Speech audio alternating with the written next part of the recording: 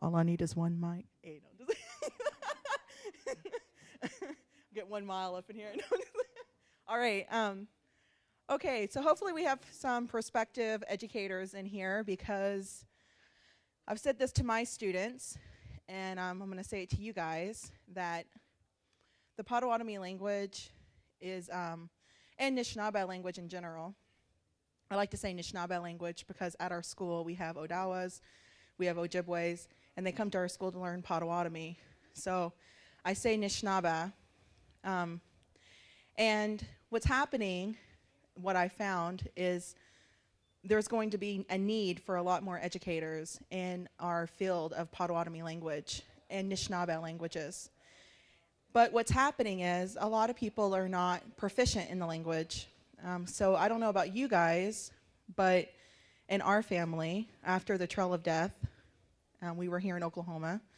So my great-grandma was in boarding school, Adeline. She was in Adeline Thorpe. She was in Haskell.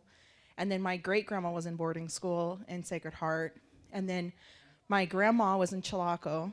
So we've got 3 generations of women, and I look at women because women tend to be the ones that is that driving force in the family to bring a lot of this stuff about. And men are equally having that role. We work together. But we have 3 generations of women in our family that were basically assimilated. And by the time it got to me, there was no language. There was no really culture, no language. And I was very fortunate. My mother's here. And she got me interested at 12. And it happened just right around here, over there in those buildings. We had Lawrence Wampapa and Norman Kiker. If we could just take a moment right now and send some prayers for healing for his family. He was one of the first language directors here in Citizen Band Country. I worked with him when I was about 12. So if we could just take a minute right now to think of him. He's in the care facility just right over here in that long-term care facility. His name is Norman Kiker.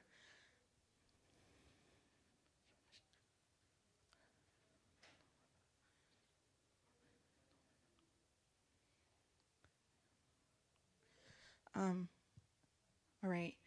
So I really think of him because if it wasn't for him, I wouldn't be in the position that I'm in. So it started with him, and he went to language classes in Haskell. And when he went to Haskell, he talked to Walter Cooper and some other people there who were teaching the language. And then he brought those people into Oklahoma, and that's when I met Walter Cooper. And that was one of the most prolific teachers for me. And Walter told me, he goes, now you have to teach this one day. And I never thought I was going to be a teacher. And I was like, no. There was also Dorothy Lone Lodge, my great-grandma. She taught me a lot of Thakiak. And anyways, what I'm trying to say is after 3 generations of nothing, we're now having something in our family. And we're not proficient. We're not what you would say first fluent speakers. And it took me a while to be okay with that. I don't have that legacy of having that person in my home, but we learned it to where I'm at now. And I'm hoping that people get into education for Anishinaabe languages, irregardless of their background. They really start looking into this. And I see a couple of people in here who did my presentation at downstate, and I apologize if this is redundant, but I kind of want to show what we did in Hannahville with somebody, me, and I'm constantly learning. What do we do to create lesson plans in our classroom full of students when we're not proficient in the language? And how can this spiral into something where we do have immersion in the future? So can you hit the space bar, please? Yeah, it's not gonna work.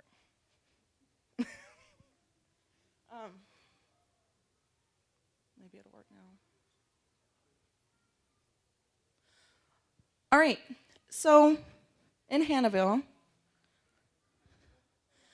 they created a Senate bill, and some other Anishinaabe people worked with our people in Hannahville. It was, I believe, Senate Bill 1014, I want to say, which allowed Potawatomi to be taught in the state of Michigan as a world language, and we can get credit, graduating credit, for the Potawatomi language.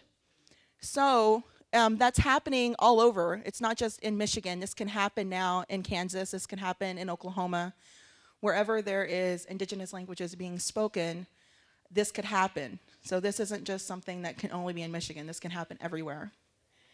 And with that came bringing educators in that had a degree, but they weren't certified teachers. So with that bill, it stated that the tribes can certify their teachers. And they gave them so much amount of time to be trained as an educator. So our department had a grant that trained educators to be teachers in the classroom to create lesson plans. I came at the end of that grant. I took that grant for a year. And my first day in Hannahville was the first day I ever taught in a classroom ever. And my background is cellular and molecular biology, so I'm basically Sheldon Cooper with a bunch of hormonal teenagers. And it was very awesome, to say the least. But anyways, I say a lot, I apologize. But they created these pacing guides, and this right here really helped a lot in the beginning. So basically, these pacing guides, I'll zoom in a little bit. I don't know, can you hit it now, do you think? Yeah. Okay, so these pacing guides include topics, and they're matched with world language content standards for the state of Michigan. And then there are suggested activities that go with these content standards. And then here are some instructional resources at the end of where you can find this language. And that's really important when we're creating our lesson plans and our curriculum to always include language and where to find the language, especially if you're not a proficient speaker. Because a lot of times for people, they're learning and then they're teaching. They're learning it and then they're teaching. I came at an advantage. I was pretty well, had my foot when it came to speaking Potawatomi, but a lot of people aren't. So this is pretty good. So they have here, we have potawatomilanguage.org. They have units on there, Potawatomi language books. We have books in the classroom. And then after this, if you can hit the space bar, I actually, after 3 years of teaching in Hannahville, I actually went to a graduate teaching licensure and became a certified secondary educator in science. And with that, it's called spiraling. So we're always spiraling and changing. We're always going and doing better. So we started at pacing guides. And with the pacing guides, we were able to do lesson plans. And then after that, we're moving into world language inquiry. And with world language inquiry, we do something called a universal backwards design. And basically what this means is when you have a lesson plan, you're usually planning for the day before or the week before. And what was happening the first 2 years when I was teaching is I was up till 9, 10 o'clock at night in the classroom. And my kids would be like, I want to go. But I was really trying to prepare for the next day and getting my lesson plans together. And it always seemed like I was just a day ahead. I couldn't be sick.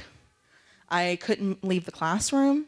There was nobody else that was able to teach the language. And there was really nothing available if I was gone. So I would come in if I had the flu. It was like, and I didn't know it, but when I went to becoming certified, they told me you're burning yourself out. And after a while, you're not going to be a teacher. Like, irregardless of what your passion is, you're getting burnt out. And so what they did is they gave us a tool called the Universal Backwards Design, which gives you not just a week in advance, it gives you 2 to 3 weeks worth of lessons. So you're basically giving yourself almost a month to prepare for the next one. And that is amazing. The other thing that we had to do is we had to utilize technology, and Hannahville is so gracious when it comes to anything we need resource-wise. So they gave us computers. We have editing software. They have PowerPoint, everything available. So I wind up doing a project-based lesson with the students after learning the universal backwards design, and I'm going to go through that with you quickly. And then once we go through this, I'm going to go through a lesson with you back there if we have time. So that way we're not just sitting here the whole hour listening to me. Anyways, so what it starts is you take your content standards, which came from the pacing guides before. And the theme is cities and places. And so the content standards, you take them out and you put them in here. All right? Can you go there? Mm-hmm. Then what you do is you take the verbs and the nouns from your content standards, and these are going to be your big ideas. I don't ever think of activities. I start with content standards, I go to big ideas. The activities are actually assessments. And your assessments have to be planned because that's how you grade the students. And I don't know if some of you guys have probably been in a classroom, but if you tell your students they got a D and they don't specifically know why, and your assessments were not matched well with your overarching goal, then you're going to have some very unhappy students and they're not going to perform well. Because what I've noticed is our kids are really awesome and they want to keep doing better and they want to keep learning more. So they need to know specifically how did they mess up and what can they do differently. So activities are actually assessments. So you don't start with activities. You don't start with your assessments yet. All right, so here's my verbs. Request an appropriate phrase. Provide rationale. Use the language with gestures. So you have verbs and nouns, basically. Okay, can you hit the... Mm-hmm. All right, and then once you do that, you're going to take those verbs and nouns and you're going to put them into questions. And what I learned, and when I presented this downstate, is are there questions geared specifically towards students, or are they geared questions towards the teachers? Well, in this case, these are questions for the teachers because this is the language you're going to need to find. This is what you're going to need to look for when you're going to teach this language. And you're going to try to get all of your language materials together for this specific topic. So you're going to have to get phrases necessary to write an invite or write simple phrases and sentences. You're going to have to get language together for the reason why students are writing this request.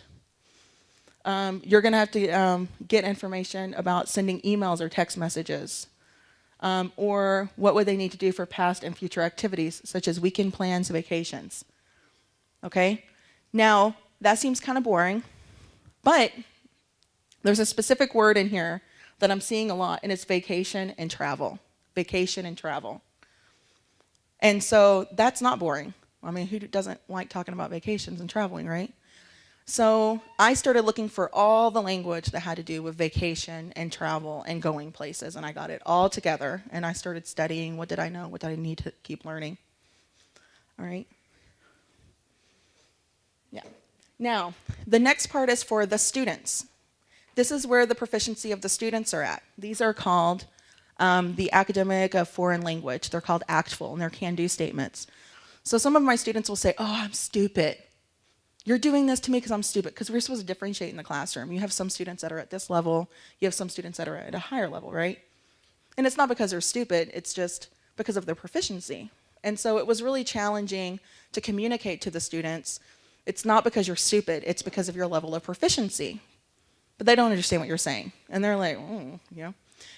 So what I did is, thanks to Dawn Hill, who we work with, she found these called ACTFL can-do statements, and they're using them in the world language a lot. And I put up these huge signs that said novice low, novice mid, novice high, intermediate on the wall, and they're huge. And on novice low, it'll say, and there's 3 things they always have to do in my classroom. They have to communicate, they have to speak in a presentation, and they have to write. So there's always 3 things they're doing in my classroom: communication, speaking, and writing. So when they tell me, I don't really want to write this out, I'm like, well, if you want to be proficient and get your credit to graduate here, then you need to make sure that you're speaking, and you're communicating, and you're writing. And they're like, oh, I don't really want a present. And I'm like, well, if you want to get your grade in here, you got to speak and you got to write. And it's almost kind of like a rubric, right? But this also helps me differentiate. If they're at novice low, then I know that they can do some very familiar topics using single words and phrases. If they're at novice mid, I know that they can communicate on familiar topics using a variety of words. So here's single, here's variety, and then this one, novice high, is they can exchange information about topics using phrases and simple sentences supported by memorized language. So now not only, but they know it. Okay, they can just pull it out. That's at this level. And then here, they can do it on a variety and versatile on a number, conversations on a number of familiar topics. So now they got a wide range of language that they can use. And then it just keeps going out. It even goes out to advanced high. But as of right now in Hannahville, our proficiency is about right here. The last class I graduated was right here. The class before them was about right here. And I have about, I would say about 80% of my students that graduated from our program was at about an novice high. Last year, about 80% of the students was about intermediate low. Okay, so how do I know that? Because I create assessments that match what I want the students to do. And that's how I know specifically where they're at. Can you? All right, so what I do here then is I take those can-do statements, and these are the outcomes for the students. And for this specific thing that matches the content standards. I just can't pull can-do statements out. They have to match what the language is that I'm previously looking at with the content standards. And what does it say? It says maps, vacations and travel, right? So they need to know about maps. They need to know about different countries on a map, where they went, where they're going. See, all of these have to do with vacation and travel. So if they're at novice low, they're going to name towns in Nishnaba. If they're at novice mid, they're going to say where they went, and they're going to they can list the cities. If they're at novice high, then they can use those cities to create a travel brochure. And if they're at intermediate low, they're going to be able to understand if people are talking about directions and if they can arrange for transportation. Yes, ma'am.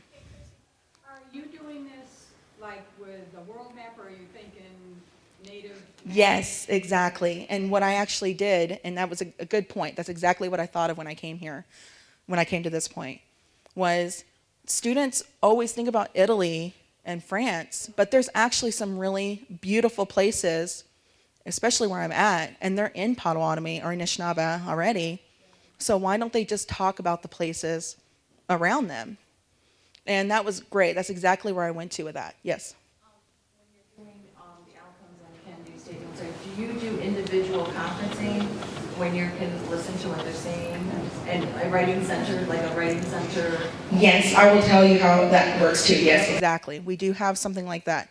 We have a couple of programs in our classroom. And again, I'm very lucky. I'm like really lucky where I'm at because they're really supportive and financially with us. But they have Camtasia. So, and I'll show you here in a second what these outcomes actually look like. Okay. So when you're talking about arranging for transportation, what is that? It's an itinerary, right? So you have your map. After they make a map, they're making a travel brochure for their own places around them. And then after they do that, they're going to make an itinerary for how are they going to get there, and how are you going to arrive here. So it's almost kind of like a sweepstakes, right? You can win a sweepstakes. And so I switched it, and I said, because we just did a section over jobs, and they had to do job interviews, and somebody got the job.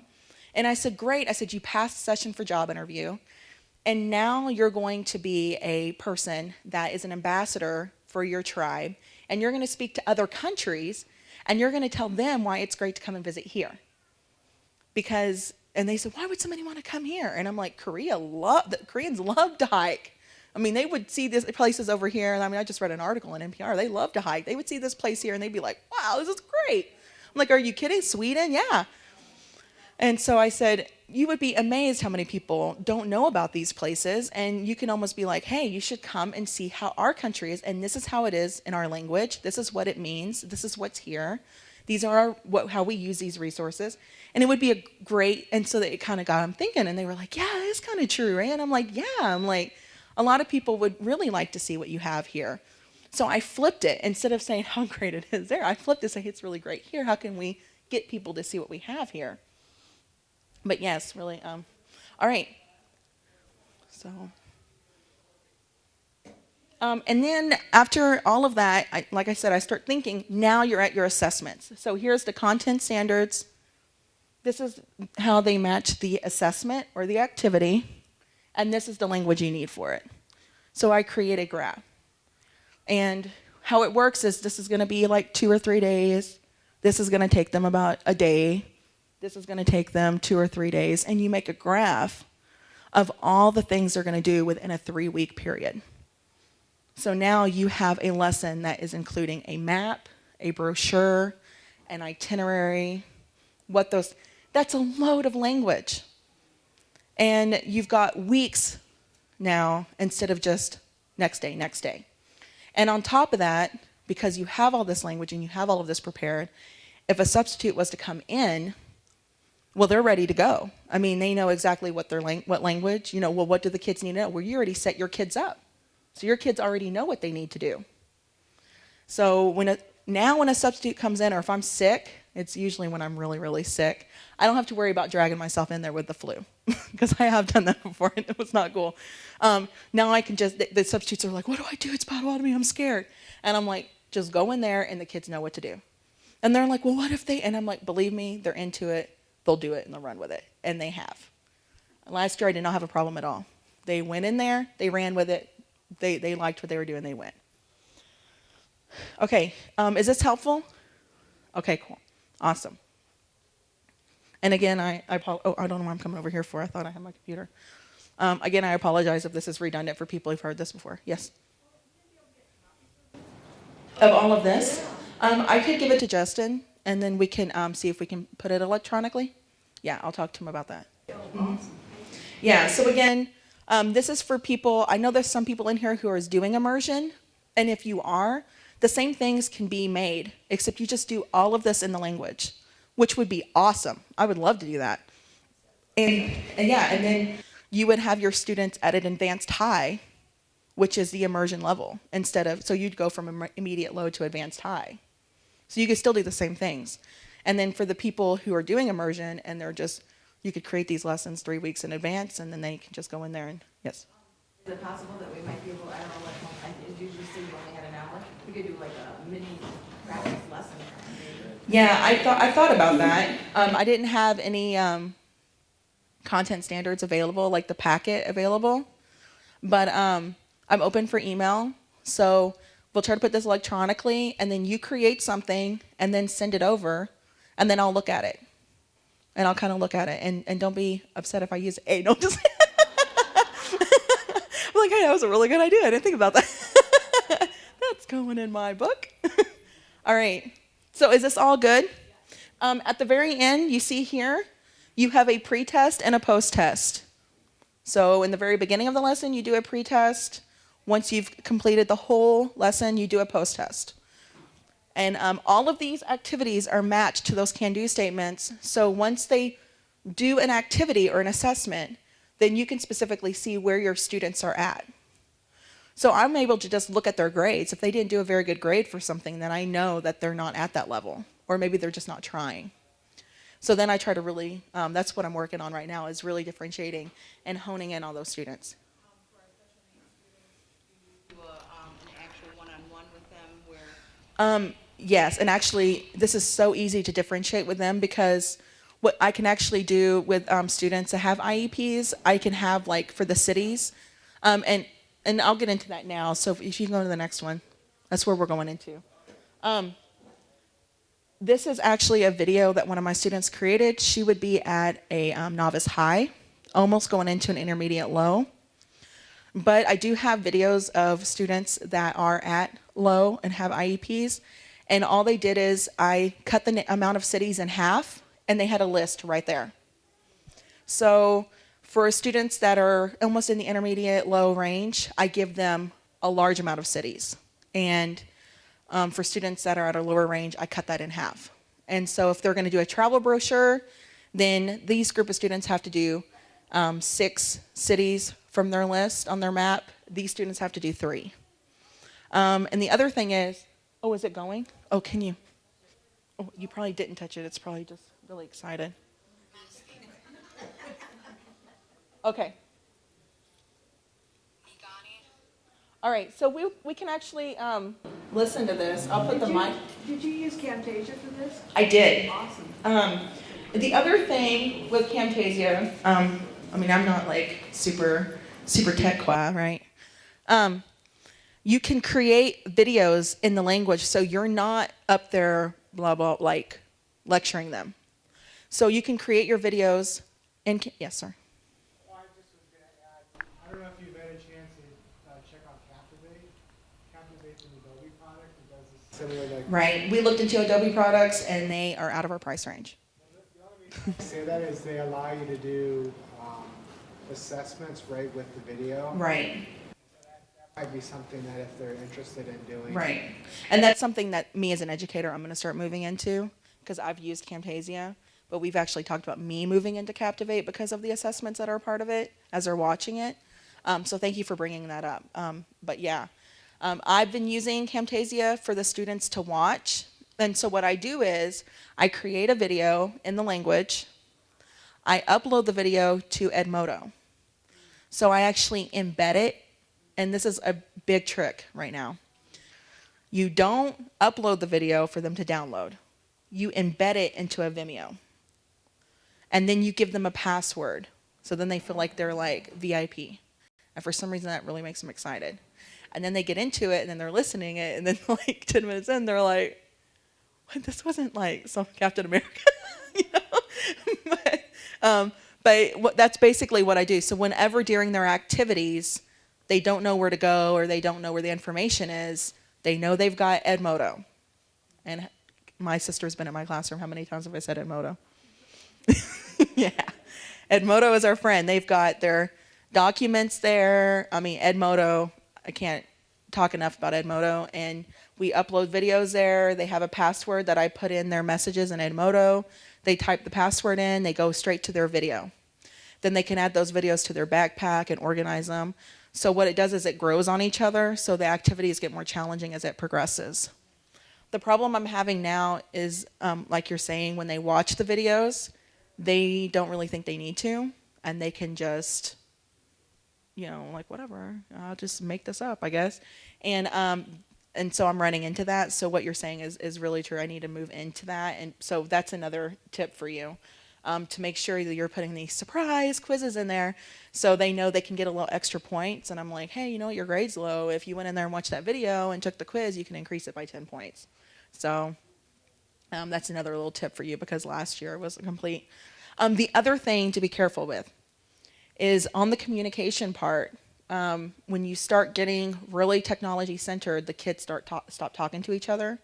So we're going to be pairing a lot with Sony Virtuoso, Sony Virtuoso, and basically we can talk with each other with using technology. And that's a great product because if the student is going to a website or a place you don't want them to, you can just turn their computer off. And you can blank their screen out, you can freeze their mouse, and you have to have pretty good Wi-Fi for that. But we haven't had our Wi-Fi's been going in and out, but this year the kids are going to get a big surprise because I'll be utilizing that a lot. But that's another problem is having the students communicate with each other. So don't get so into it because last year I felt like we lost that. Am I going over time? What time is it? Oh, am I fine? Oh, okay. Oh, God, we got lots of time, so good. All right, so what we're going to do now, yes, sir. One other thing that might be good, this is, we were talking about doing this for like suicide prevention, is they've got like virtual worlds where people can go in, because a lot of kids are more virtual based. Mm-hmm. They can come in and be in the same classroom and do things and interact in a virtual way, but yet still use the language. That might be something that, I don't know how to do that, but that's something that when someone has more technology experience, might be something that could help. And I think for me, I made it easier for an educator because now they have the language, they have all these resources. But when I did that, there has to be a balance. And I moved it way over with technology too much, and I think it needs to scoot over a little bit so they can have each other too. And so that's something I'm going to be working on when I start making my curriculum and start making these things, to make sure there's time, like every Monday we have a talking circle and they have to talk to each other using so many questions and answers for their grade, and I'll have a rubric for that. And every Friday they end by saying, or there needs to be some sort of communication with each other, because when I first started, there was a lot of communication and not that much technology. And now that I've learned this, it was like a new toy. There's way too much technology and not enough interaction. So I've got to find that middle ground. So that's another little tip for you too. Make sure you have, and they really like routines, and they like anticipatories. And what I've used for a really good anticipatory is stories. They love it. You go in with a story and you go through the first sentence with them. And then they can't wait to see what's going to happen next. So they come in the next day, they get their papers, and they just run in, and they're like waiting for that next part of that story. Yeah. And so we've done the fishing story with them. We've done the, so that's like the first 5 minutes. We go through a story with the kids, and they just get really into it. And and what's really good about that is they can see from a first fluent speaker, they can see how the sentences are put together and how they're, how they describe things. And so I found that, I tried flashcards, but those stories are great. And if you can have a book in there so they can put all of their assessments in and organize, because I just read a paper, students who are highly organized at a younger age, they are more likely to be successful once they leave their secondary education. So I have a book for them where they go in and they put all of their different units. They know all of the units they're going to cover because of our pacing guides. And they know, they have their books there and they have their names on them. And then they just put their stuff in there. And I'm just kind of, but the other thing, when you have kids that, maybe they're having problems, or you have what they're called high-risk youth, what I found is not, to put so much pressure on them. And what we like to see is we like to see things to be perfect, right? I mean, but we're not. And when a kid gives you something and it was the best that they could give, really make a big deal out of it. That's all I ask, and really say, wow, this is great. And that kid's going to say, yeah, but I didn't make a video. And I'm like, yeah, but look what you did. This is amazing. Like, could you have done that before? So I really staying positive, and again, that the can-do statements really help with that. No, you're at this level, and maybe she's at this level, and that's okay. That doesn't mean you're not going to be there, So I can't reiterate that enough.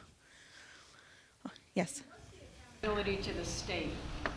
Do they have to approve all that you're doing, or do they just take you at your value of what you guys are reporting? What we have is, we're a charter school under Northern Michigan University, so we have to follow under certain criteria of a Northern Michigan University. So they see our curriculum and they see our content standards, and that they're followed, and we give them a lot of what our students are doing by following the content standards and everything. Yeah. So we're kind of going really above and beyond in a lot of ways. And one of the requirements was for me to get certified, and that's there. So I was certified underneath the tribe anyways, but now I'm even certified. So yes. Understanding that you have to have state certification.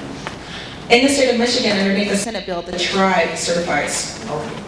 Because there was a clause, because of the state after boarding schools and the state of where language proficiency is at, the tribe certifies the people. A native speaker would then certify? Yeah. Mm-hmm. And for me, it was the council that certified me to come in. I had a bachelor's degree, but because now here's the catch though. But because I teach secondary, it wasn't like stated like, hey, you have to do this, but it was like, it would be good. It would help us out if you can get certified, because they're actually getting a credit to graduate. There's many more credits for certifications, like 18, I think. I'm not sure on the number, but Well, I think it is. Okay, where I'm at in the Peninsula, there was no places for graduate teaching licensure. So basically what you're doing is you're working 40 hours a week and you're getting licensed.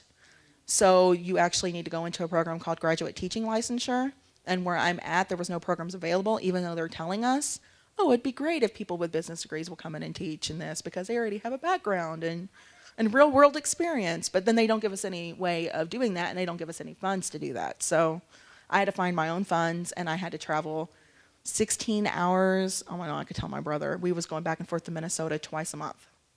So that was for me to get, that was for my students.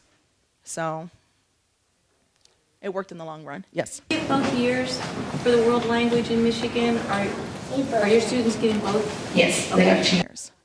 Mm-hmm. And then after 2 years, they basically graduate from our program saying that they have some sort of proficiency in world language. And then what I've done is I've created an elective course called World Language Indigenous Kanamagawan, which they can come back to get a, and it's basically matches the content standards for life science and world language together. So we've looked at like constellations and how does the birth of a star, and then we put the constellations in Potawatomi, and so I've actually created another course on top of this. All right. Okay, so if you're ready, we'll watch this video, and I'm going to give you a sample of what my students made, and I'm going to show you the different levels. So like I said, this one is advanced high, and this student, she was almost at an intermediate low. She didn't even really know it, I don't think. She fought with me the whole way. She wound up getting the award for the highest grade in the class. She did pretty good work. So this would be, I'm going to give everybody one of her maps that she created, where I'm actually going to give this to Decolonial Atlas. If you haven't looked that up, it's amazing. They're basically taking all of the places in Anishinaabe countries and putting them back into languages of the indigenous peoples. So it's happening in Africa all over. They're taking these names back and putting them into the indigenous languages. So they had one in Ojibwe, but they didn't have one in Potawatomi, so my students made one.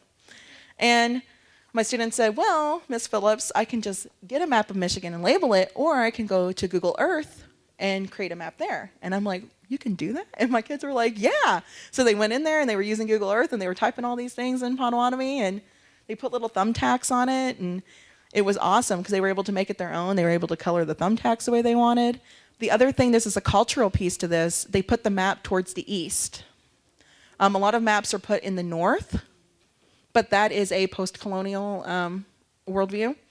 A lot of Anishinaabe maps, they say, were to the east according to Decolonial Atlas, so they made sure the maps were pointed towards the east with the east on top, which it kind of follows that line, east to west. And they put the 4 corners on there with the colors for the different directions. Yeah. And this was done on Google Earth. And we'll actually go through here, and we can say these cities, and you can say I'm with Miss Sandy up here, who created this video. Do you want to take one? And I'll get Terry. Okay. Thank you. All right. So while you guys are getting your maps, I'm going to go ahead and I'm going to hit play here to go through this. I'm really amazed at this video. She really went above and beyond.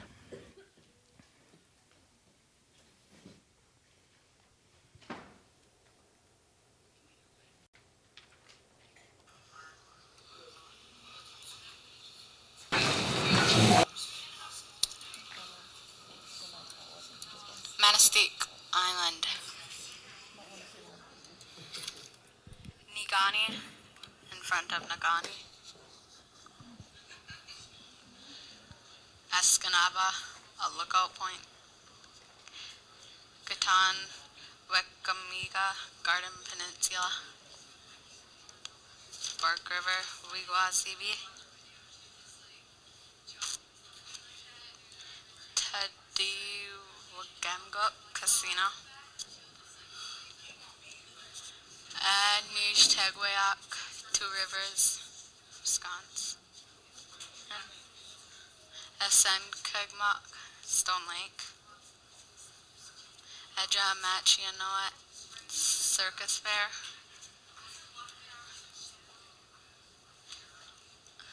Ekon Slowakik, Metchak, Koinok, Flocks, Wisconsin. Beshwa, Peshtigo. Guikia, Chicago.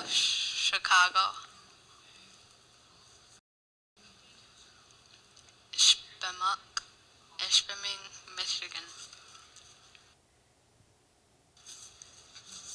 Sheboygan, Michigan. Wabeno, Wisconsin.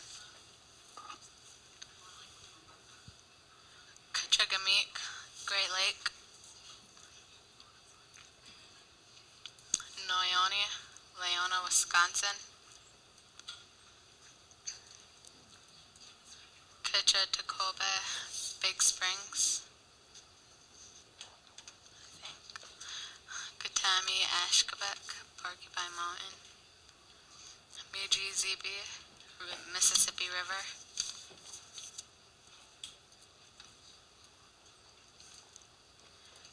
Mjigenin, Michigan. Sheshquabes, Rat Lake.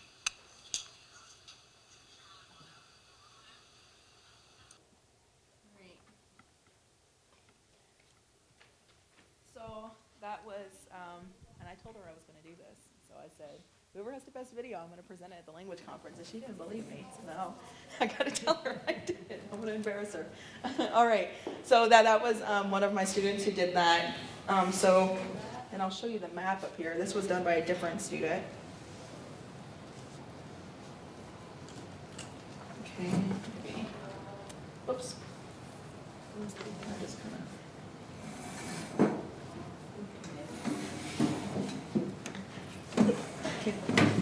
All right. So if we want to, we can go through these names. Here's the map here. This was done by Samantha. So.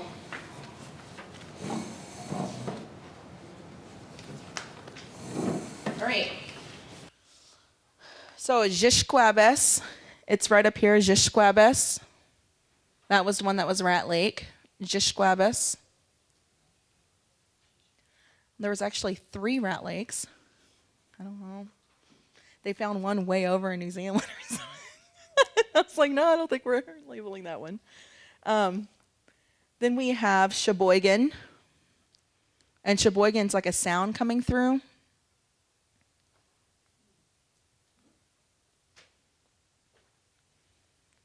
Then we have Mjiganong. Mjiganong is what I think is, Jim Thunder says, when you can ask him because he's here, is a clear-cut area. So I heard some people say it is like Kachagamik, but the way I understood it is they went in and they just clear-cutted the place. So there's actually a forestry study done by Northern Michigan. They said they cut down so much trees, it can go back and forth from the moon. Yeah, Ford Company. Yes. Mjiganong. It's right here. Mjiganong, and it should have a G at the end. It's right here. Mjiganong. So maybe I should stick it right. Here, I'll put my pointer underneath this up here, like right there.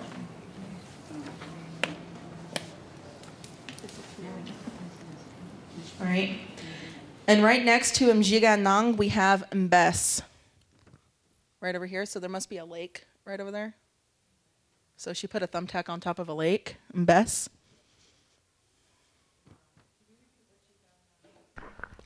A clear-cut area, which is pretty interesting because I did a lesson when I was doing my, you have to teach in a classroom so much to get certified. So I was in a science classroom and we did an environmental studies elective.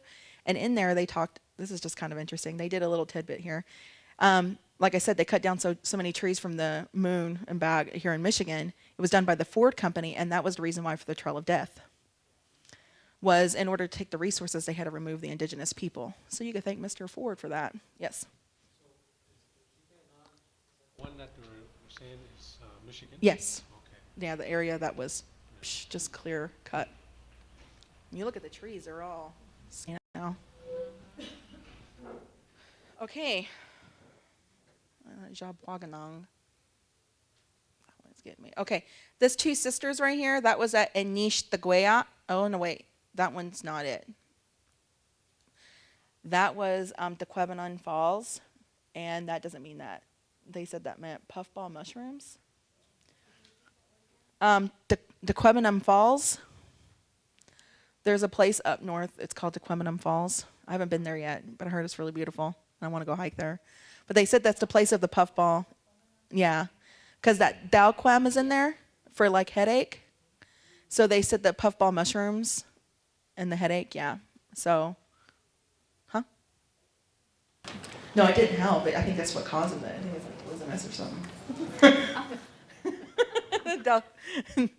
The Quebenon, okay. And then we've got Monistique, which is an island.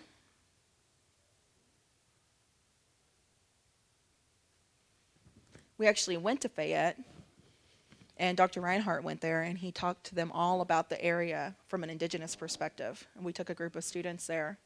That was really cool because they start history from a colonial perspective. So it was really cool to go there and have Dr. Reinhardt there, and he talked to the students about the area before colonization and what it was used for.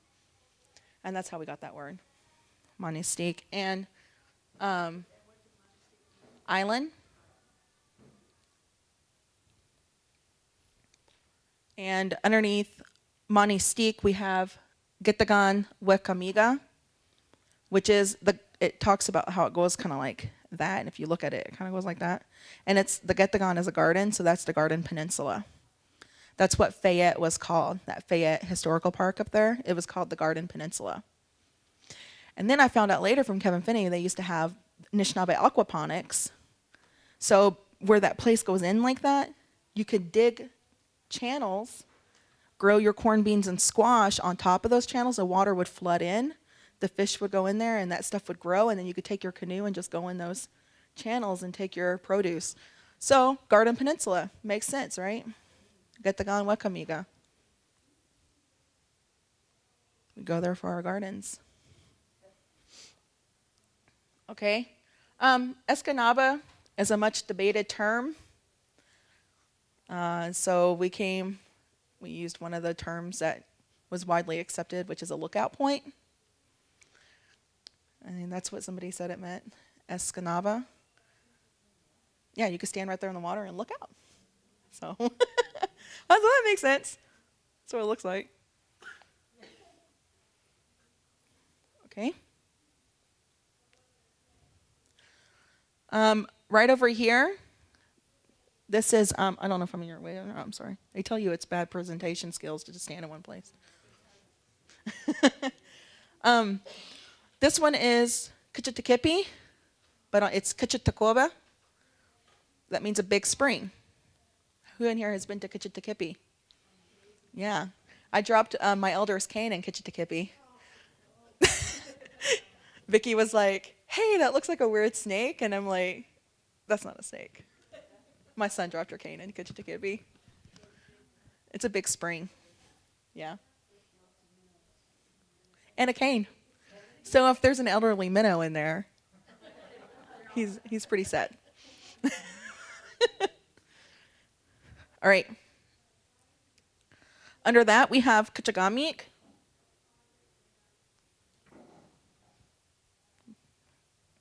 Which is a big water, right? Kachagamik. What I'm looking for is the different names of the different Great Lakes.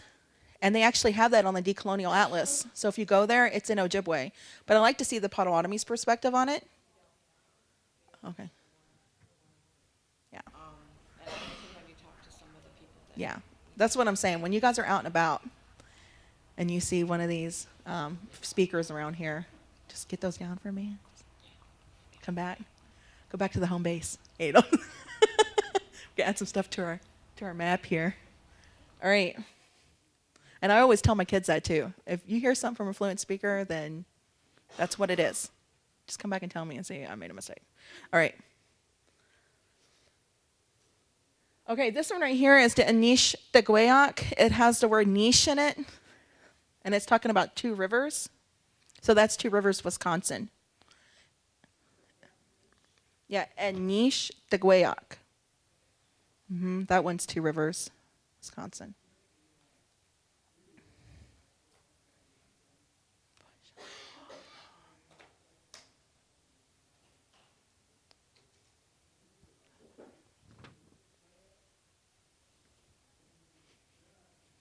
All right. And under Inishtaguayak, we have Menawak, that is Milwaukee. And I don't know if you guys have watched that one show with Garth. What's wrong? Garth and Wayne? Wayne's World? And then that guy's on there, he's all, Milwaukee means Milwaukee. Like that. No, Milwaukee is Manawak to Potawatomis. I told my kids that. They were young. And they were like, what's Wayne's World? I'm like, oh my God, they had Twizzlers in the ceiling. It was amazing. You know what I was talking about. So I was like, good, you don't have any predisposed thinkings about Milwaukee then. But it's Manawak, and it's a place where soldiers were thinned. A place where soldiers were thinned. So I guess, yeah, that's a large group of soldiers went over there, I guess, and they just... it was in the dictionary. As a place where soldiers were thinned. Yeah. Yeah, because they're right there by the lakes. I mean, that's like a really luscious area. I'm pretty sure they weren't getting skinny. Yeah. I'm just saying. They could find a fish or something, right? Some sushi. Okay. Then we've got Chicagoanak. So she put Chicagosh because I said it has that word onion in it. Well, onion's Chicagosh to her. And so she is like, Chicago is Chicagosh because it's Chicagosh. But it's actually Chicagoanak. But I was just so proud that she did this map because she was kind of acting like telling me nothing. She did the map. I was happy. But yeah, Chicagoanak.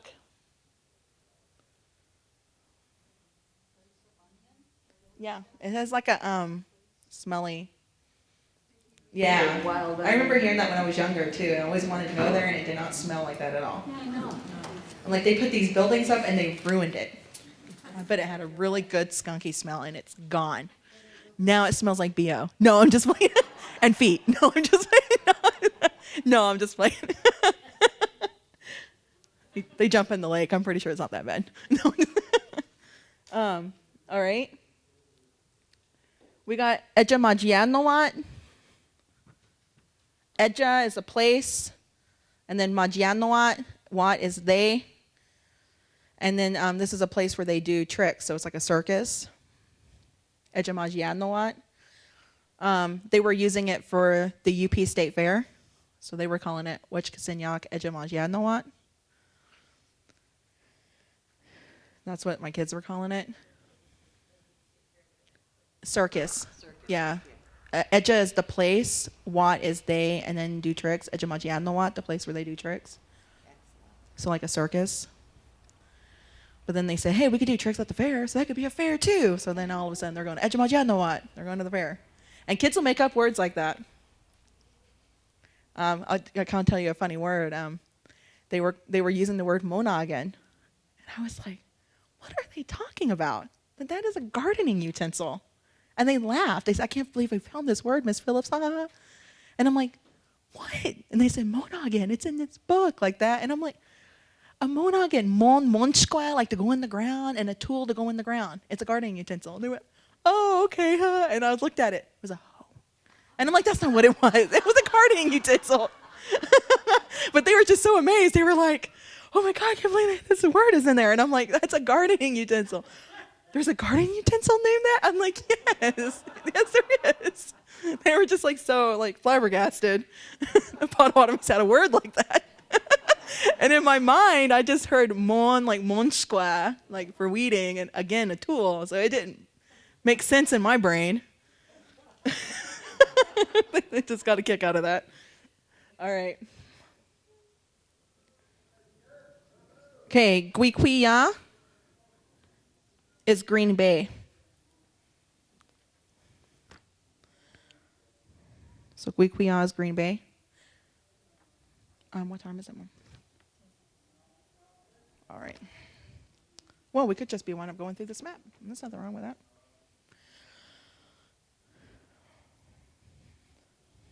All right. Waban is right over here. That's Waban.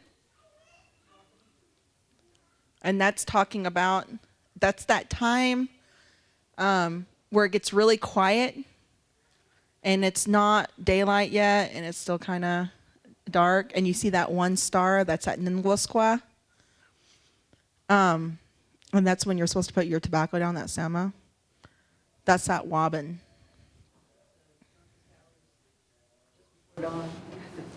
It's right before daylight, like that's that time where I was just out fasting, and that was like the perfect thing. It's sort of like it gets really quiet at that time. Like even like the birds or something are like reverent, like the sun is coming, like it's exciting.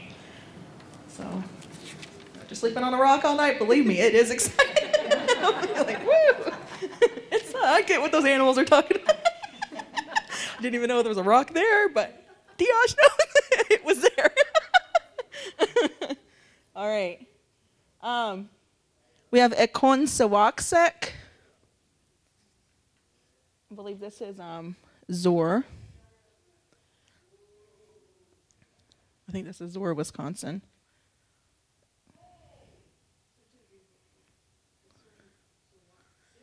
Yeah, Ekon Sawaksek. Yes, you're right. Yeah, she didn't really spell it. It's Ekon Sawaksek. Ekon Sawaksek. Zor, that's Zor, Wisconsin. But how that word breaks down, I don't know. I think they said something about the crossroads, or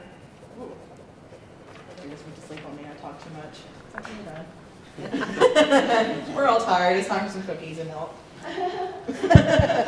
Oh, I came back up. And what was that, Christy? Ekwansawaksek, I think that's Zor. And like I said, there's people here, but I think that's at the crossroads. So again, come back to home base. Check, check. All right. Makchakwanak. It has a makchakwa in it, like a frog. And this is Phlox, Wisconsin. So I heard a story on this, and they said, when the people said, how do you say phlox, they thought they were saying frogs. I don't know. I heard that. It's kind of cute. The kids really liked it. It has Makchako in it, and they're like, oh, okay. It's the place of the frogs. But I heard another story, too, that there used to be giant frogs, and they had medicine on their back. And only certain people, and I don't know if this is true or not, but these frogs are gone now because that place dried up. So I'm like, maybe this is an older term than what we think, So, yes. Even though we say it might not be true, but some truth is always in some of those fables or tall tales. Yeah, exactly. I mean, they used to say there was really large animals, it could be.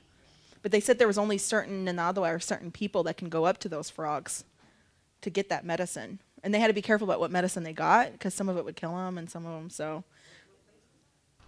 I don't know. I just heard. Oh, we're looking at Makchakwanak. I'm sorry, this place right down here, and it's Phlox, Wisconsin. Phlox, Phlox, Phlox. Like the flower. Like the flower. Yeah, is that a flower? Yes. Oh, okay. It's like a ground cover. Oh, okay. And they're often wild along the highways. Yeah. So now there's a place of flowers, but at one time I guess there used to be frogs because this is Makchakwanak. So there's a little. See how interesting this is when you come to start finding out about this stuff? What's in your backyard? Okay. Right here we have Isin Kagmak. And it's got that word sin in it for rock. That's Stone Lake. Isin Kagmak.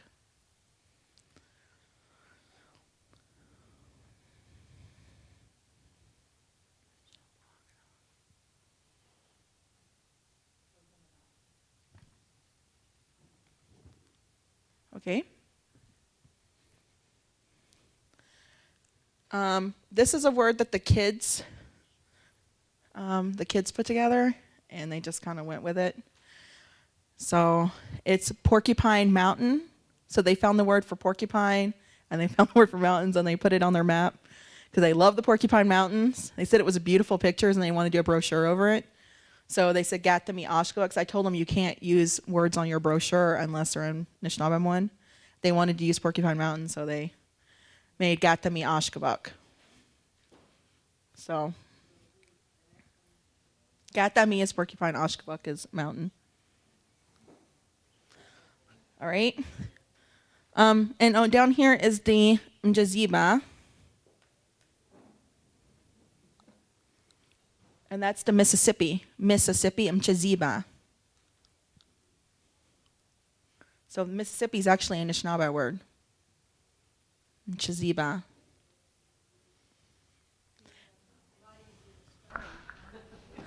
Right? Well, it doesn't have that cute little song anymore to it, but yes. Yeah, right down there, the Mchaziba. And I thought this was interesting. I don't know, maybe in my mind, I don't know. You know how there's like things that you miss that are really simple? But you look where the Mississippi River is at, and they always talked about us trading, like with our canoes and stuff. I mean, it goes right up in there. I mean, we are by the water, and that Mississippi goes right up in there, you know? So who knows what it was back then? We probably just loaded, because I heard we had coffee and chocolate, and we traded down south, and there was these huge, like, yeah. And so I'm like, that would make sense, right? I mean, there's the Mchaziba. And the kids were even surprised by that. Oh, my God, the Mississippi goes all the way up. I'm like, well, it makes sense, right? I mean, we are by the lakes. Isn't that where it kind of, you know, the water? And they even do, like, water ceremonies, and they talk about those freshwater reserves and how they circulate. And it was interesting because I talked with a woman down Southern Indigenous, way down Southern Indigenous, down in Mexico, and they do water ceremonies during the full moon. And so they have a large freshwater reserve down there. And we have a large freshwater reserve where we're at. So they do their water ceremonies down there at the same time we do ours. And that water is circulating. And I thought that was just really interesting. Yes? What I've learned is that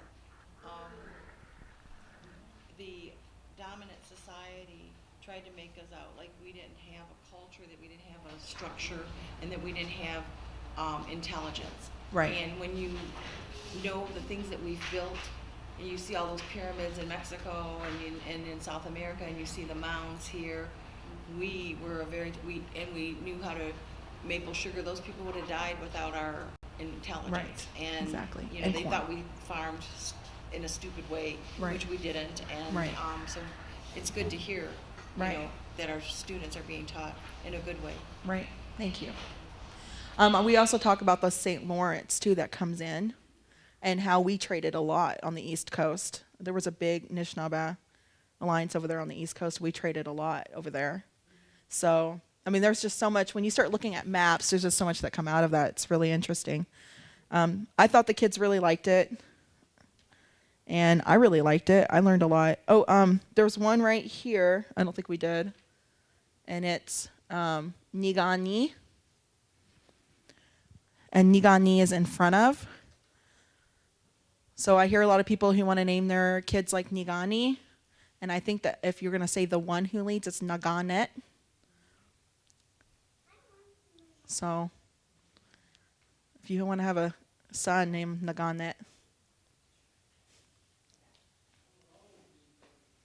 I think we actually have somebody here with a grandson named Nagani.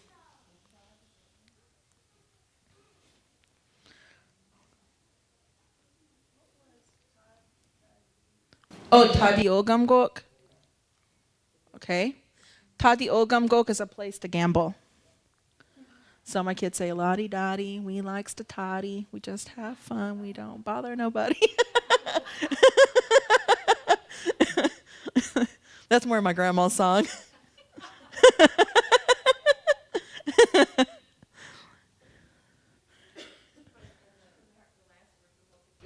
Yes. And it actually is like at the casino. That ok is like the locative. Yeah. So it'd be Tadi Ogamak. Yeah. So that's a locator on the end. Mm-hmm, that Gamgok, it makes it a locative, yeah. Excellent. You put that K on it. Shpamak is in the air. Is that on there? They're underneath, right next to the Ghani. Oh, yeah. Yeah, it's Shpaming. Shpamak in the air. So we said there was a lot of airheads there. That was kind of mean. I don't know anybody there. I'm from there. Sorry. I apologize. It helped my kids learn. Everybody's from Michigan. I did say that. I'm a pretty direct person, I'll tell you. All right. Christie, Yes. can I say something? This helps me about the Mississippi River because we've heard in our family, I don't know if this is true or not, but that on the Trail of Death, when our people came, the Burnett's was my family, they came on the Trail of Death into Kansas and then down to Oklahoma. But we asked about, we were wondering about the bundle for the people that were coming down, either individual bundle or the group bundle, and said that they put it in the Mississippi River. And I never could picture how that could happen, and I don't know the circumstances. But I never realized that this could have been exactly where they were marching, and that might have been in that area. I know, right? It kind of like, when you see it, Yeah. simple things, all right, and then we got the 4 directions up here. We got Wechmolkok, which is east, Wechshatek, which is south, Wechbageshmolk, which is west, and Wechkasinyak, which is north. Bishkwa. Uh-huh. Right in the middle. Beshkwa? That's Peshtical. That's a field. That's what Beshkwa means, like a smaller area. That's big. It's a field. Beshkwa. Like, Bishkano. It's got like bald head up here, that eagle. Bald head eagle. Beshkwa. Beshkano. Bishkano. Yeah, so that's Peshtical. It's Beshkwa. Yes, Miigwech. Actually, my name is Bishkwa, so I was like, what? How did you know my name? Oh, you're magical. Be careful of her. I need cedar in my shoes. No, just.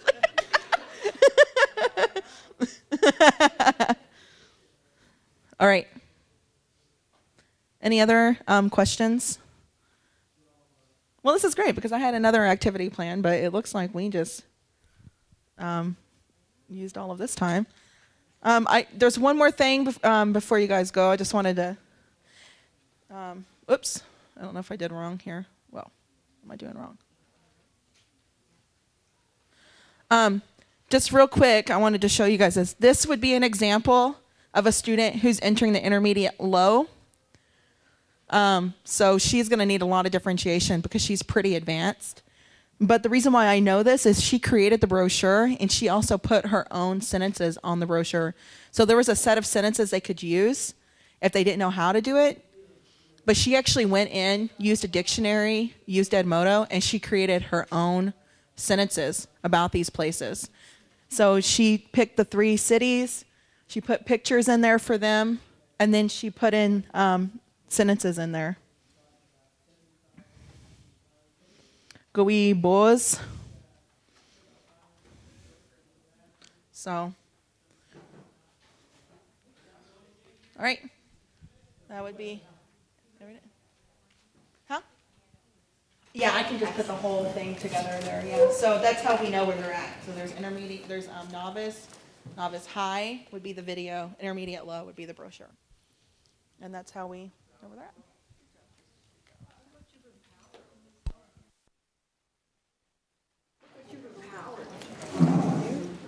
Yeah, they created all of this. Yes, sir. So, we're going to an urban Indian center, and we're looking at doing the same kind of thing, but not in a classroom base, but like all different age groups. I really liked how you set up the categorization. For something like that, you essentially could probably do the same kind of thing, just maybe focus it on. It's not about constantly talking about things in the home and like having a general conversation. Yes. Yes, you could. As long as they see it and they can see like when they're progressing, Yeah. and that is really awesome. And they can look at it and say, hey, I've done that, I can go here now. And it doesn't matter their age, it's just where you're at. And a lot of people say, oh, I can't learn over here. Well, that's not Right. true. That's not true. it's them feeling overwhelmed and not asking. But it's where they're at, you know, here, here, and here. Has nothing to do with, oh, I'm stupid, it has nothing to do with that, you know. And I think when they put all that anxiety on themselves, it's just kind of like, you It's just know, too much. it blocks them. I know, should I? I'd rather do something else than try it. When you put yourself in that position, you just like.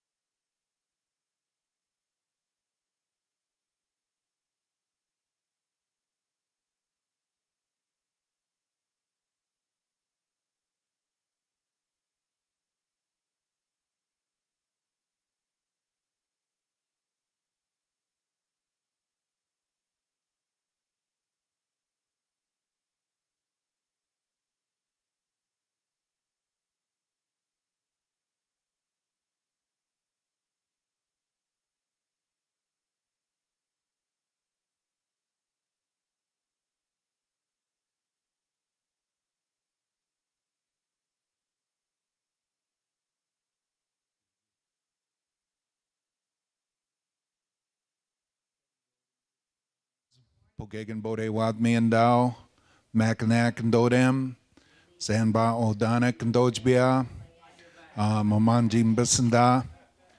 My name's Kevin Doherty. I'm Pokagon Band. I was born in South Bend, Indiana, so I'm technically a Hoosier, which I don't admit very often. And I currently live at Magician Lake by Dowagiac. See, I'm also a Snapping Turtle Clan. So I'm a little, I prefer talking from the front when I'm doing it, but I have to jump back and forth to the computer, so bear with me a little bit.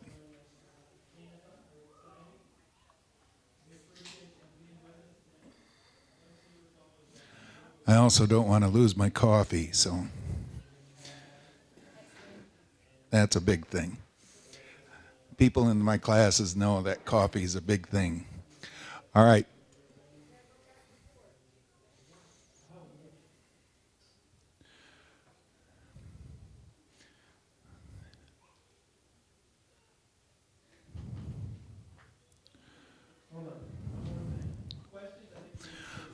Okay. I've got paper copies as well of this. After we talk, we can, if people want a hard copy of this, they're welcome to it. But this, what I'm talking about here grew out of an idea that we had down at Pokagon Band about 10, 15 years ago. Frank Barker, one of our cousins down there, he's enrolled with Gun Lake now. He's a certified elementary teacher, and he brought up what's called the Dolch list. And a gentleman in, I forget what country he was from, but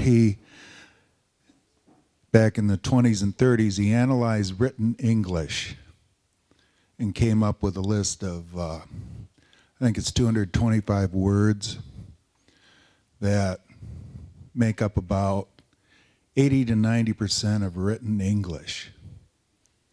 So if you stop and think about that, that's, it makes sense. It, when you think about yourself talking, you're using certain words over and over again.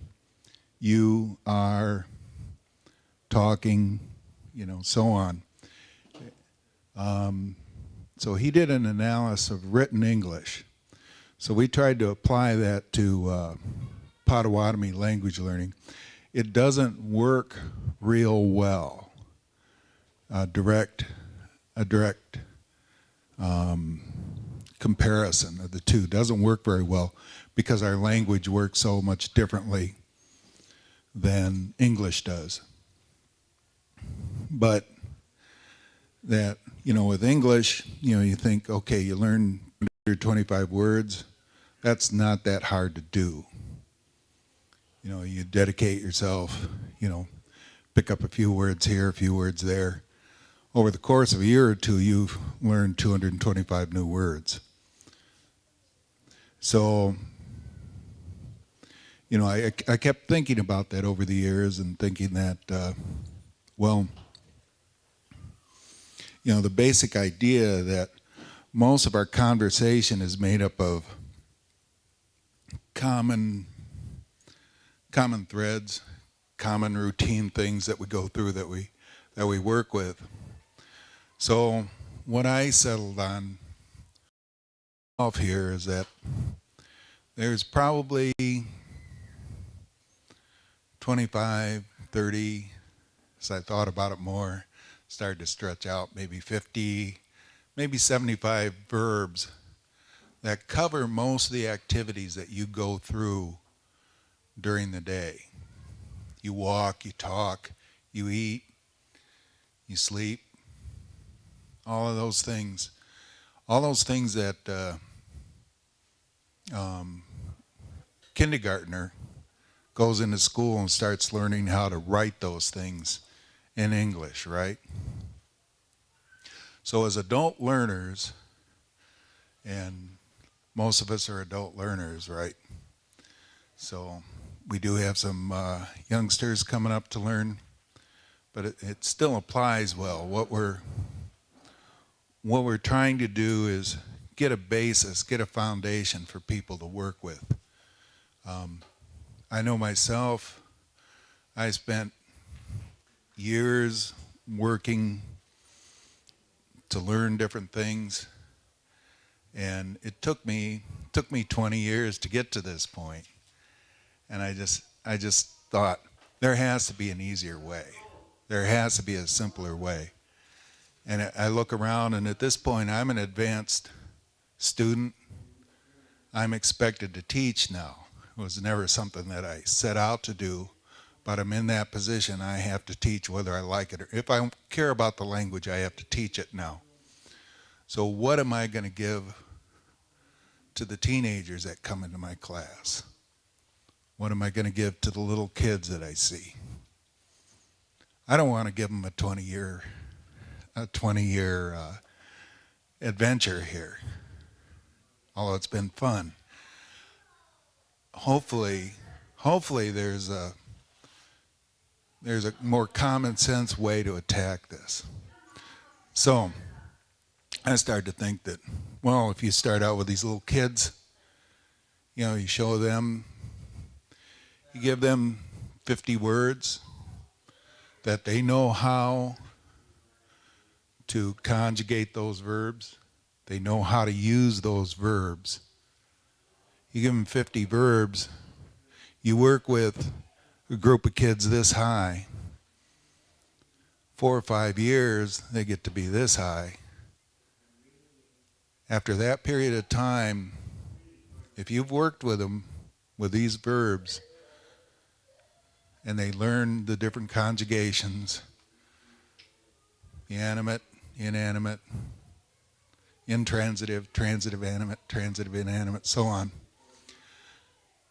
they should be able to go out on the playground and play with their buddies in Potawatomi. And if we do that, then we'll have been successful. That's the point where we know we've got it. So how do you do this? Well, first off, as an adult, you have to learn them yourself. And you'll have to learn how they work. And as we know, any of us, I see a lot of you here. I know a lot of you are kind of in the same boat of advanced learners as I am. You know that learning how the verbs work is 90% of Potawatomi. So, trying to find a starting point here.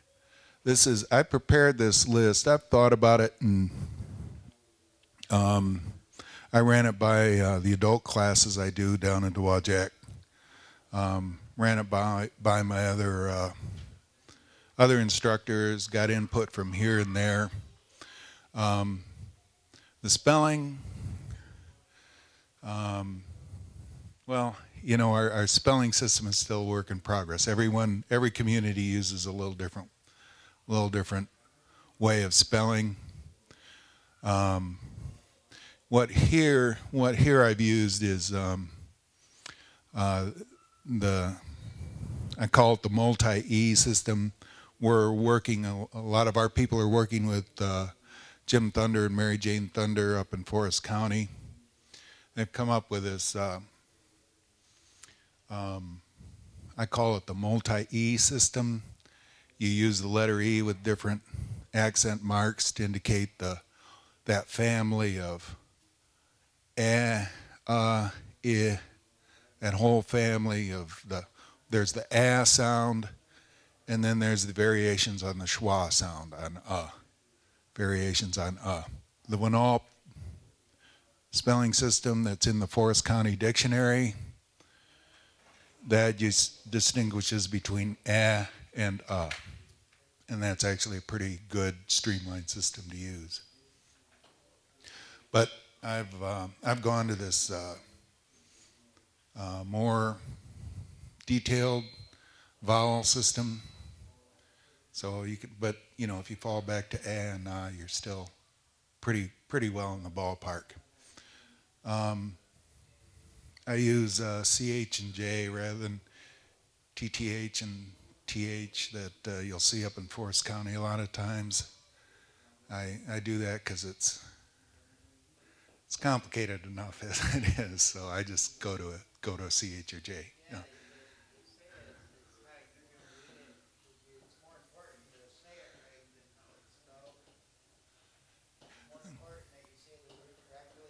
What's spelled? Yeah, yeah, it is, but I think there's arguments on both sides of the fence on that one. The because with pronunciation, even you listen to I use Jim's recordings a lot from his books 1, 2, and 3, and even within those recordings, you can hear him change. An sound will go more to an I the next time he pronounces it, and a lot of those sounds, those vowel sounds, depend on how fast someone's talking and how clearly they're trying to enunciate something.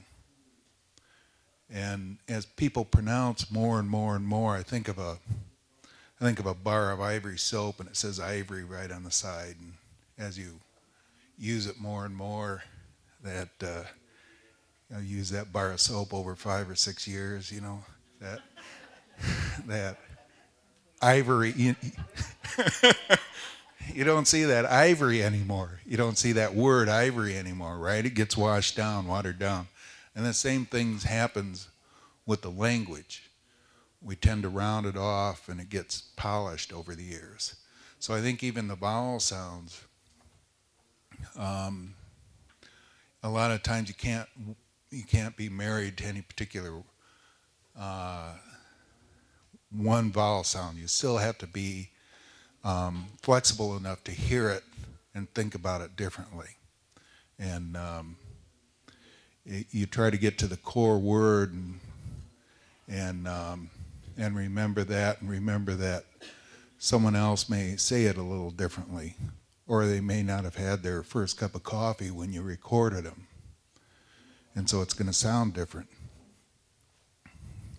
So I've had to, I put this list together, and I teach from it, and I have these kind of discussions because I'm mostly teaching adults.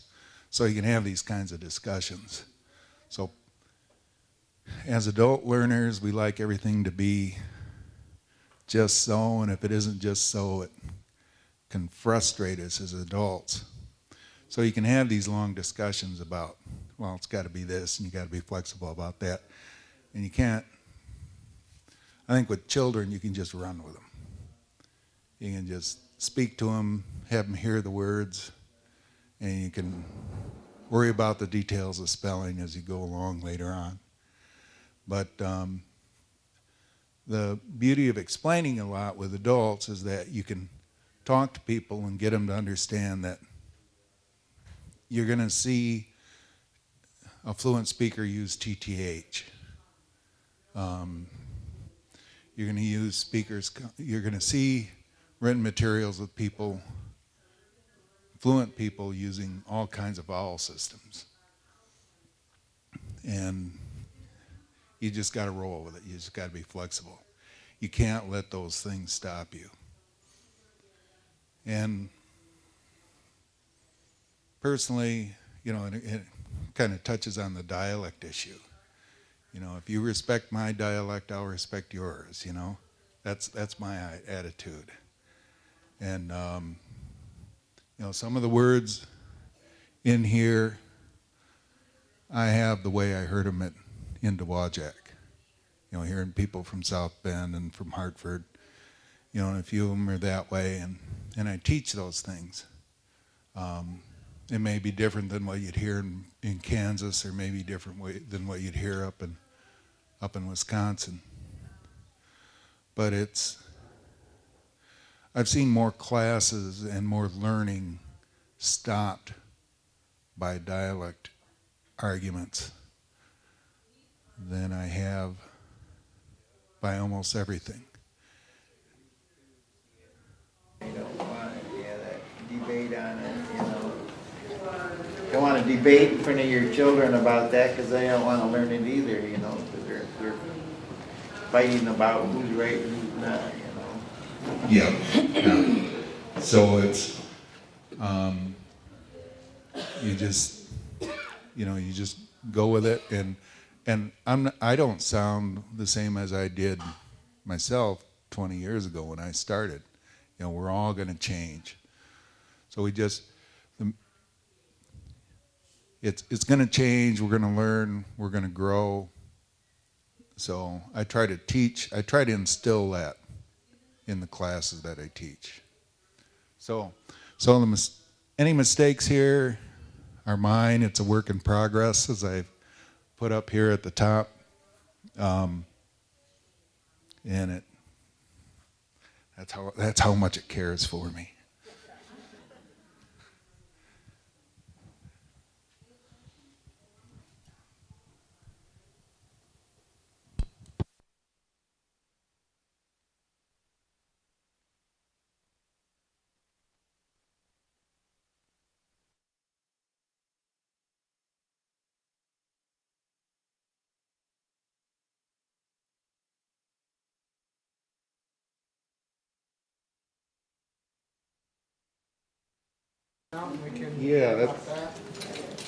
Yeah, we're going to go with paper here.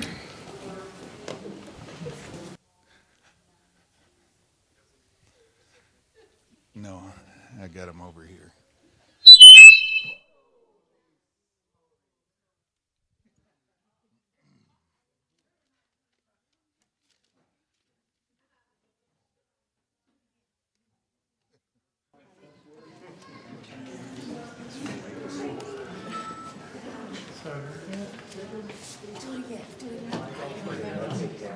Hard rock. Yeah. Yeah.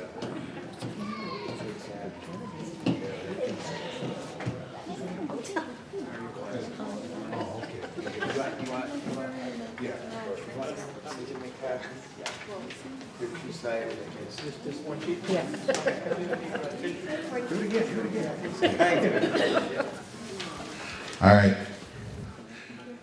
Potawatomi invented gunpowder. We invented boats with prows. Jimi Hendrix invented feedback, and it was his Nishnab side that invented that. So, little known facts. Okay, the paper copies are getting handed out. There'll be more on the way.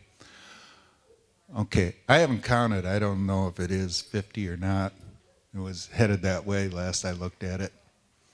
So, we had in one of our adult classes, we had a young man who just went from crawling to walking during class. So he was kind of our test. He was, if what does Lewis need to know? What is he going to be learning? What are going to be his first words when he's going from 2 years old to 3 years old? So that was kind of our test here.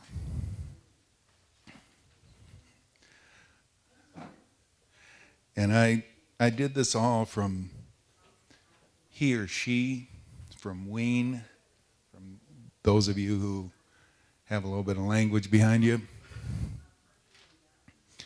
I find it easiest to teach from wean.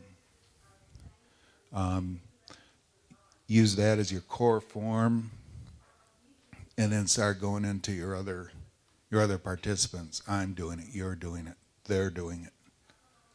Okay. Yeah. So, I've done a little bit more language for Ojibwe. I know there's a lot of similarities. Yeah. Is there similarities in some of these? Yes. And how to distinguish? Because it'd be kind of fun to know the differences, and then to be able to know whether it's Potawatomi or Ojibwe. Yeah. The Jia, our first word. So Kadok Jia. Jia. Jia. He or she is going somewhere. We got into. I have a couple people in coming to class who are they're Ojibwe. They're from Red Cliff, and they. So we were talking about the first and second person present tense marker that comes and goes, the duh. And so this, when it's I am going somewhere, it'll go to ndajia, from jia to ndajia. And that duh present tense marker for neen and geen, for me and you, shows up, and it shows up when the verb begins with a vowel. So you look at yeah, begins with a Z, right? Begins with ZH. Doesn't begin with a vowel, right? Well, my Ojibwe student had her Ojibwe word list, and we looked, and sure enough, there they have Ija, beginning with an I, Ija. So what we've done, we've polishing that bar of ivory soap, we've knocked that I off, and it's just yeah. But the memory of it beginning with a vowel, we still kept that duh in there. So yeah. So there's a lot of things like that. And are you familiar with the vowel deletion concept? Okay. Well, basically compared to Ojibwe, Potawatomi will drop out a lot of vowels. Is it that Potawatomi's dropping out vowels or Ojibwe is adding vowels? That I'm not going to get into that argument. But we have less vowels. We'll say Nishnabeh rather than Anishnabeh. So, yeah. Yeah. So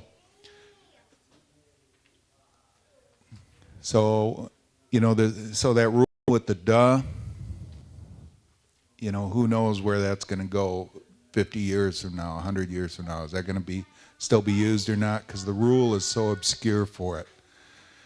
Is it too obscure for people to learn? I don't, those kids will be deciding that as they learn. If they want to keep it, it'll stay around. If they don't, they won't be using it 50 years from now. Okay. So we have Tadi, Kadok Tadi, Tadi, Tadi. Okay, he or she is playing cards or gambling. We have Wisna, Wisna, Wisna. He or she is eating where you're not worried about what they're eating. They're just eating. And we have Mijin, Mijin, Mijin. So he or she eats something inanimate. So you're eating a strawberry, you're eating a cracker. We have moi, moi, moi. That's he or she eats something animate. So you're eating a potato, you're eating a bear, you're eating a car. Wajanda, wajanda, wajanda. And that's he or she cooks. Again, you're not worried about what they're cooking. It's kind of generic cooking. And there are a lot of words for cooking and variations on that. And again, I'm trying to get this very streamlined. This is intended to be a list for students. It's not intended to be a dictionary. It's not intended to be a college level verb list. It's intended to be a list for students. So it's just a generic word for cooking. Odanke, odanke, odanke. He or she goes to town. Maji, maji, maji. He or she leaves. Let me see. There's this one. This one I actually need to correct. This is ba, like jia. Jia, as you switch to neen and geen to me or you doing it, it'll round off to jia. For third person, it's jia. A lot of these sharp ah sounds round off to ah sounds. So this actually is ba in the third person. So like I say, this is a work in progress here. So How do you say he or she needs to go to bed? For someone like this. that'd be dambe. He or she should go to bed. You should go to bed. Kadamba. You should go to sleep. Okay. And we have kado. Kado. Kado. He or she says something. That's when you're concerned about the words that are coming out of someone's mouth. You'll see that a lot when people are relating stories. It'll show up in a lot of places to indicate, he said, I'm going to go to town. That form will show up. Okay, we have gigdo, gigdo, gigdo. That's he speaks or is talking, and that's where you're not worried about the words. It's like you're watching TV and someone's yammering away there and you're not really paying attention to what they're saying. They're just talking. Somebody may walk by, see me up here with a microphone in my hand. It's just gigdo. Okay. Then we have yeah, yeah, yeah. And that one slides around a lot. I just kind of split the difference and say, yeah. He or she is at some place. So they're there. Okay. Ta, ta, ta. And that's something is at some place. So it's, yeah, I'm right here. That's the form.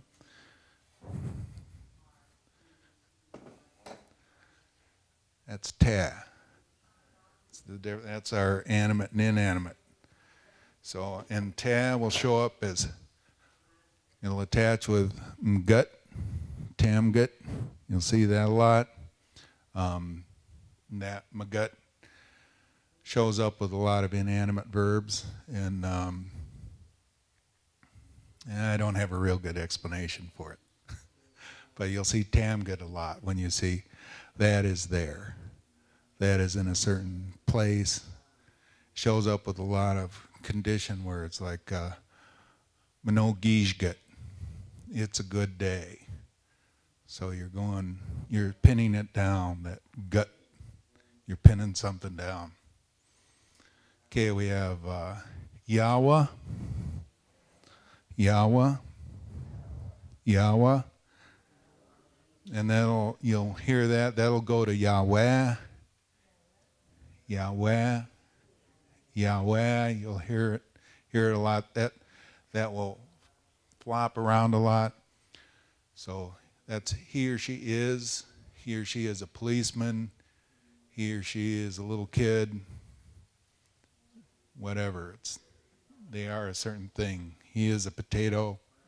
Whatever the case may be. Yawan, Yawan, Yawan. Okay, that's something is. So, Padiabun. So, Yawan I Padiabun. So, that inanimate thing is what it is. So that's that Yawan. Again, it's that difference. Yahweh for animate, Yawan for inanimate. Again, that's that divide that we have all through the language. Our whole universe is divided into those two halves. We have Giwa, Giwa, Giwa. That's he or she goes home. So after the end of the conference, we'll all Giwa, Dawa, Dawa, Dawa. That's he or she sells something or trades something. And then that goes along with Gishpenadon, Gishpenadon, Gishpenadon. So that's he or she buys something. So it's those two. Dawaz, you're selling it. Gishpenadon, you're buying it. It's coming. One's going away from you. One's coming into you.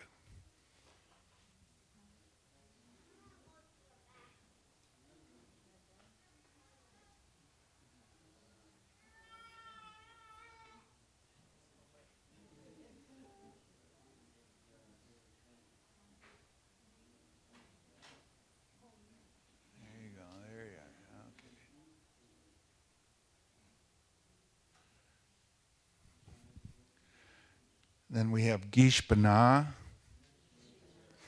Gishpana.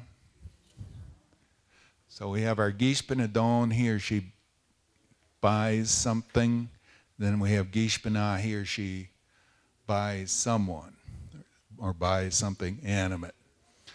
So you buy potato chips, it's Gishpanadon. You buy a potato, it's Gishpana.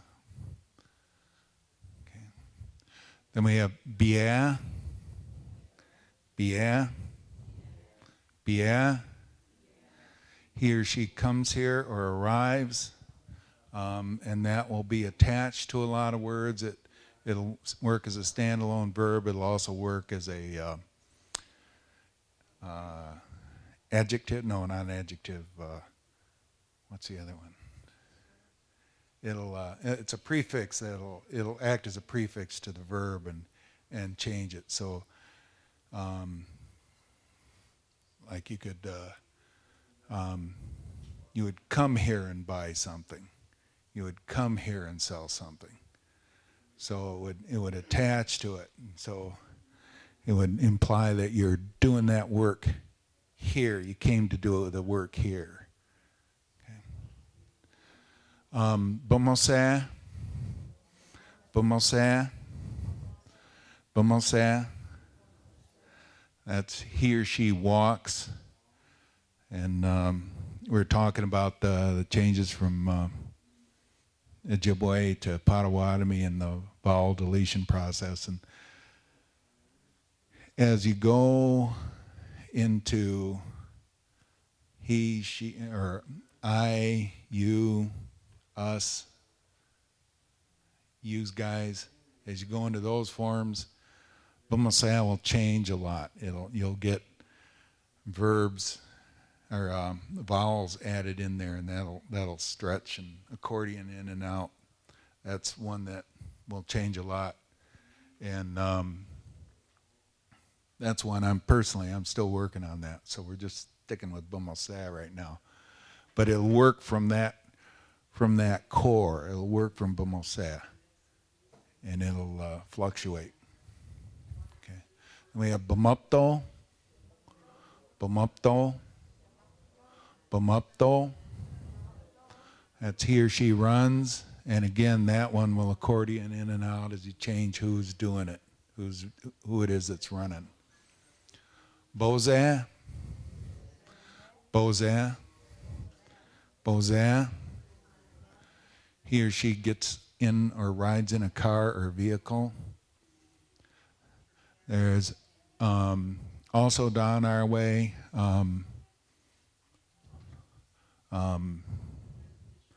some of our folks heard it as Mibozo. I've talked to some other people that may be related to this Bumosay and Bumupto. Those contain going around doing something. It has that bum or palm is talking about going around doing something. So you're not just doing it, you're going around while you're doing it. So our people down our way may have been learning that word as going around, driving around. That may have been the form that they were learning it in. Zagabian-ga. So Kadok ga. Yen-ga. Gabian. Zagabian-ga. Zagabian-ga. Zagabian-ga. He or she drives a vehicle, so that's you're behind the wheel. And at laundromat I used to go to, had a big picture of Lucy and Ethel at the wheel of a car up on the wall. So that's, I see Zagabienga, that's a picture I have in my mind. So you're driving. Beadga. Beadga. Beadga. So he or she enters or goes inside. Zagjasa. Zagjasa. Zagjasa. And that's he or she goes outside. I think technically he or she walks outside, but since you're usually walking when you're going outside, it kind of gets used for all instances of going outside, going out the door. Okay. Bakta, bakta, bakta. He or she is hungry. We have minakwa, minakwa, minakwa. Okay, and I looked into that, and what that seems to be kind of an odd duck in that you can be drinking. You don't have to be talking about what someone is drinking, but you can use it when you are talking about drinking particular something. And then what you're drinking, it doesn't matter whether it's animate or inanimate. So it still stays as minakwa. So, usually, like with eating, if you're eating something animate, it goes to moa. If you're eating something inanimate, it's mijin. And then when it's just generic eating, you're not talking about what it is you're eating, it's wisna. Miniqua seems to just stay as Miniqua through that whole process. So, Jeep the Bear. Jeep the Bear. Jeep the Bear. Okay, and that will flop around a lot. Some people, you listen to some people and it'll be Jeep the Bear. Some people say Jeep the Bear. Some people say Jeep the Bear. So I remember hearing Jeep the Bear. That's what I remember hearing. So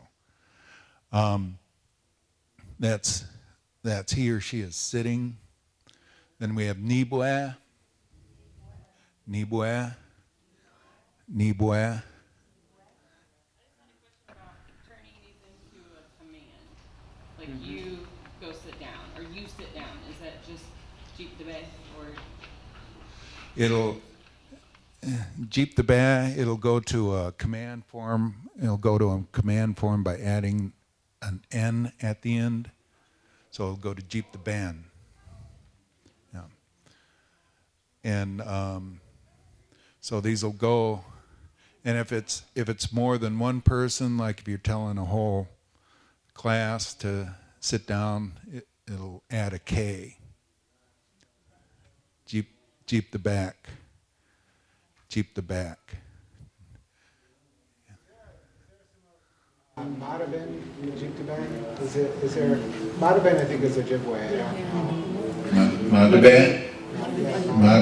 Madabin.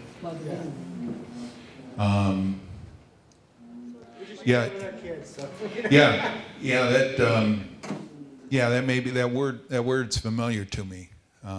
So yeah, you may be right on that one. Yep.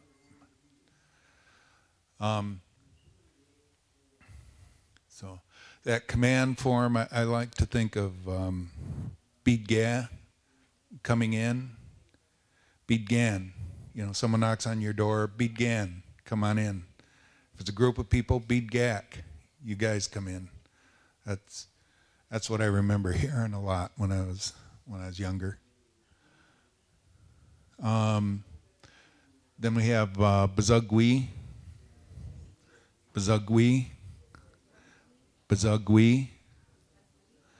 And that's he or she stands up. So we have Nibwe, that's what I'm doing now. And then we have Bazugwi, he or she stands up. So let's get the blood going here. So Bazugweek.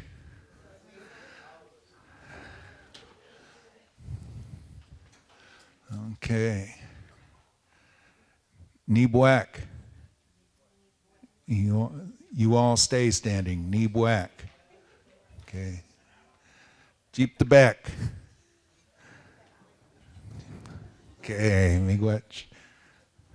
I don't know the word for jumping jack, so just be glad. Maybe that's it, jumping jack. Maybe that's the word. Okay. Tone.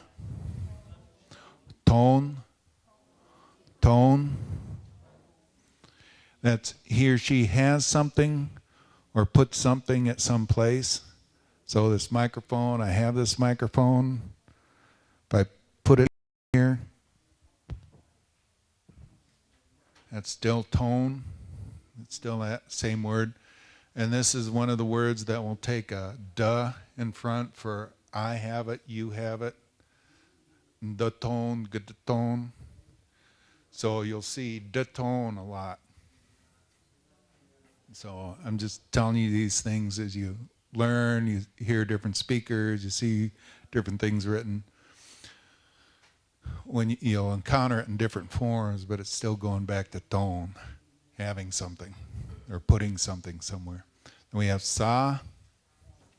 So that's having someone. So I use a potato as an example. They're our animate something. Having a potato, putting a potato somewhere. Again, that'll go to the sa. I have the potato. The sa, you have the potato. Binjga, binjga, binjga. That's he or she cleans or straightens up. It's kind of a generic word. It's, as I understand it, it's referring to straightening up the house, that kind of thing. You know, your friends say they're coming over in 10 minutes. You kind of, yeah, you throw stuff under the bed. You throw the raccoon out. Those kinds of things. But it gets used in a generic sense for cleaning as well. Wabdan, wabdan, wabdan. So he or she sees something. So you see the chair, you see the house, you see the strawberry. That's what it is.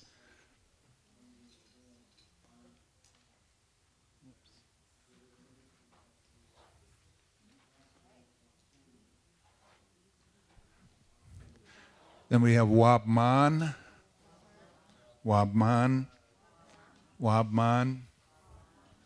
He or she sees someone. So you're seeing the chair or you're seeing the potato.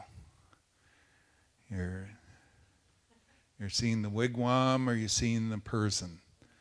Those, again, the animate, inanimate divide. Nodan, nodan, nodan. That's he or she hears something. So you hear a twig crack in the, you hear a screech of brakes or something like that. Hearing something. We have nodwa, nodwa, nodwa. So you hear that twig crack and you know that it's a bear, so you're hearing the bear.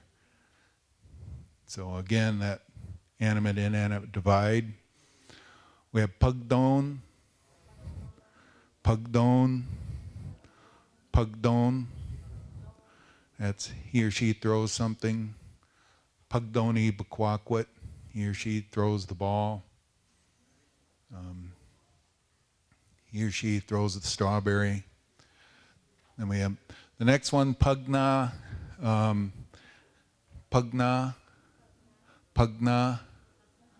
Okay, I haven't pinned that down real well. I've heard different people say different things. I rely on the Forest County Dictionary a lot. They don't have for throwing someone. So you throw a potato, you throw a wrestler, you throw the raccoon out the door. Pugna, I'm using Pugna right now, but that's one of those ones I'm still working on. Quabdon, quabdon, quabdon, and that's catching something. So again, this one would have, you can catch something, you can catch the ball, you can catch a strawberry, you can catch a chair. There's going to be an animate counterpart. You're going to catch the potato. You're going to, the fireman catches the baby falling out of the window. That kind of. There's going to be an animate counterpart. I haven't found the animate counterpart to that. I'm guessing it might be quabma, but that's a guess. So, zhichka, zhichka, zhichka, and that's he or she does something. So, it's not, you're not talking about specifically what they're doing. It's kind of generic, zhichka. And this will show up in a lot of words, either zhichka or chiga will show up. So and it'll be talking about an action, a physical action, doing something. So it's a good word to learn. It's a good word to have in your mind as you work on things, because it'll get worked with a lot. I mentioned bia, coming towards. Zhichge also gets used, added on to a lot.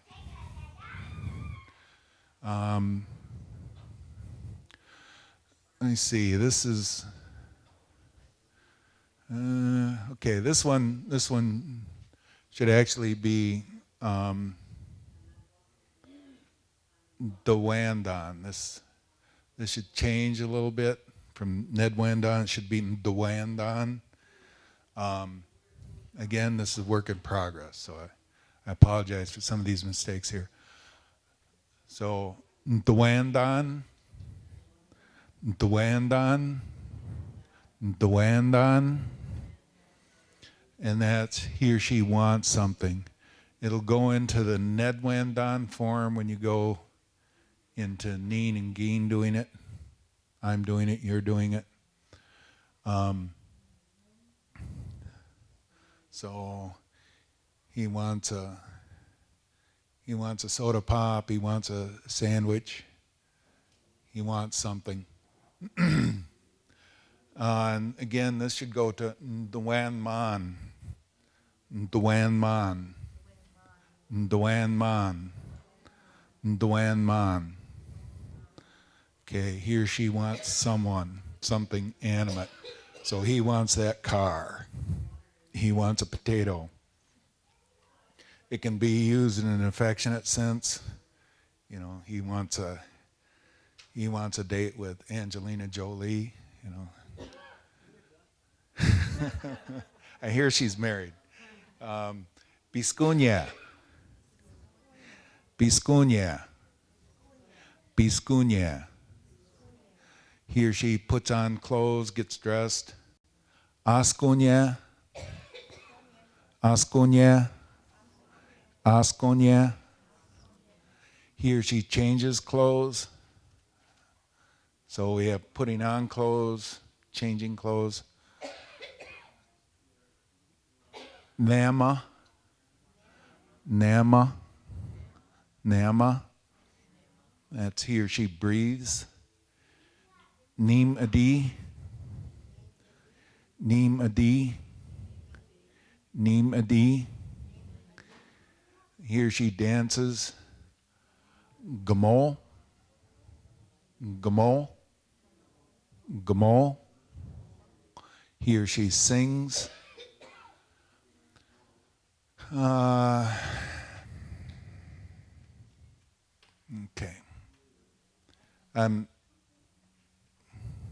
Yeah, I think some of the, anyway, we'll go with it. Ganon, Ganon, Ganon. I hold or carry something.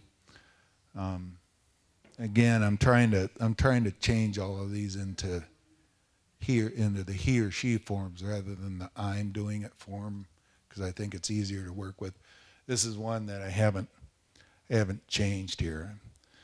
I'm having some technical difficulties here. Gna, gna, gna. I hold or carry someone. So I'm holding or carrying the potato. I'm holding or carrying the baby. I'm holding or carrying the car. And then we have Ganon, I'm holding or carrying something. I'm holding or carrying the chair. I'm holding or carrying the sandwich.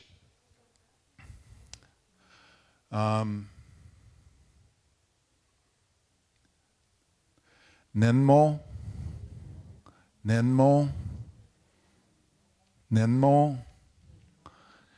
He or she hands something to someone. So that's that action of giving something to someone. Yeah. You said Nimade for he or she dances. Nimadi. Oh, Nimadi. Nimadi. Nimadi. It's like an Addy. That's an apostrophe. That's for a glottal stop, like oh. Nim adi. So it's again, the E is pronounced like an eh. So two A's, like two A's up north, right? But for the No, single A up north. okay, way up north. Sorry, Yeah. they do two A's. Yeah. No. This is the single A. I know, but I meant they say for Ojikri they use like AA for Oh. for ah. This isn't Yeah. This so is for the gen, you wouldn't say gana, right? Like when you Gana. it's not gana, like because you change the pronunciation from ah to eh, right? Gana, and then when you say nimade with the ah, the two A's, but then you say gena, right? Like is it gana? Okay. I just. Yeah. Personally, I prefer Winalp. What's in the Potawatomi dictionary, I prefer that. At Pokagon Band, as a program, we're trying to use this multi-E system. I don't like it much, but that's what we have. So this E with the double dots is gummo.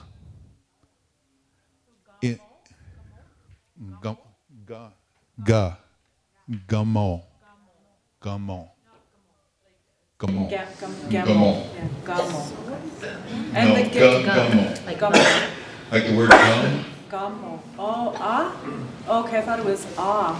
No, Oh, it's okay. like the word thud, Okay. or the word the. So it would be namade. Not namade, namade. Ah. Neem. The single I is E. If you're using the Ojibwe double vowel system, it would be I. I have to switch it. Yeah. Neem. Neemadi. Neemadi. And you'll hear it a lot, and it gets pronounced a lot, and that glottal stop, that hiccup in the middle, gets lost a lot because it just gets said so much. So you'll just hear people say Neemadi rather than Neemadi. It's just Neemadi. That's the word. That's the word we're looking at. Yep. Good question.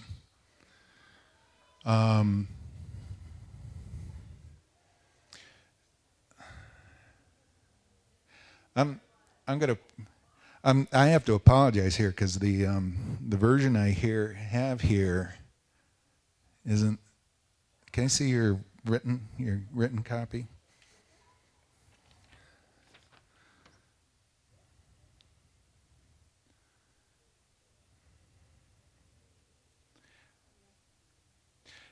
Yeah, I've got a different version that I'm working from here. Yeah, this is an old version that I've corrected. You have the updated version in your hands, so that's part of why I'm having a few problems here.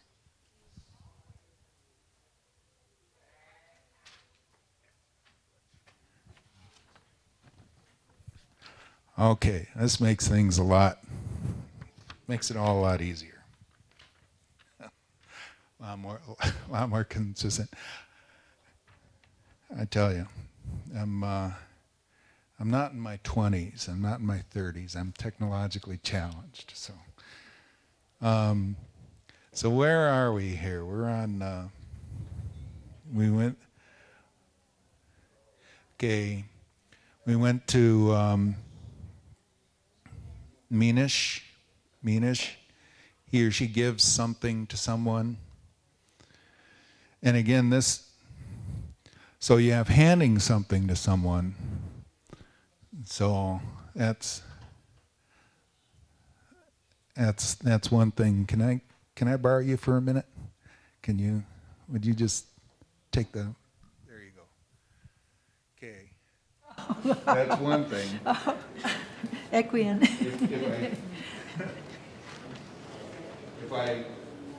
If I put this in a box, put a bow on it, and gave it to you, that's giving to someone. There's handing something to someone and then giving something to someone. So those two distinctions.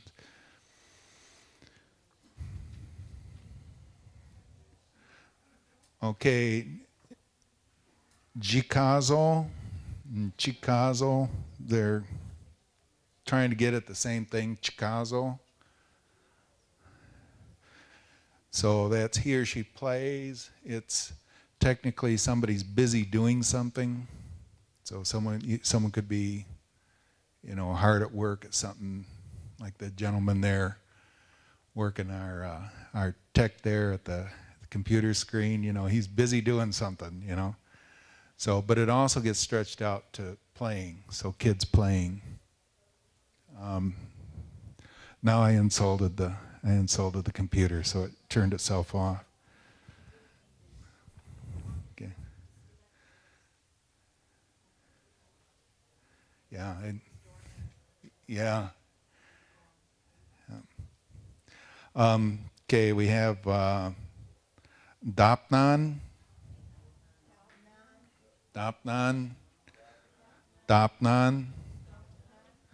He or she takes something or picks something up. So we had tone and we had sa for putting something somewhere. Now this is the back of that. You're picking something up. Then we have dapna.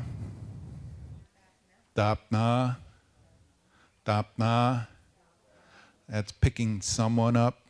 So again, we have our picking something inanimate up, picking someone animate up. We have our Potawatomi animate, inanimate world. Nijokmoan.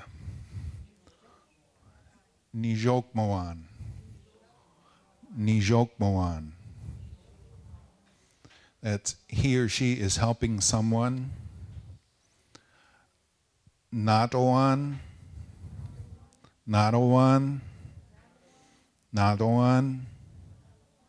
He or she is asking someone.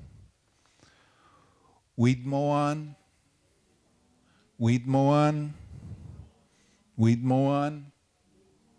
He or she is telling someone. So you're directing someone, giving them orders. Pardon? Okay. All right. Well, I hear it's lunchtime.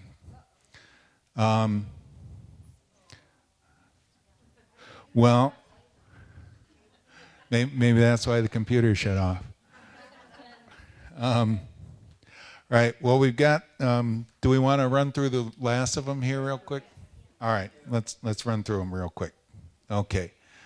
So Weedmoan is he or she is telling someone. Apwe.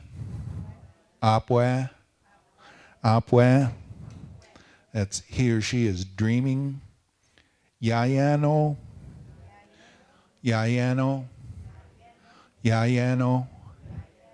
And that's he or she is laughing. That's how I heard it down the Wajak way.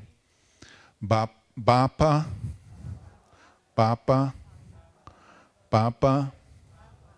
That's laughing. You'll hear that in other communities.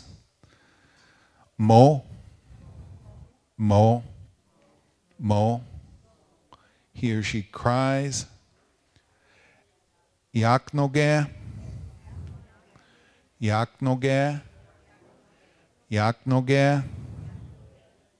He or she is sick. Manoya.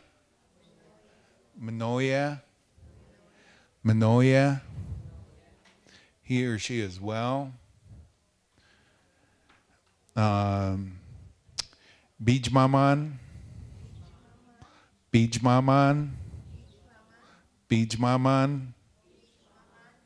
He or she smells someone, so he smells the bear, he smells the potato. Biajmiaman. Biajmiaman. Biajmiaman. That's he or she smells someone as well. Alternate spelling and pronunciation on that one. Bijmadan. Bijmadan. Bijmadan. So that's he or she smells something. Biajmiadan. Biajmiadan. Biajmiadan. So that's he or she smells something, an alternate version. So he smells the tennis shoe. He smells the factory. Cha-cham. Cha-cham. Cha-cham. He or she sneezes. Gukazol. Gukazol. Gukazol. He or she is hiding. Mkoan. Mkoan. Mkoan. He or she finds someone. Mkan. Mkan. Mkan. He or she finds something. So again, finding someone, finding something. Minan. Minan. Minan. Again, he or she gives something to someone. Minosha'an. Minosha'an. Minosha'an. He or she treats someone well, and that's kind of like would be a Potawatomi way of saying be nice. Be nice to someone. Okay. All right. Well, if you all have any questions, I'm going to be doing this again tomorrow. I'll be around here. You can come up and ask me other questions. Miigwech for hearing what I have to say. And we snuck. Let's all eat.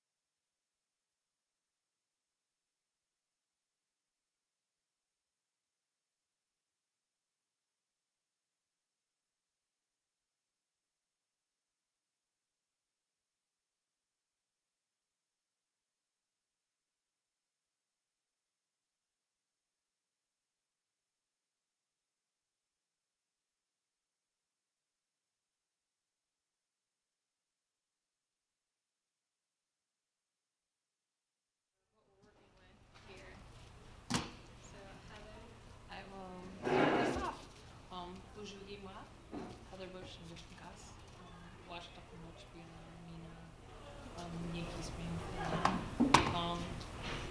Michwikwa Manchmanashers Gunlake Tribe.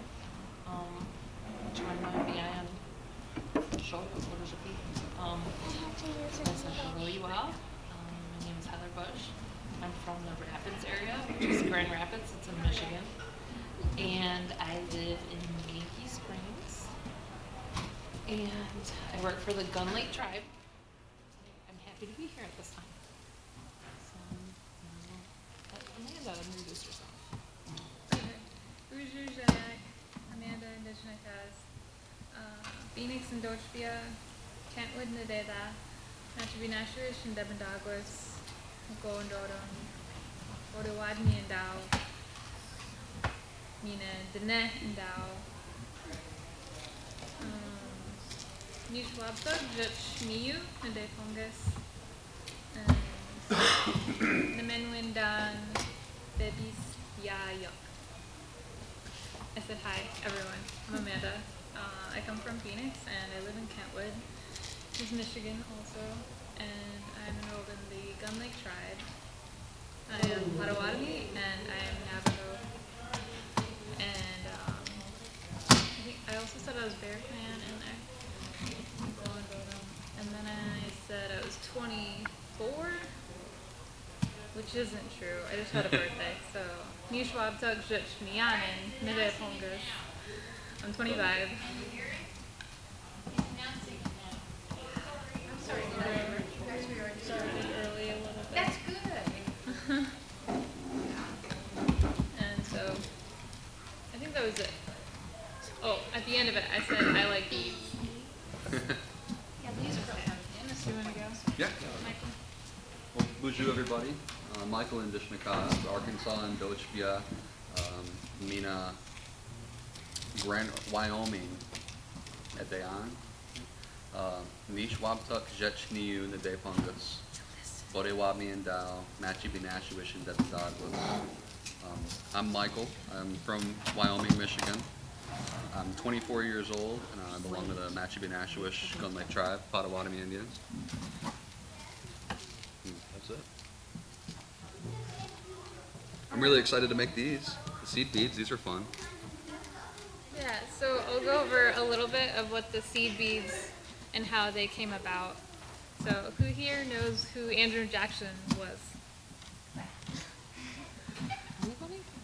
Andrew Jackson, he's on the $20 bill.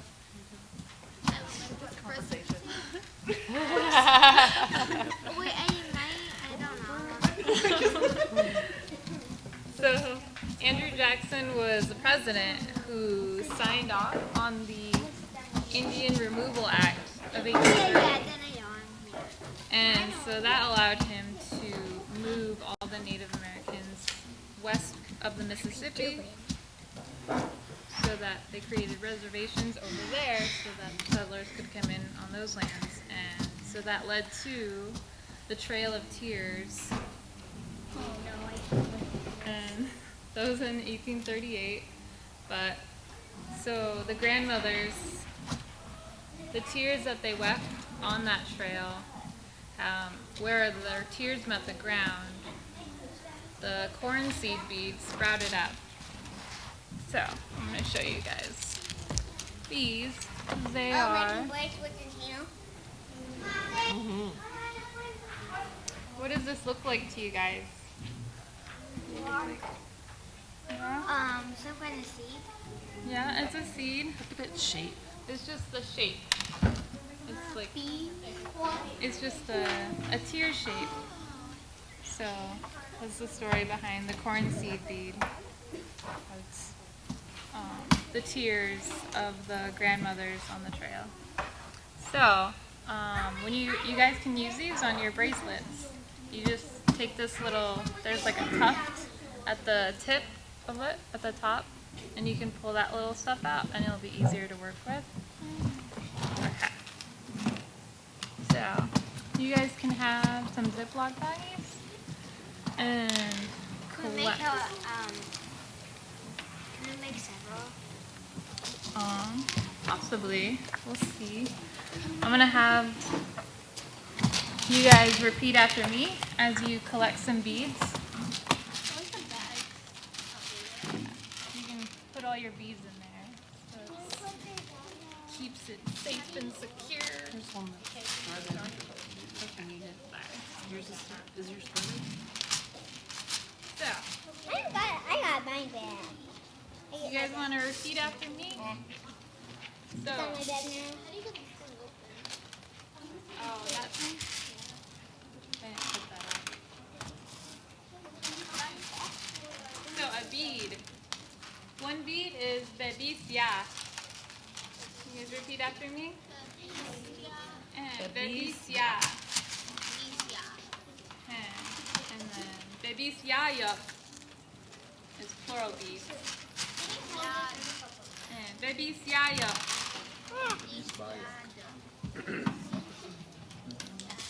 Alright, everyone, that's the dope. You guys can collect your beads, but you gotta repeat after me. So bead, one bead is bebicia. And bebicia. And plural beads. Do you remember that one? I don't have a needle. We're working on the needles. So plural beads are bebiciayo. Everyone, you say bebiciayo. Bebiciayo. Yeah. They're getting needles on the string over here, so we'll get them out to you guys. You got a baggie? You can get some beads ready. I haven't made my necklace yet. Yeah, it's fine. You don't need to cut it yet, okay? Just a minute. Go to mine. Are you doubling it or single? It's double. You're doubling?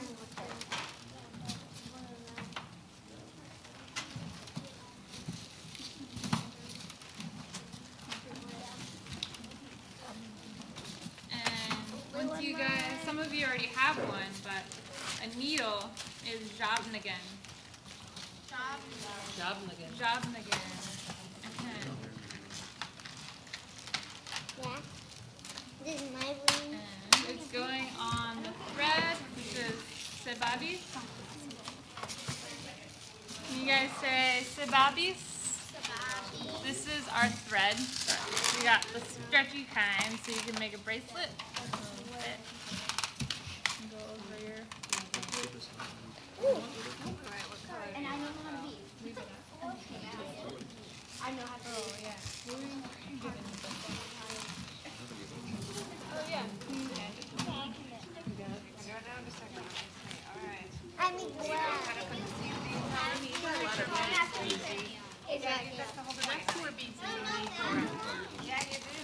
You don't need that many beads. Hey, that's enough. They got use that tomorrow too. Did you get a needle and thread? I never have this. Oh, you already got one?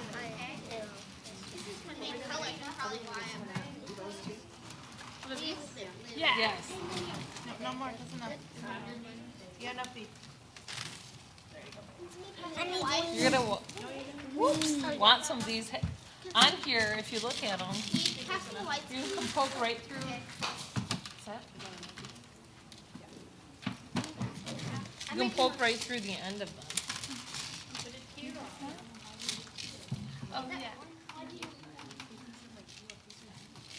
You can see where they were connected to the plant by this I mean gold wings. stuff in here. Sometimes you gotta pull it out or poke it out. So if there's some, looks like twig in there, No, I you can don't. kind of pull this out. Why And then you did I poke have it much right gold? through. Why did you put gold on my wrist? In the end. Poke it right through. Can I do all this in here? So you're gonna want, so these are the really cool ones.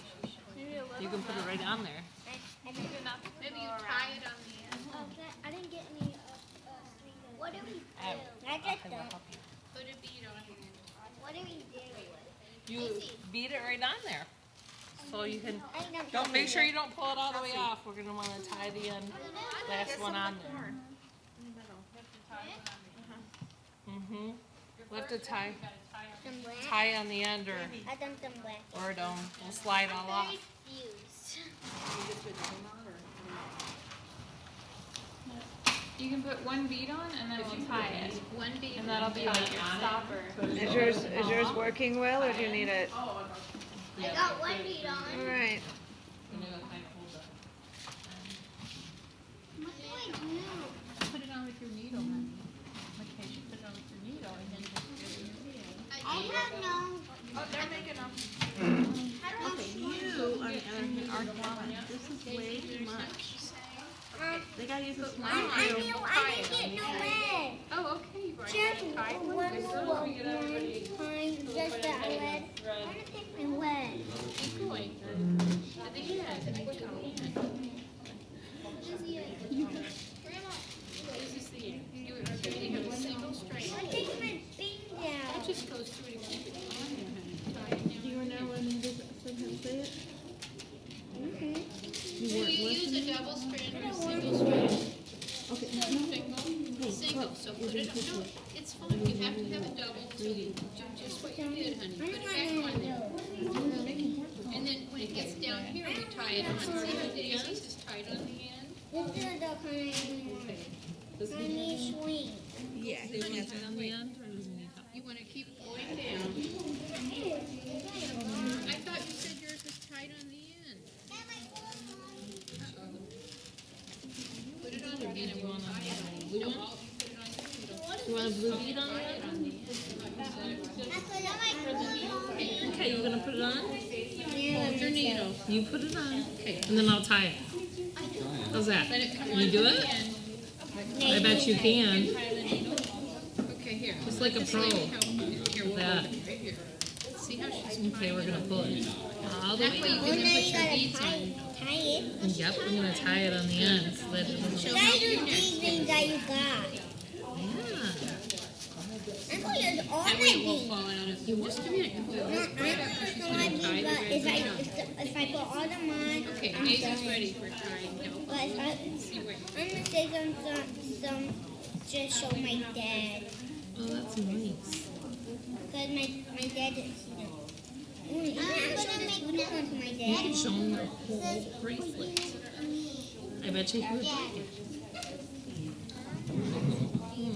I'm not good at tying the end. This feels weird, Mom. So did the corn come from your guys' garden? Yeah, we actually have that going. Yeah. Or a tea top. put all the beads Yeah. on there. And I was like, I didn't know how, or I didn't know what it looked like. That's another thing I wanted to get a picture of. It just looks like a little plant. It doesn't look like, you know, I was like, corn, so you think it must be like, Now what is it? no, it's just like, but it grows on it, like, different, like how it, I mean, it's kind of neat. These, actually, these right here, they're right on there. And they come out and Oh, I got the bonnet one in here. Hey, no. My needle wasn't tied good on.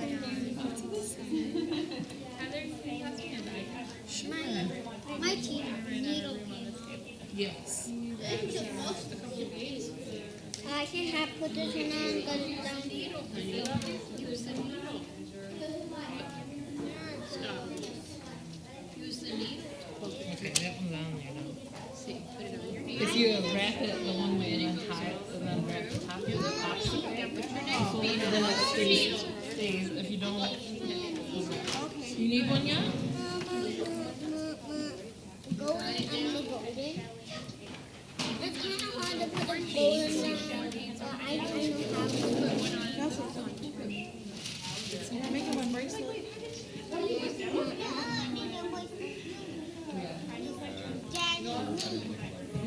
That's what makes it a cornmeal bracelet. I think I'll put this little. You gotta pull this out. I got one good pull.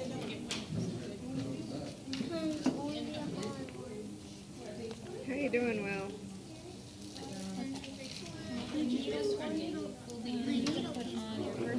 you put on all by yourself? I got a little tiny one. You want to put one on? Don't tie it. Tiny. Well, see how it's shaped like a tear? Start here. You don't tie that in. You have to put it through. Did you tie this? Grandmother. There. There's your little corn bead. Should have used the bead first. What color bead you want? Did you get a corn bead? Give me a color bead. Oh, you got it. Where's the needle? Oh, I see it. All right. You can start your first. I put a tiny blue one on, but not so hard. She put a little tiny knot. You want me to put one? Here, I'll put a little tiny knot. You won't. The color beads. And then the seed beads are the ones over here. Sometimes they're a little bit, because it looks like a twig sticking out. If you pull it out, it goes with two new beads. Put your bead in there. I know this. That's the one bead. Yep, that's exactly how.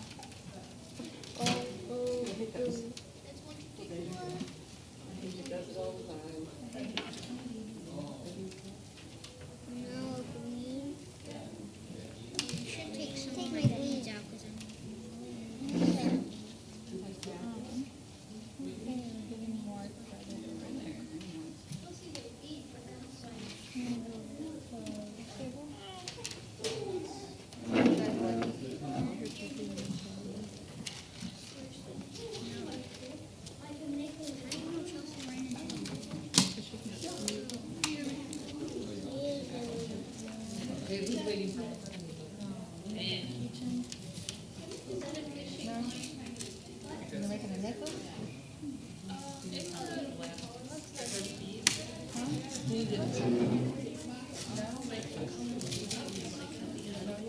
Everybody's got a string and everything, right? No? Do you need one? Okay. As long as they don't have one on. I think all the children have this. There you go. And then Well, the pattern's up to you. I've made two of them before, and I'm colorblind, so they didn't work out very well. But everybody else makes them like really pretty. She's wearing one right now that Heather's daughter made, and it looks really good. Mine did not turn out like that.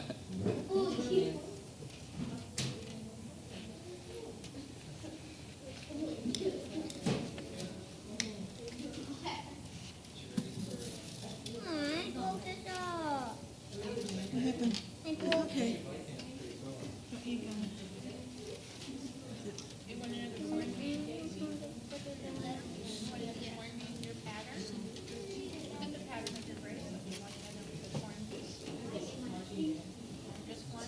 That looks really good. Good job.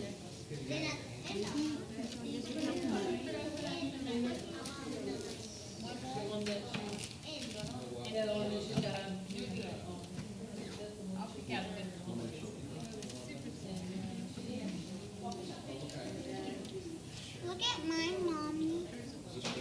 Yes, look at so hard.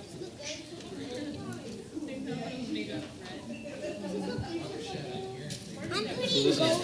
one that was made already. Oh, that's nice. Heather's daughter made this one. It looks really, really good. the more I like it, the more seeds on it. Yeah. Really pretty. And then sometimes you get darker ones. Oh, you're fine. And then you can show him. Here's one that was already made. Like I was doing switching them back and forth. Isn't that pretty? when I made before. It's fun. If you go over into the Grace? museum store, You see this they one? actually have a necklace in there that's got those seeds on it. Those corn seed beads. And it's actually this leather one. Fancy. You can see all the different. Yeah, Yeah, it's Maybe they just tied it in. Maybe. Oh, yeah, you did put them on. What are you making? Are you done? Okay, you guys, I'm gonna run to the bathroom. Oh, that's a really long keychain. Keychains are normally shorter. I don't know what it's at. Put it on your door. Oh, you don't want a bracelet? I want a bracelet, but I don't really like it. You want me to help you with a bracelet? I'm gonna take a string so that Izzy can make one if she wants to. Well, how about you let me put my beads on and then I will come help you. We'll share some of those beads with sister. Another cool thing about the corn seed beads is the more you rub on them, it polishes the seed beads. So they get shinier and shinier. I did that. Pretty.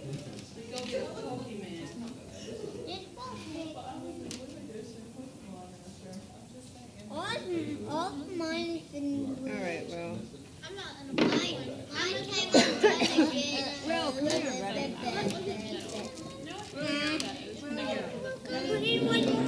thought we were. But you can just keep it. Come here. I thought you were calling me over like. She just puts a tiny knot there.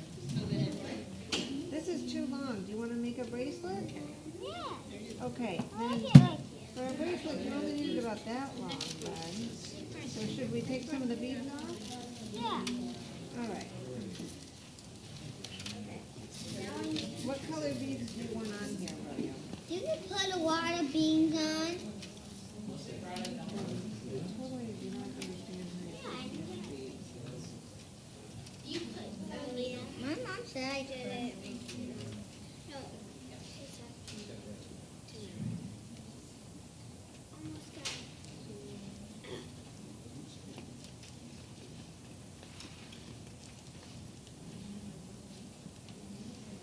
The actual seed bead?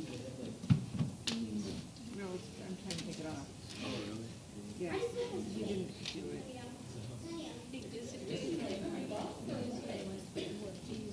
I'm gonna put some glue in it. There you go. Supposed to go in. See what color you want next. You want me to connect? We're gonna use Queen's Frenzy too. That's pretty. Yeah, her color isn't on there. You don't like think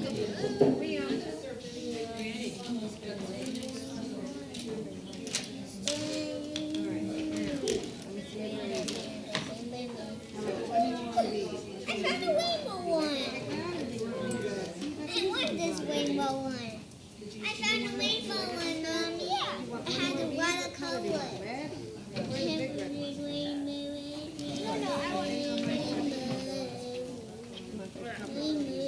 Ears jobbing again back on. No, they only see what's on the program on their launching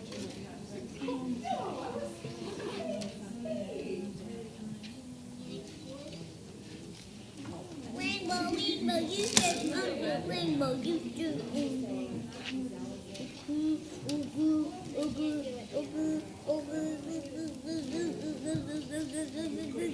Cameron, done again. Mommy, this one's for you. I got you. Yes. It's perfect. Do you have a needle on there? Wait, hold on, I'll help you in a second. Come on.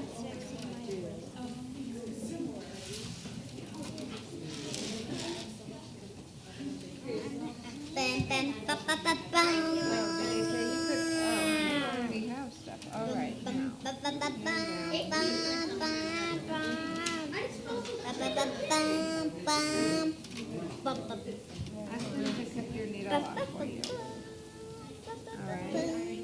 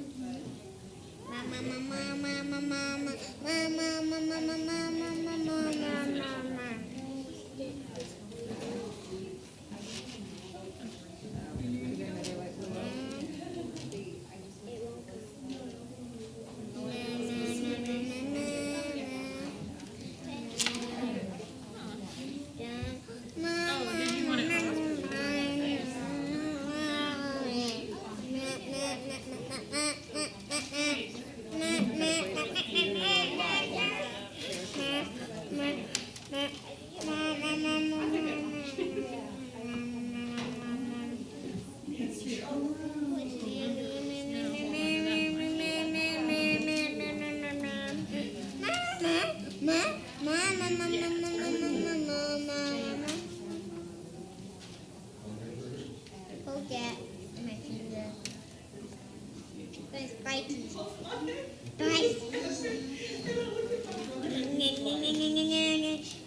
Jackie found out. Darn it.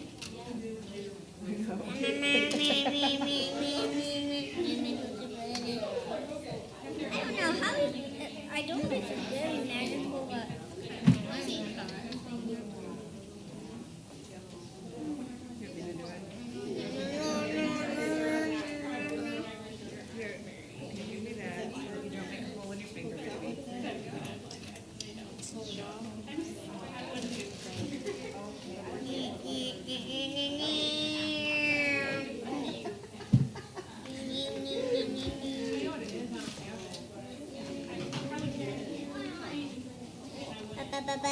And my pokey thing fall off and went.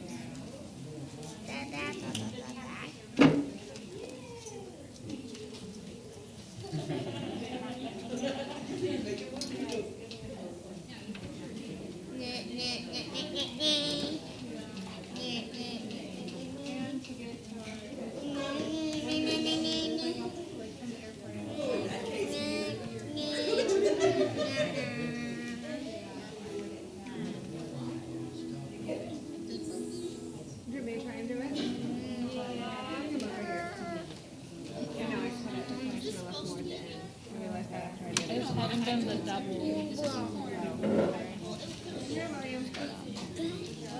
Where's my needle go? Where's my needle go? You could also take a lighter to it. Use it. Oh, there it is. It's down on the floor. I got the knock down. Get it by the needle, Daisy. Don't strike. Get it by the needle. Needle, Daisy. It was somebody else's.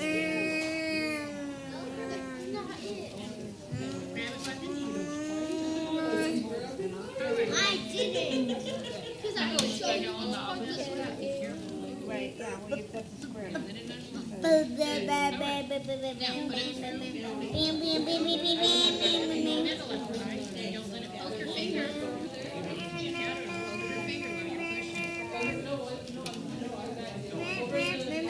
Watch it. Don't put your finger near the end.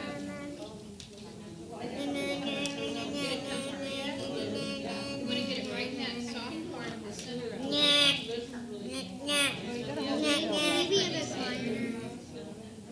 Don't put your finger, just your finger.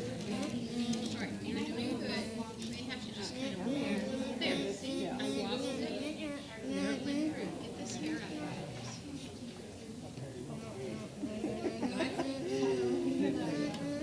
Let me see how that looks on your wrist. You may have it just, I want you to look at it. A few more, but that's about it. You can ask me how to tie it, and I do a few more. How do you tie it? Okay. She'll help you tie it. Yeah. She thinks she's done. You think that's big enough? Yeah. You don't want to put it. She chose not to put a cord. Okay.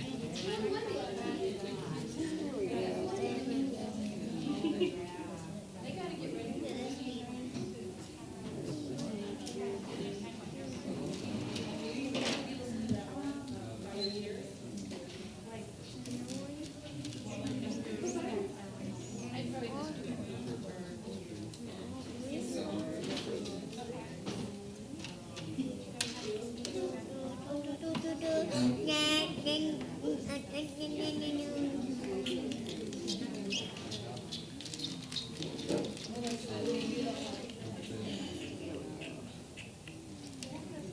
We got it, we're not gonna cut it yet, we're just gonna leave it to make sure it stays, okay? All right. I can do it.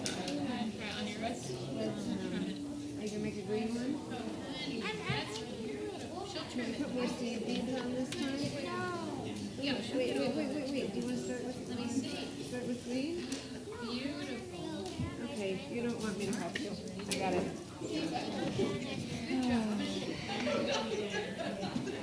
I'm making the next one. How are you doing, Grace? Daisy, you're making different faces. We've got some. Here, brownie. All right, here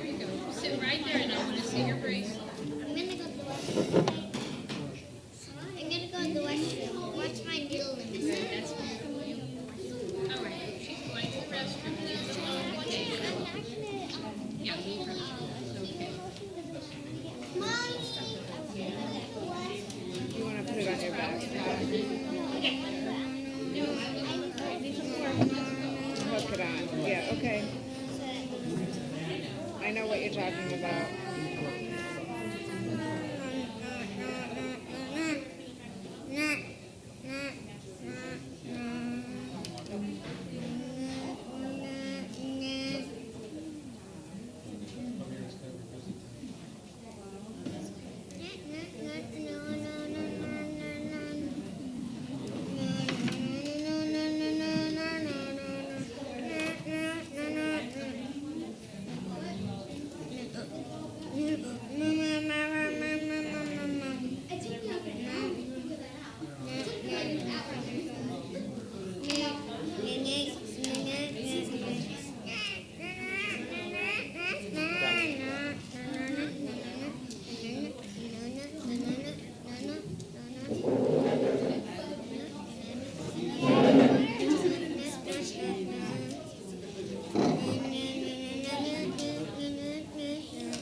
Everybody's doing good.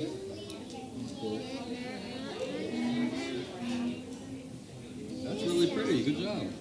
I want my pokey game. Oh no. So I'm looking at it here.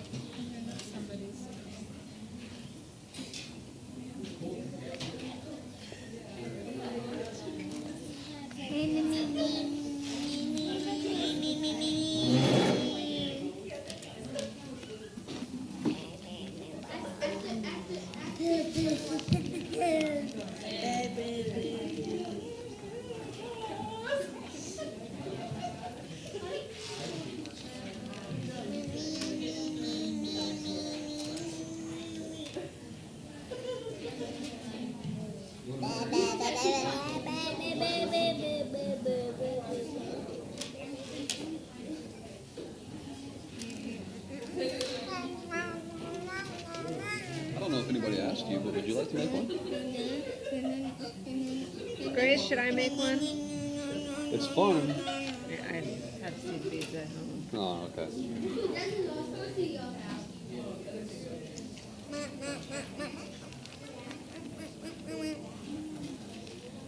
All right, I'll make one.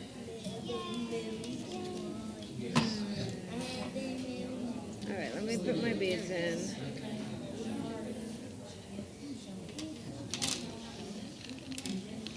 What color should I make mine, Grace? Orange. Orange? Really? Wow. I have a dog. All right.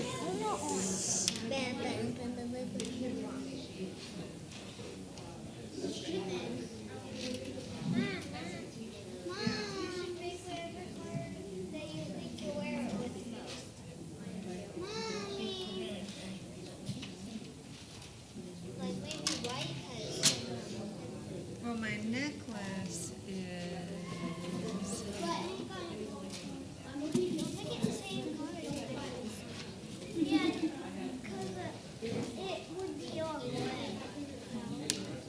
Yeah, he's right. My necklace is gray. It's really sad that you knew that, William. Here you are. Ooh, I like these. Where's mine? Can I take these? Yeah, you can't take some of them. Can I take the pearly ones? You can take some of them. All right. Some of them, but not all of them? Yeah, not all of them. Because then my dad, Yeah, that's what I want. probably my dad will want to look at them. I didn't even look at it. Oh my gosh. Sorry.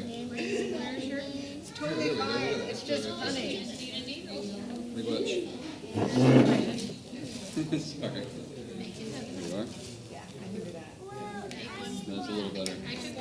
Oh, you tied the needle on. Oh, yeah. I've been doing that. I just cut it off at the end. No, they didn't. You want a different one?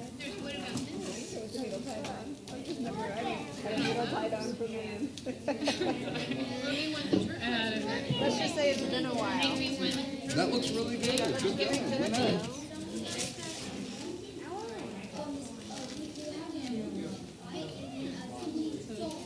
Maybe it's a needle. There you go. Did your needle fell off? I lost my needle. Yep, you got it. Okay. You want your needle? I found it. How? Here you are. It was actually really easy to find it.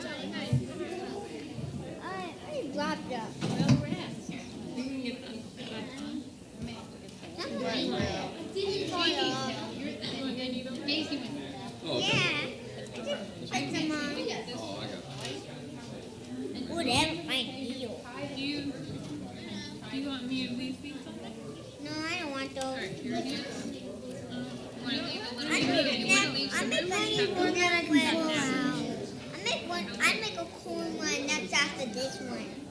For one thing, you just kind of put it back in there. It's true. You know, break Yeah. There you go. This way, I'm going to wear my dress in the water because you're going in the water. Oh, that's awesome. Can I measure your wrist? We'll see how big it is. But it is almost there. You just need a few more. Can someone help me put them on though? Do you help me put some on? So you get the needle on? I'm not sure we do it. Because this I needle, just put it through a second needle time can while poke she's you. done so far. It's not hard to get it in there. It's a little tricky. Yeah, I just started. And I'm going to watch the trick. We're going to take some Usually, what I do is try to go back the opposite, yeah, back the opposite way. Yeah, okay, good. And it should, I wanted all mine up. What my dad wanted me to see them. All right. Because mine's a So bad. she's in the bathroom. Oh, your bag. Here, let's fix this head. I was one of the bus that was this long to heel. It was about this long. Is it? Yeah. So finish yours Bigger up. size. And we'll get it tied up. That's so cool. Yours so Don't big. be crazy. Wow, that's awesome. Put a 2 or 3 on here. Man, they help me put some beans on. Hey, leave it in. They help me put the beans on. Because I'm breaking the needle. Yeah, there's black in there. Oh, here's black. It's one black. Maybe a real pretty one. Okay, put 2 or 3 on each time. And you grab this side. Kind of twisty to put the beans on here. I'll check with Serena and see where she is. See, you can put 2 or 3 on it and, yeah, you don't put this around your waist. Wait, Oh. just need a couple more. I'm just going to Nope, you need a few more. I just got one more. All right, and then I can help you tie it. And you want to do one more of those? But if I'm all done, take the needle off. I'm all done. Somebody had the pearl beads. All right, let's do a teardrop. Get a little teardrop. Can I have some? Yeah, I'll get it right back to you.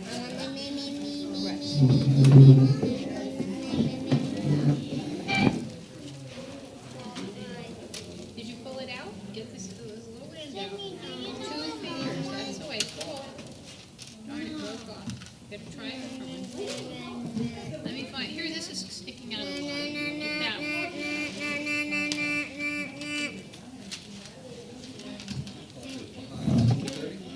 You got it? Not yet? Wait a go. Let's see. Me too.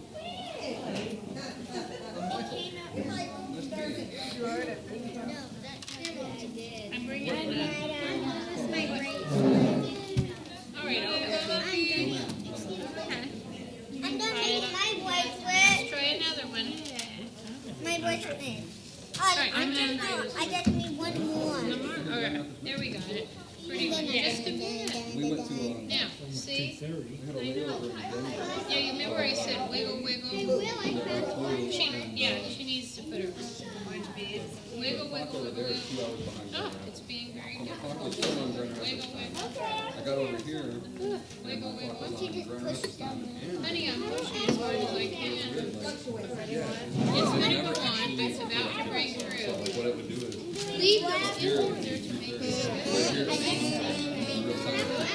I'm done already.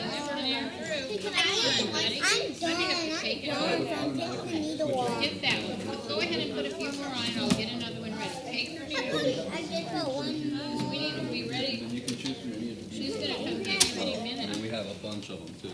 That one was not a, here, I'll get it. Amanda has a lovely example. You add more beads to it. Here, this one's very good. Let's try this next.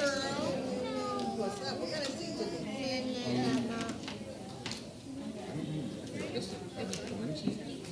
A type of corn seed, but they're corn seed beads. The story is that That's how big it is, but making progress. You want me to tie it about right there? and they say that because they drop.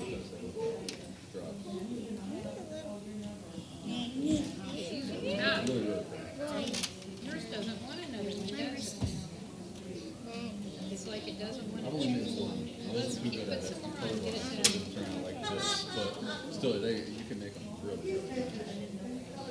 That's my excuse. But Sarah, You probably wouldn't. is enough of the cheese?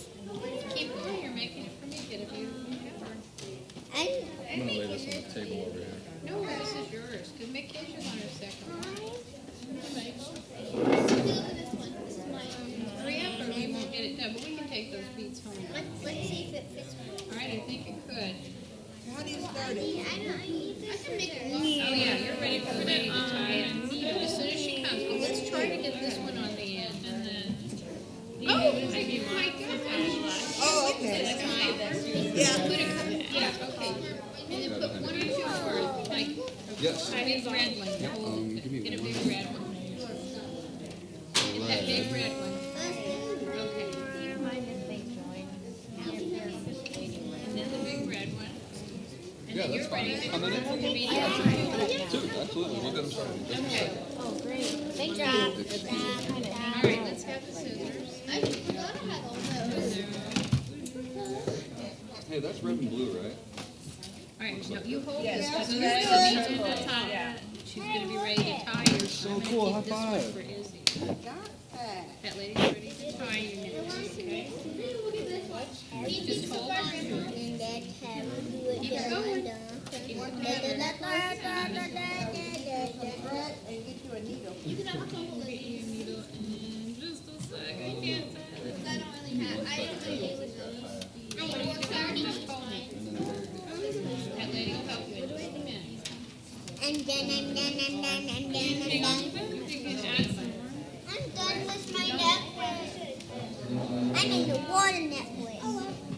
I need you to tie this. I need a water necklace. Okay. Just a sec.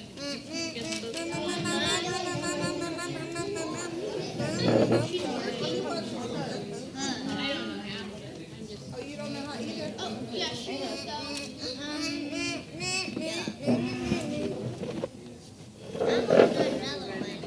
Here, you hold Oh, it. you just go to the middle? Keep holding. Keep holding. Oh, this one doesn't seem to be it. Oh, that's that one. So you can tie it. All right, take this. Stand by. Done with my necklace. Done with my necklace. Done with my necklace. Wow, done with my necklace. Okay. Do you need a new one? That's how you start. She needs a, Okay. I dropped this and some stuff fell out. You can just lay down on the table. We'll clean them up. I'm not done with my necklace making. so you anchor it with a what?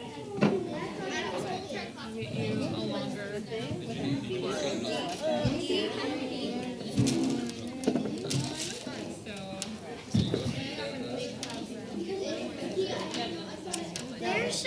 There's little bits of pieces in there. But I'm making a pattern. Oh, I think she knows what it's doing.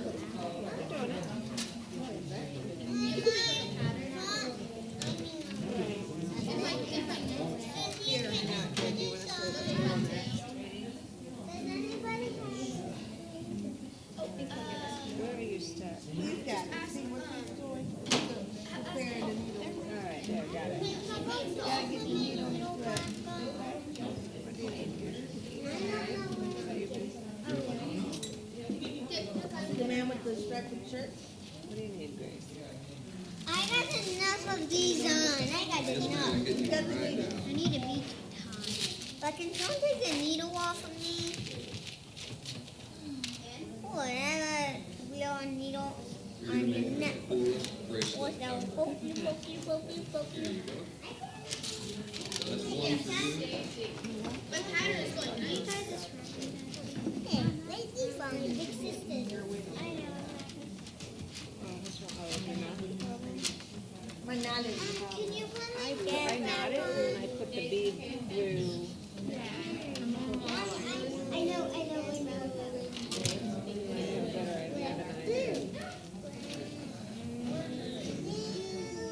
Okay, Grace, can you hold on? You're gonna have a bead, two pearl beads. Just the driver. I'm done with mine. I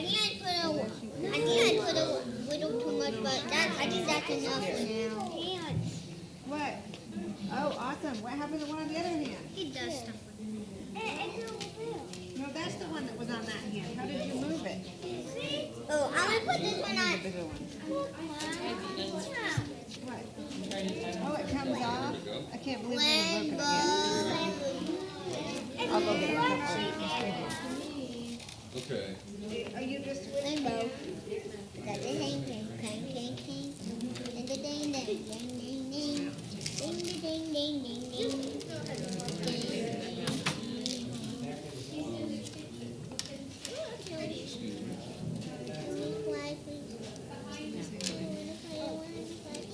Did you need help? No, he got mine. You need help? Oh, I can put that back on for you. I'm tuning.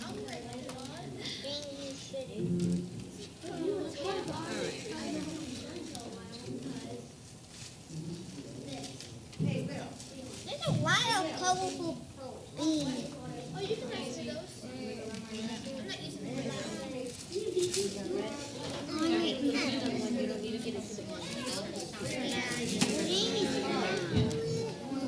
Hey, Grace. Can you help me? Can we see if this is too big for me? Yes. Will was not capable of doing it.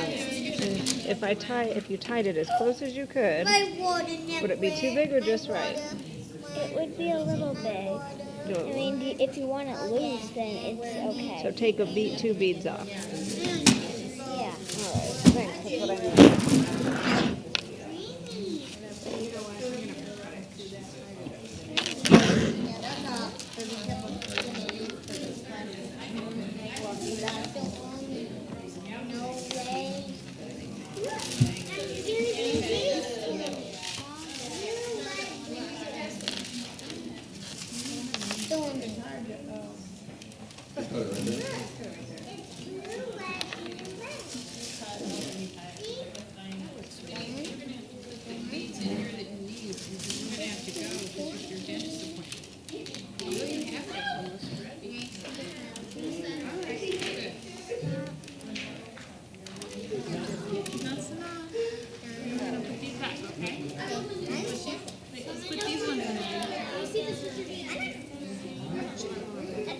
Oh, I got a shell. Let's put it back in there. I want this shell. Here we go.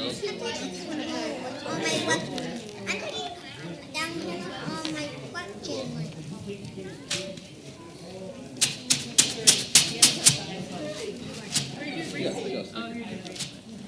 I put it on.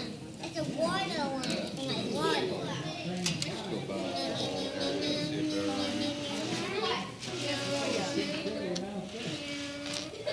Awesome. Are you gonna have that one put on you?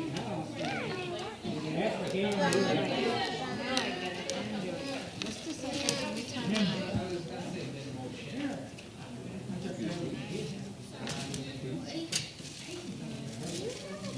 Alright, what do you say when we're ready? It's 2:38. Okay.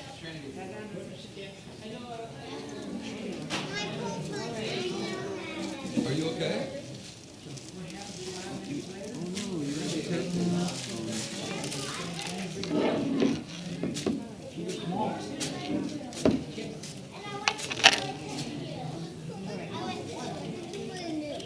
I need to sit down. Can I move your chair just a tiny bit? Yeah. Okay. William, come over by me, baby. William, what color do you want it on? All right, wow, it matches your nice golden brown skin. Oh yeah, we don't want to make a mess. Yeah, we want to keep it kind of clean around here. I think I'm like this. Are you done with these beads? Yeah. So I'm picking them up and I'm hanging them in there. Oh, okay. Get ready for the spaceship. Just quite see it the way. Let's get your spot. It's really tiny. Kiss it.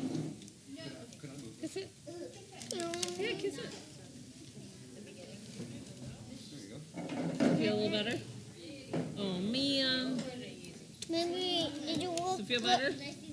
No. look where you were going? Where is it? Here.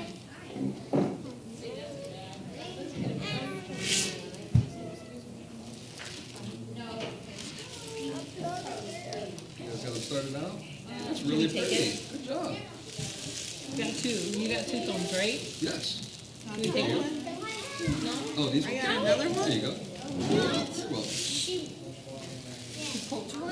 Oh. I asked her if we should take it. She has two. I asked her if we should take it. She said no. Is it okay now? Is it okay I already tried that. Okay, let's see if that'll work. I don't know. We'll have to try it. I think they might need some more beads over here. I should take some beans out.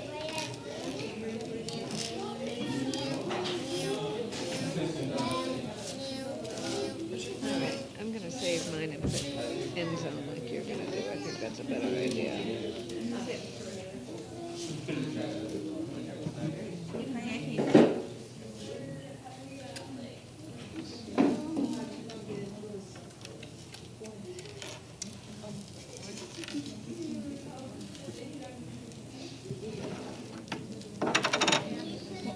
Well, if you don't sit there and go like that, it'll go away soon, guys. Yeah, that's a cool thing we're eating. I mean, the Oopsies. Yeah. That's my necklace.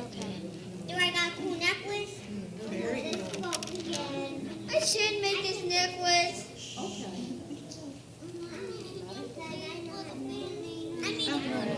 It came off. Alright, we'll just have to wait, Will, and I'll have to help you with that one.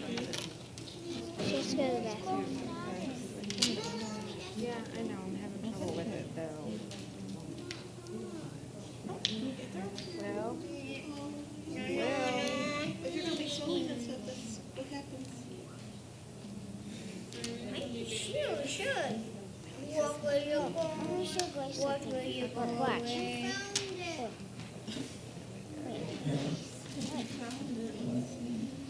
Yeah. That's cool. Oh, and I hit your elbow.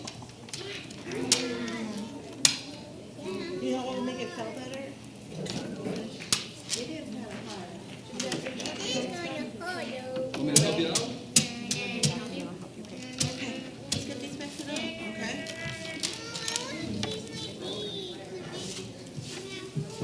Oh, well, you have to ask them first. You can't take this dirt supplies. Really cool, man. You can come again tomorrow, and then we'll have excess beads after tomorrow's class. We want to make sure we have enough for tomorrow.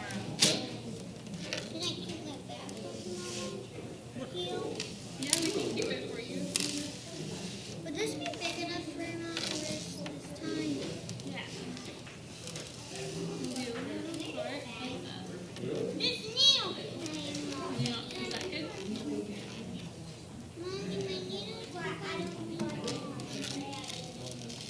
That's cool. That's really nice. I want this box.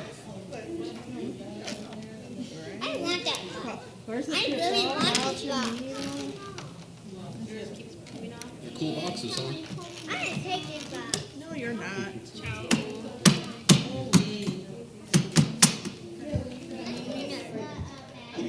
Why don't Louise and be on the gift shop? Watch you. It doesn't take me to jail. Yes, she does. She didn't take me to jail.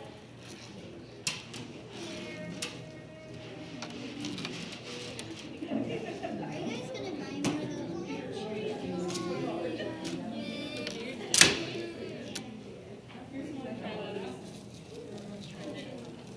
Yes.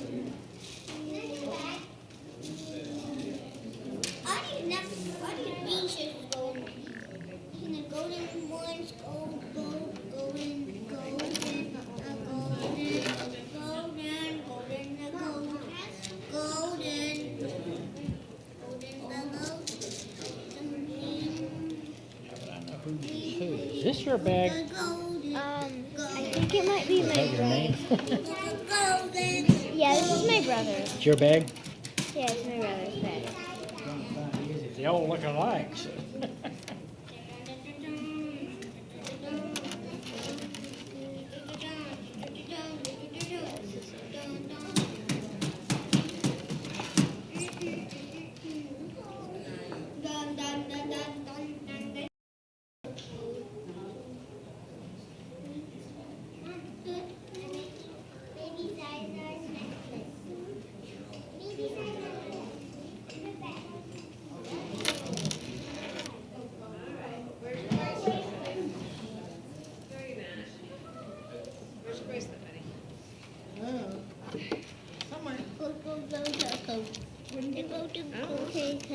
He'll know or he won't know.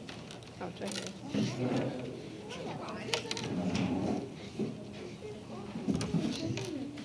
That's pretty, Grace. That's really pretty. I'm not making it for myself. Oh, who you making it for? I'm gonna make it for that one lady I told I would make her one. Oh, She's that's really nice. sweet. She'll like that. William. William. Oh, And I'm gonna make one for Dad. really? Whose dog is that? William.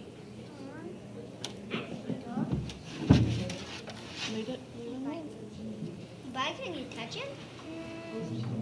Oh, it's so cute. Yeah. I gotta go sew. It's so funny. I gotta go sew. You're gonna be big. But I gotta go sew. Mom, do you think this is big enough? I don't know.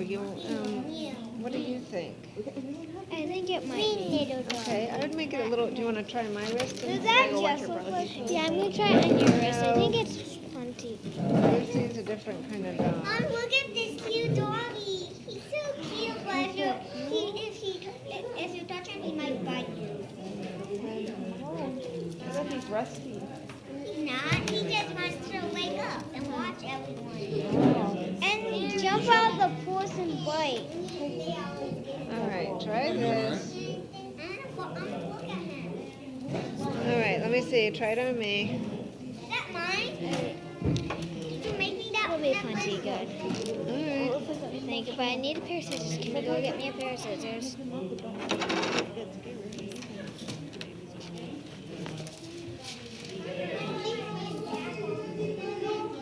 Wait, no, I'm gonna try it off.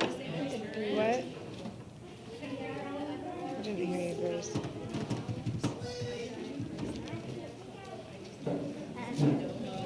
Said I'm gonna take off the I wonder if Dad would want one. Does he live in that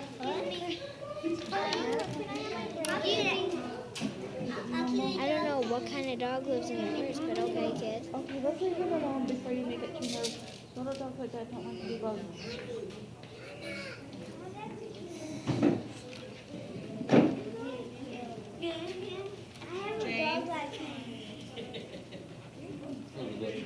What did you name your dog?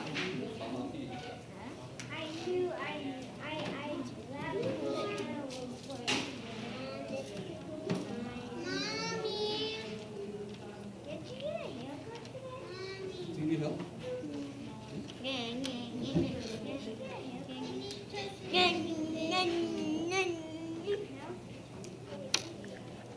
Can you go get me a pair of scissors, please? A what? A pair of scissors. Do you think Dad would want one? I don't know. That's not a big bracelet wearer. I know. You can make your no put one. Ding, ding, ding. I will. Just look at and the scissors.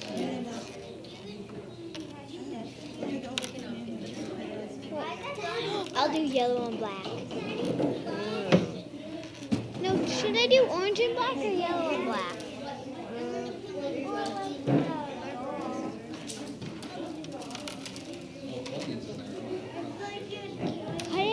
Can you cut it off like right? I'd leave quite a bit of room. I wouldn't even cut it off. I would just leave it, because then it'll be easier to tie on. Well, I'll cut it off after. Here, this is what I'll do. I hope it's not too big. Dad.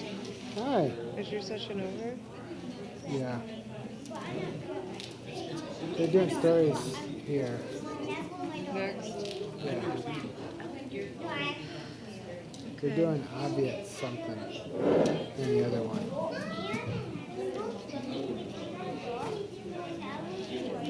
Will made 2 bracelets he can show you. Oh, you made 2 bracelets? And then he found a dog. Wow. How'd you finish those? What Did you make them himself? Did somebody else help? No, he made them. Wow, great job, bud. This was a big hat.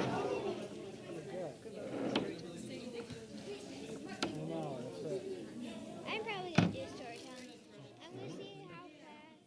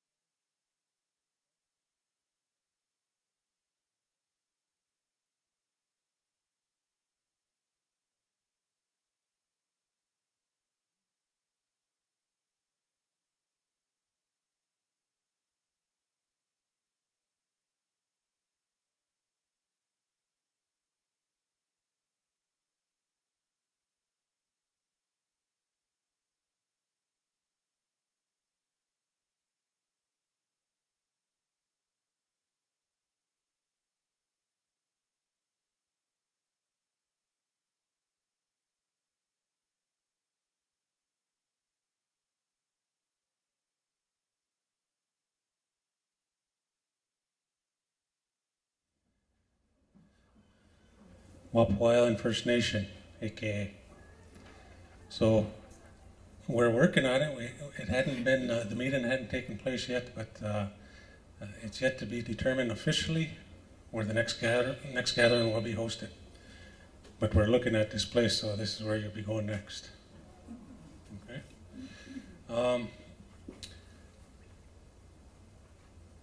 I want to introduce Nishnabekwe Dupnabikwe Jinkaza, a lady who has helped our community out with the revitalization of our language. We've had revitalization efforts for some time now. And back in 2008, we had a signed language declaration, and this was to help ensure that our language is alive and is spoken. In 2010, we implemented a 4-year language immersion program in our community that we called Matukida Anishinaabe. Now, this program was part of a 10-year presentation that was made to the leadership of the day, whereby, because our speakers in our community are generally elderly, we felt it was a bit much to expect them to go into the classroom in immersion setting and so forth, starting with Benujiak and so on. So if there was adults that were inspired or really wanted to acquire the language, the Anishinaabe language, that this could be an opportunity for them. 4 years was the target to be immersed in a language setting. Dupnabikwe, Linda George, was one of the teachers that were part of that whole process. And we are eternally grateful for her taking the time to share with us as much as she can and as much as she did. After the 4th year, the plan was to have these successful participants from this program to start teaching with the little ones at the JK level. That 5th year, it didn't quite work out that way. We ran into some snags here and there, challenges, but it was actually the 6th year, which would have been last September, when our first immersion program started officially at the JK level. So last year, September, we looked at it as a pilot to help us to determine the things that work really well and not so well, and so on and so forth. So over the course of the year last year, up until June, we've discovered a number of things that worked well, areas that we really need to focus on, and some areas that need some attention. How are we going to treat it? How are we going to work with it? And so forth. What we're looking at right now to carry it on is to still treat it like a pilot, because it still needs some work. There's still some things that we need to figure out to help it so that the foundation is solidified and we feel really comfortable with and knowing that it's just going to take care of itself. So I feel good about that, and again, there are challenges, growing pains, we're looking at it, we're calling it, but there's no shortcuts. And if there's anything that we can do to help with your communities in your efforts to try to help with your language restoration, your revitalization, then that's what we're here for. Our hand is out there. We're offering that help. And in the concept of matukida, when we talked about matukiwin, that concept of sharing, back and forth, so it reciprocates. So, to start, we have a little, little icebreaker that we want to have you all participate in. And without further ado, I'll introduce our teacher, our mentor, our elder, Linda George, Dupnabikwe. No.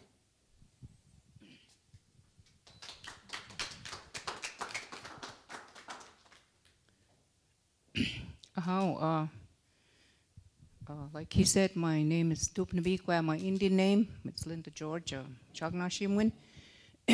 Mami Kwendam, Mampi Gani, Gibit Kushna, Winwangwading. I'm so glad I came over here. Gaiwi Kamampi in the Bishasi, I've never been here, ever. And I was very inspired when Chris asked me to come here. And I could have went to another place, but I said, no, I'm going over there. And I'm from over there too, and I'm a fluent Ojibwe speaker. And I could speak a little Potawatomi, but not fluently. And my grandfather and my dad were both Potawatomis. And I picked, when I was small, I picked a lot of that Potawatomi up. And it's up here yet, eh? And so my mother and grandmothers are all Chippewas. And so that's how come I very interested in this Potawatomi language. I went over to one of the Wajak, or the other place. What was that other place? No, the bus went that time. Where? No. Kansas. You're way off. I went to Kansas. That was my first time to go to a Potawatomi gathering, and I thought, I was really excited. I said, oh, I'm going to go there because I will hear a lot of Potawatomis talking. And then, so I was really excited. And so when I got there, I didn't even hear anybody speaking Potawatomi. But there was a workshop like we're having here. And I said, I got to go to that workshop. And there I heard a little bit of Potawatomi. So that's the way it is. A lot of our young people are kind of going away from their languages. And that's the way it is back home. That's why we decided that he wanted to do the what he's talking about, that 4-year workshop. I mean, well, anyways, I taught for 4 years there, immersion, and I seem to like immersion better than just teaching, you know, because that's the way I learned, and no one even taught me. It was just the everyday thing. I wake up in the morning and it's, you know, that's all I heard was Nishnabah. And then I go to bed at night, Nishnabah. Every 24/7 and 365 days, that's all I heard. So when I was 6 years old, I went to residential school. But that was still all in my head when I left. When I got there, I could not speak English. I had to learn to speak English over there. And I kind of had a hard time. And then I would say, what are they speaking that funny language, you know? And after a while, I didn't like it because I wanted to come home because I didn't understand. Nobody understood me. I didn't understand everybody. I said, I don't want to be here anymore. I want to go back home. And my sister said, no, you got to stay here a long time before you go back home. So I didn't like it, but what can you do? You had to just stay there once you got there. So anyways, I didn't forget my language. When I got back home, and when we got back home, they didn't treat us any different than when we were there. They start speaking English to us, and we spoke Indian again. There was no problem. But so I'm really glad to share my language with the young people and even the Benuji, the little children.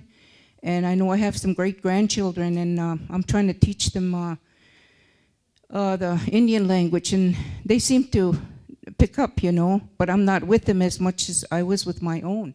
So that kind of, you know, I don't feel good about that, but I can't be with them like I was with my own. And I don't know why I did not teach my children. I think it had a lot to do with the residential school because we couldn't speak our language there. You probably know all about that. So anyway, I'm glad to be here though, and I made up a song over when at the Matukita It's Old MacDonald Had a Farm. You know that song? The children like it. And I translated in Indian. And I think it's on a CD. But I didn't bring no CD or nothing. I don't know if this James Aquash, I know he had some CDs out there just a while ago. It might be on one of them. And it's all in Ojibwe. And then I thought, well, I'll see if I can translate that in Potawatomi. And so I did my best to do it, you know, change the words in it, the way I learned by my Misho. And and I had a little dictionary to help me because I don't know how to spell. I just know how to spell in Ojibwe, you know, the double letter vowels and that. So he loaned me a dictionary to kind of write the song out in in Potawatomi. See, I'm already getting mixed up. There's two languages. So I wrote that, and then I would probably like to sing it for you, and I hope I don't make a mistake. It's too bad I don't have any music with it, but my music's right here. I know a long time ago, Indian people at churches and stuff, they had cottage meetings, and they never had nobody playing anything. But they didn't need any music because they made their own music, or they could clap their hands, or they could use your voice, and your voice is your music. So I can't hold this. I'm gonna just put it down here because I will do it. I'll do it. Okay, I'll do it this way. It's easier. Okay, now, how many of you speak Potawatomi real good out there? If I make a mistake, will you know? That's what I was afraid of, because I said, oh, what if I pronounce the word wrong? But this is, and later on I'll say some words my grandpa used to say. Okay, I'm going to sing this. Are you good? Huh? So make sure you listen really good, because after she's done, we're all going to sing. Okay, this is in Potawatomi now. I already know it in Ojibwe. So I'm going to go slow so I don't make a mistake. Okay. I'd do better if I had music, but it doesn't matter. Okay. Now when I have trouble starting a song because I don't know what key, I just go ahead and sing. And usually when I have music, they all just follow me, eh? Okay, it goes like this. I heard somebody say, hopping. Okay, I'm going to sing it, and then you have to sing it after I do. Huh?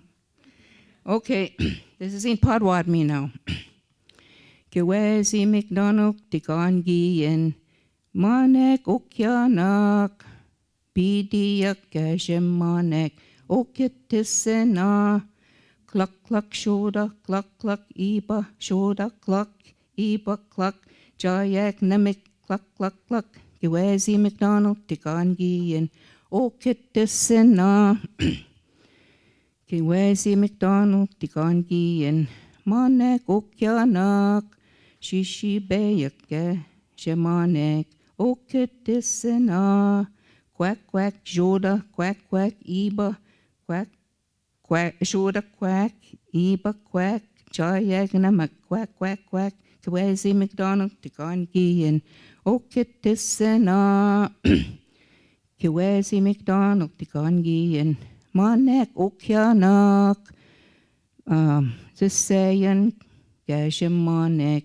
Okitisena Gobble gobble shoda gobble gobble iba shoda gobble iba gobble Jayak Nemik gobble gobble gobble Kwezi McDonald Tigangi Okitisena Kwezi McDonald Tigangi Maniak Okianak, Nagdoshayak Gashemanek, Okitisena, Ne Shoda, Ne Iba, Shoda Ne, Iba Ne, Chayak Nemek, Ne, Kiwazi McDonald Tikanki, and Okitisena.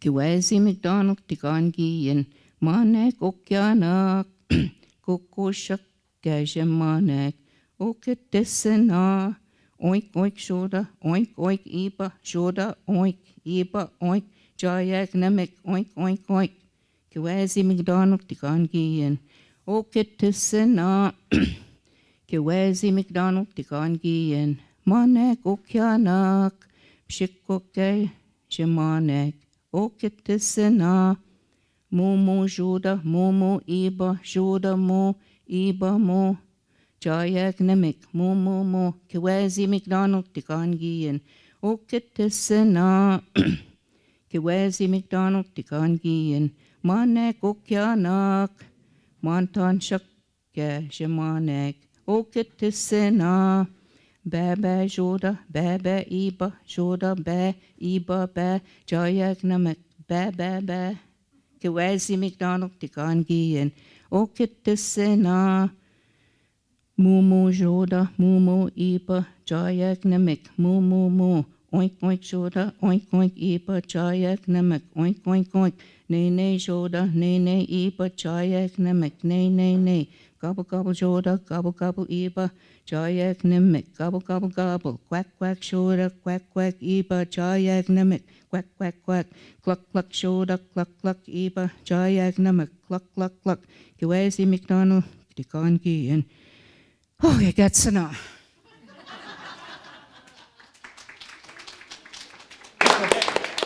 That's Old McDonald in Potawatomi.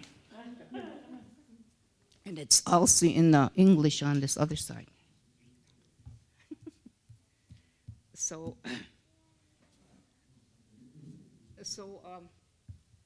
see, shall I,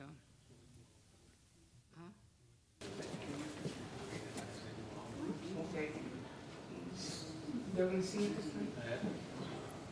So we're going to show this on the screen here. Well, you guys got to see it, not me. And we'll take a crack at it. So this is where we're going to start here. So QNZ. McDonald. So QNZ, that's how we say old man. And this is all the animals that she pointed out in their comment, in their song. So, when it's your Moo. That's what he says. And so,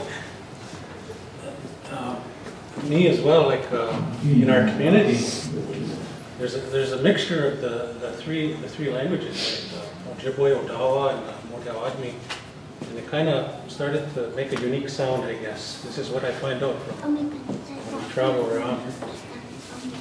And when learning it as a learner, we used a double vowel system.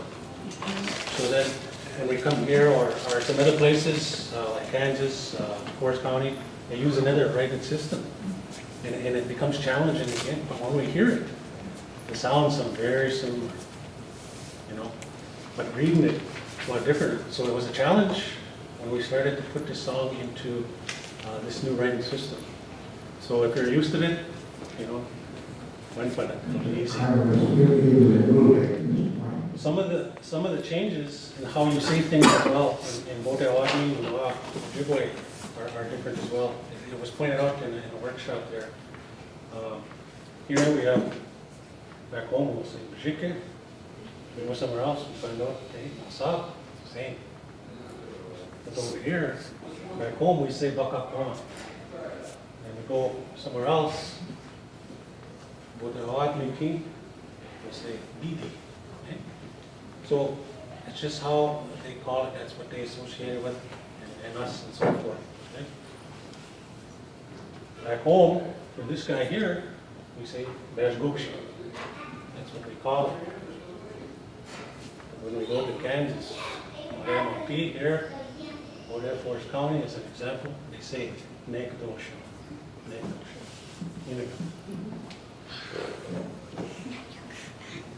Stop. Anybody know this guy? Shishibet. Nasab. Same back home. So we were happy to hear that. Meanwhile, Kokush. Nasab. So we say the same. Maba. This one? Turkey. Yeah. Okay, okay. Is this set? Is this set? Is this set? Meanwhile.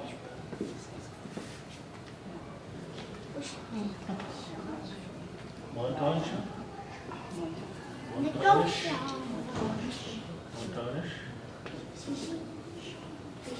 Adonis Maba, this is my daughter here.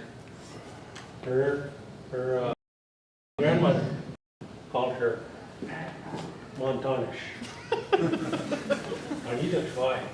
Well, her name is Montana. So she heard that Mon in there. Montanish. Okay, so that's just a little run through of the whole conduct. So this is where we start. And we'll all start it together. We'll all go along together. So the first line, QNZ McDonald. QNZ McDonald. Kitagan Ian. Kitagan Ian. Manik O'Conic. Manik O'Conic. Okianak. Okianak. Manik Okianak. Manik Okianak. Bidiak. Bidiak. Gajamonic. Gajamonic. Okay, so Magic one only. BD. Washna Magic, more than one. Swara, Newman, Honan, Bidiak. Oh, get to snot. Oh, get this. Get this on. Get to snot. So back home we went to Oga. You get this on. Get this on. Get to snot. So it's like, what the heck?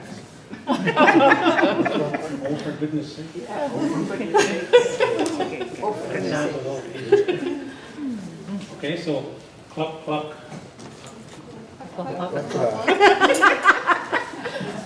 This should be pretty easy for everyone. It's easy. Joda? Joda. So what do you think Joda is? Joda means here. Here. So back home I'm used to monkey. Yeah, we say monkey. Which guy over there? Jinda. You want monkey? Yeah, that's another way. Monkey, monkey, Jinda. So Joda. Joda. So here, Odadni, or do you say Joda? Cluck, cluck, Joda. Meanwhile, cluck, cluck. Iba. Iba. Iba. Cluck, cluck, Joda. Cluck, cluck, Iba. Ode. Ode. Okay. So that's what I'm used to hearing back home. Ode. And then we wouldn't have used it. This is kind of perceived as infinite. So, you see, my cousin said, where's that place? And when some people were asking him for directions, he went like this. And his son says, come on, Dad, it's not that far. Joda Cluck.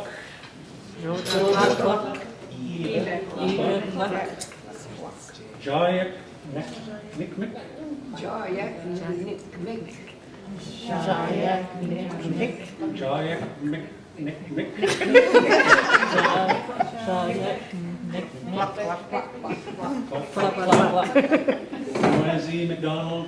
QNZ McDonald. Kitagangi and Kitagangi and Oget Tisana. Oget Tisana. Okay, so we had one little run through. So let's try to do this In the song form, we'll do it real slow, okay? Okay. And then by the end of it, we'll be just rolling on. UNC McDonald, get on your head.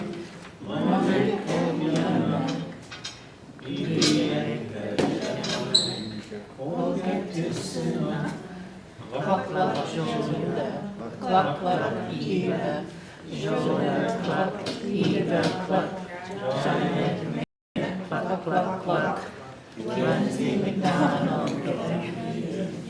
Go get this now. Good job. Don't sing it real fast.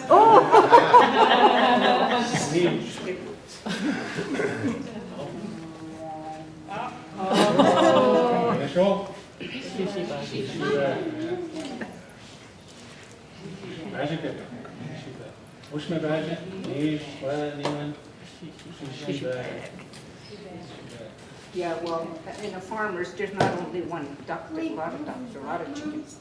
So that's why it's got more than one up there.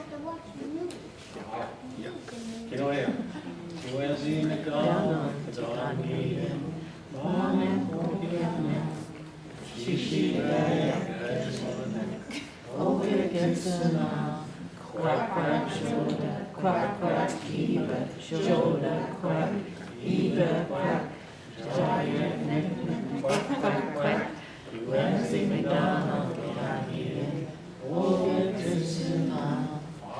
I can't believe how good your sound is.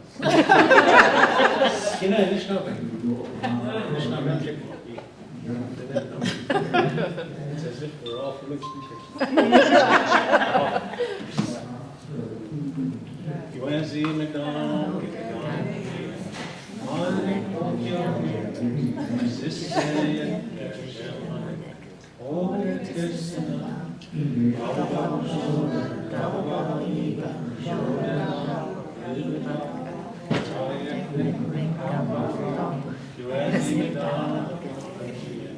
Oh, get this now. I forgot to say it.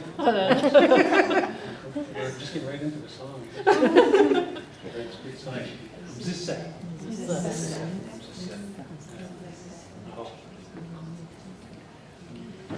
So, as I mentioned, back home we say Bash Gukji, Potawatomi, Nekosha. Nekosha.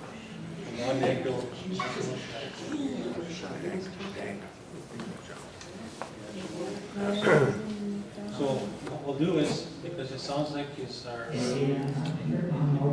singing this fluently, so we're just going to carry right on, and as we go, we're going to go faster, and just carry right on. Okay? Kinawea, everyone.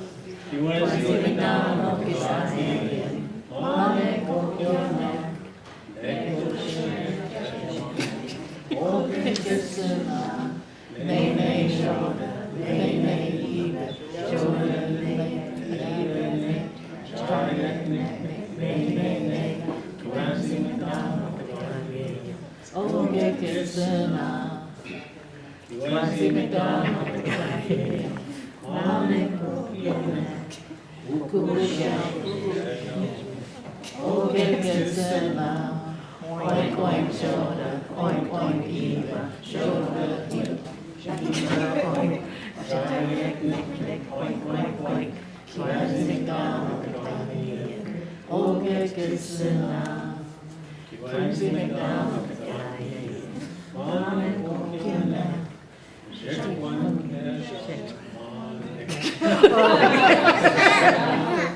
moo, moo, shoulder, moo, moo,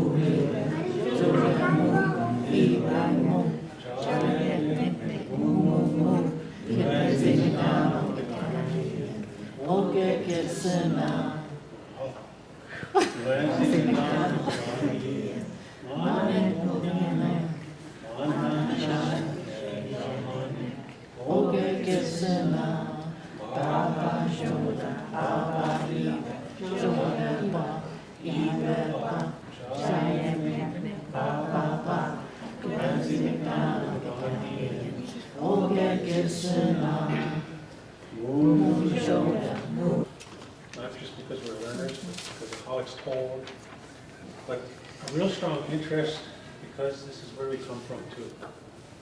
These are stories that we were able to really connect with, that Duke Nabiqua shared with us, and it was a time that we really focused on listening. This is something that I noticed. The stories that we heard, the things that she recalled as a young girl, I would feel like the room is just quiet and just listening.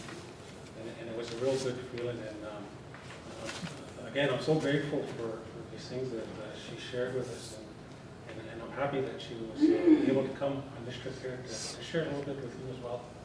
Something as simple as Gmon. Any little word that came, just little simple things like that. So we'll be back and share a little bit of some of the pictures that they have here, some of the things that she recalls growing up as a young girl.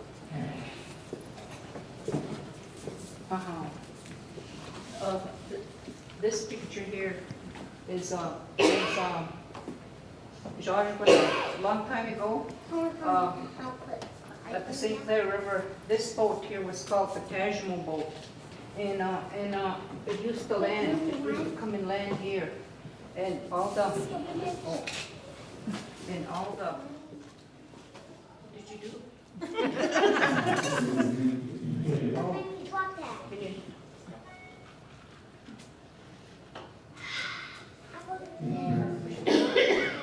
These technical things get me mixed up. Not used to that. Okay, like I said, this is called the Tajmo. It used to land over here, and then see all these people standing. They used to, all people would go there. They used to make the Anishinaabe used to make baskets, and then the men used to make axe handles and all different kinds of things, bow and arrows and all that. And then they would go to this boat when it lands there, and some of them would get on the boat and they would go across to, this is the American side, they go over there and sell their stuff, you know. Or sometimes the people from Michigan would ride on the boat, come here, and then they would sell their all their stuff that they make, their baskets, and I don't know if they did beading they must have did beading too. Anyway, whatever they had, they sold, and that's the way it was. That used to go back and forth all the time. That's one story that I heard, because my grandmother, her name was Charlotte. She made a lot of baskets. She used to sell them around Wallaceburg, our hometown. And my grandfather, his name was William Shaw. He used to make axe handles, hammer handles, anything, bow and arrows, birch bark canoes, and he would sell all those. And then that is where they used to come and sell them. If they didn't go across there, they would, the people on the boat would get off and they'd come, and they were all Chumukman again. They were all from the American side. So they would come and sell their stuff there. And so that was quite a big thing at that time over there. And I've never seen the Taj Mahal, but I've heard stories about it, and that must be it there. And that's one story that I heard. I know a lot of stories, but that's just one of them. And then another story.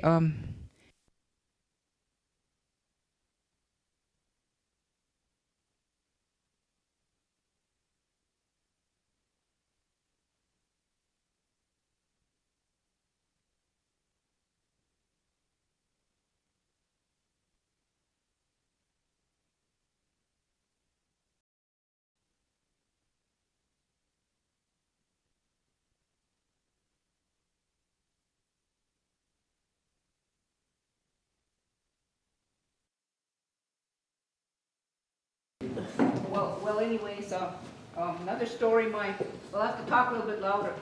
Another story my dad used to say was, you know, Waffle Island is it's called Waffle Island because it's just like it's a big round thing, and then it's got the water. We're surrounded all by water, and then he used to say he would hear about the different floods in different places. People were getting flooded out. And then he said one time, you know something, because I told him, I says, one time I was saying when I was a kid, oh, we're going to get flooded out, you know. We're going to sink. And he said, oh, golly, no, he says, no. He says, we will never sink. And I thought, well, why is that? Everybody else is, you know, they're getting floods and everything.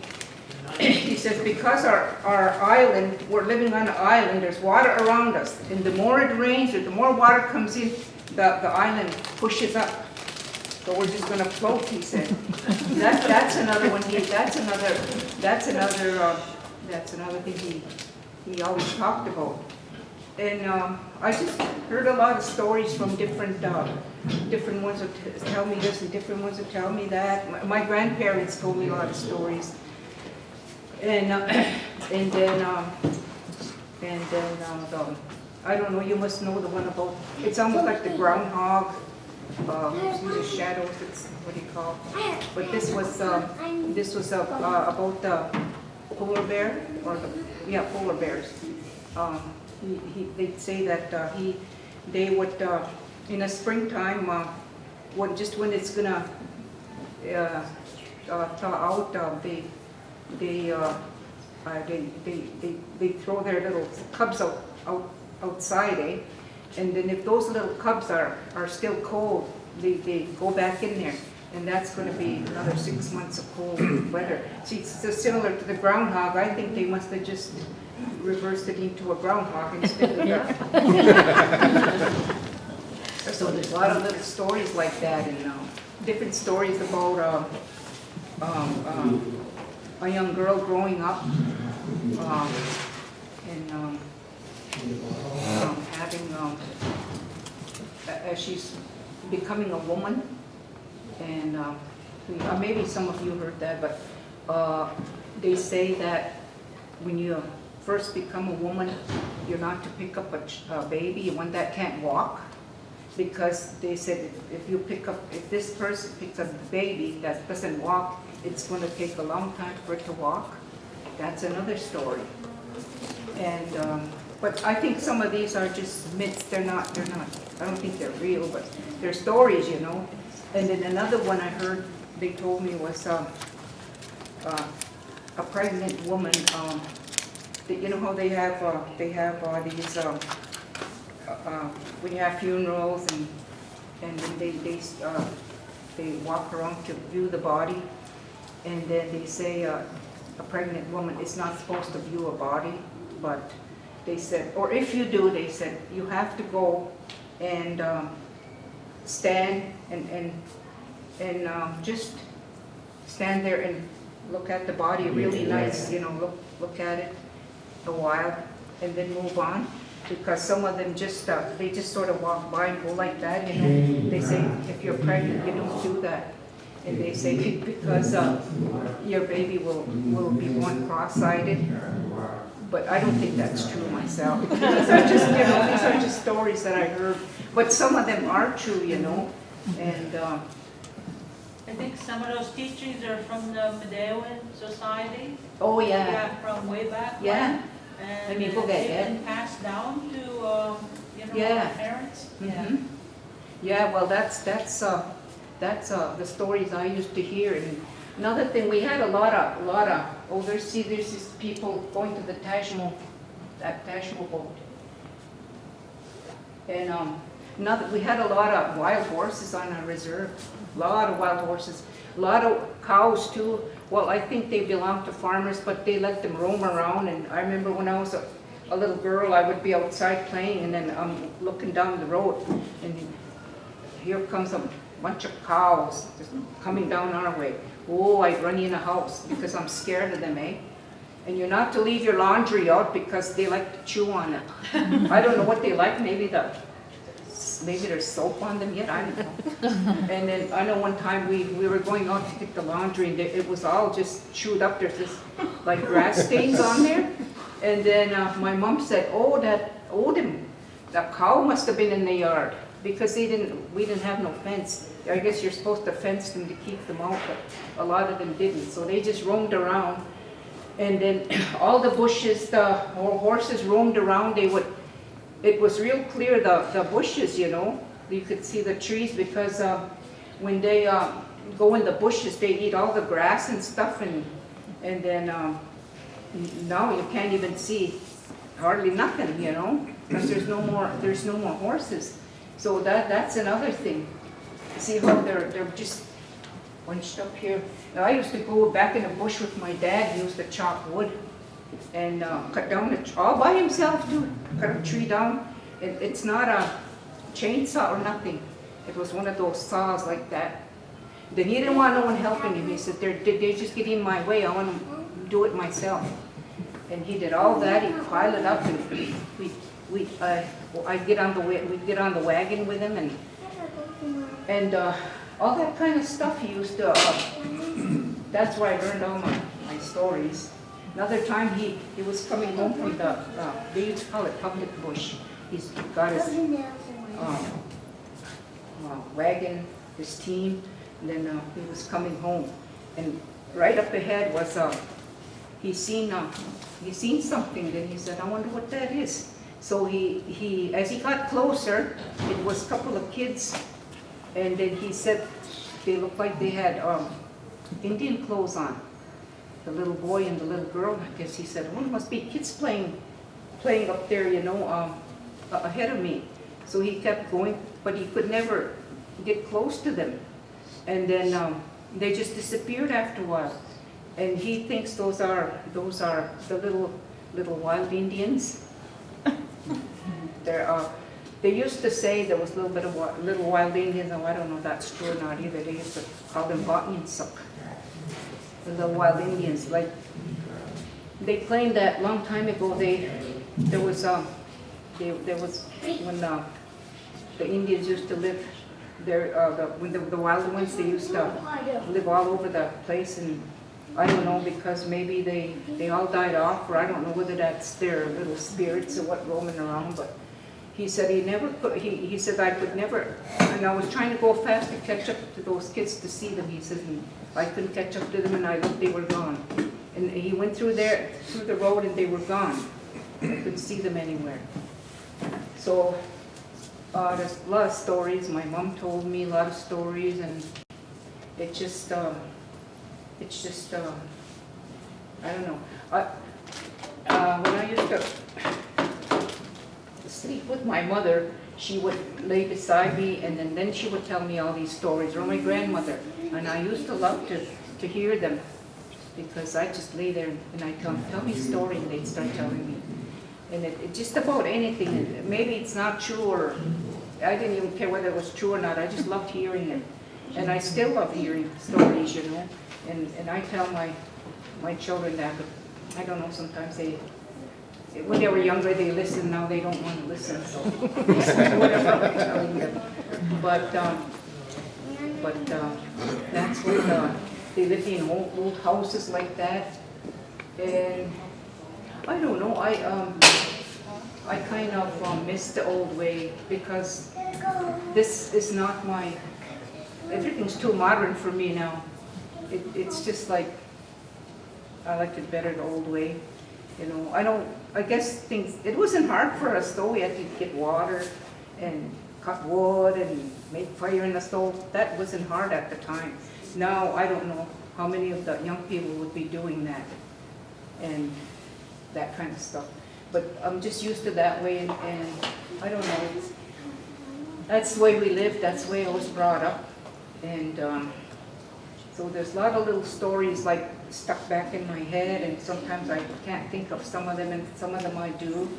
And same thing with my mother. One night, her and her mother were going out to the outhouse, and then they went out before they went to bed, and it was moonlight. And then they went out, and then there was a road there, and then they were going out the door, and then they were just going to go, and then they seen something coming down the road, like really bright. And then they thought somebody was coming. Well, somebody was coming down the road, but they were dressed in white, like it was white. And then she said it almost seemed like their gong was blowing around like, and it wasn't even windy, eh? And then this speaker came closer and closer, and then it stopped at their little gate to come in. And then I guess they said they were waiting for it to come in the yard. And then I guess they said it stopped there, and then it didn't come in. So my mother went upstairs to wake up her uncle and told him somebody's at the gate over there, but they don't come this way. So he was kind of, what you call, I guess he must have been, he'd sleep, and then they woke him up, and he said, oh, now what? He says, well, I'll go down and see. So he'd come down, and then by the time he went out there, that disappeared.